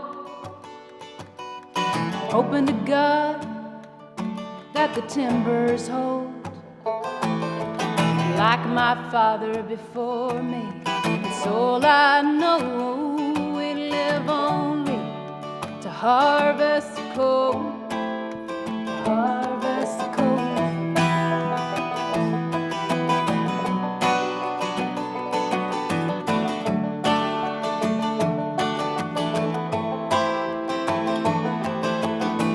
Mine owner's mercy, about as shallow as a grave. We're living in shanty towns, we ain't got no say. 14-hour shifts, such a meager wage. And Mother Jones can't help us now anyway, anyway.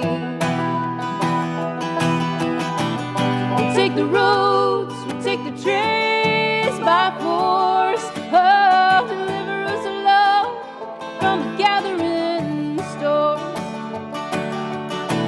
Lay down your Bibles, take up your guns. Blair Mountain, here we come.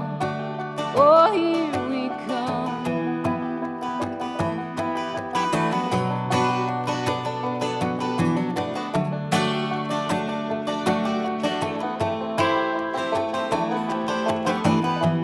Red bandanas that tell us what side you're on. Yeah, we're the rednecks of the Union 1921. We leave tonight at 13,000 strong and take the fight to Blair Mountain before the dawn, before the dawn. We'll take the roads, we'll take the trains by force. Oh, deliver us alone from the gathering stores. Lay down your Bibles, take up your guns. Blair Mountain, here we come. Oh, here we come. Oh,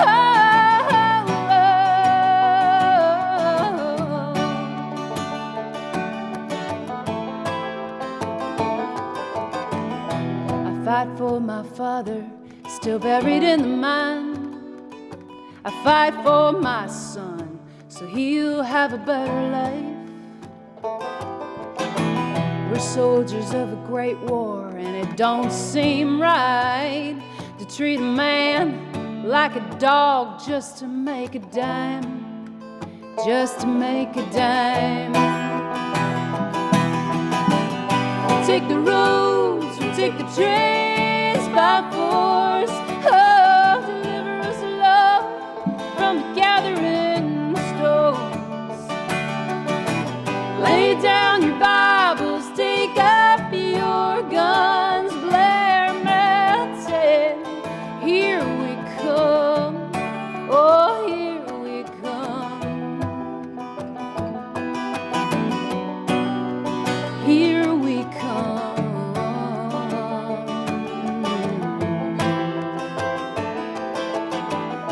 So find a vein, drain the black gold. You better hope to God that those timbers hold.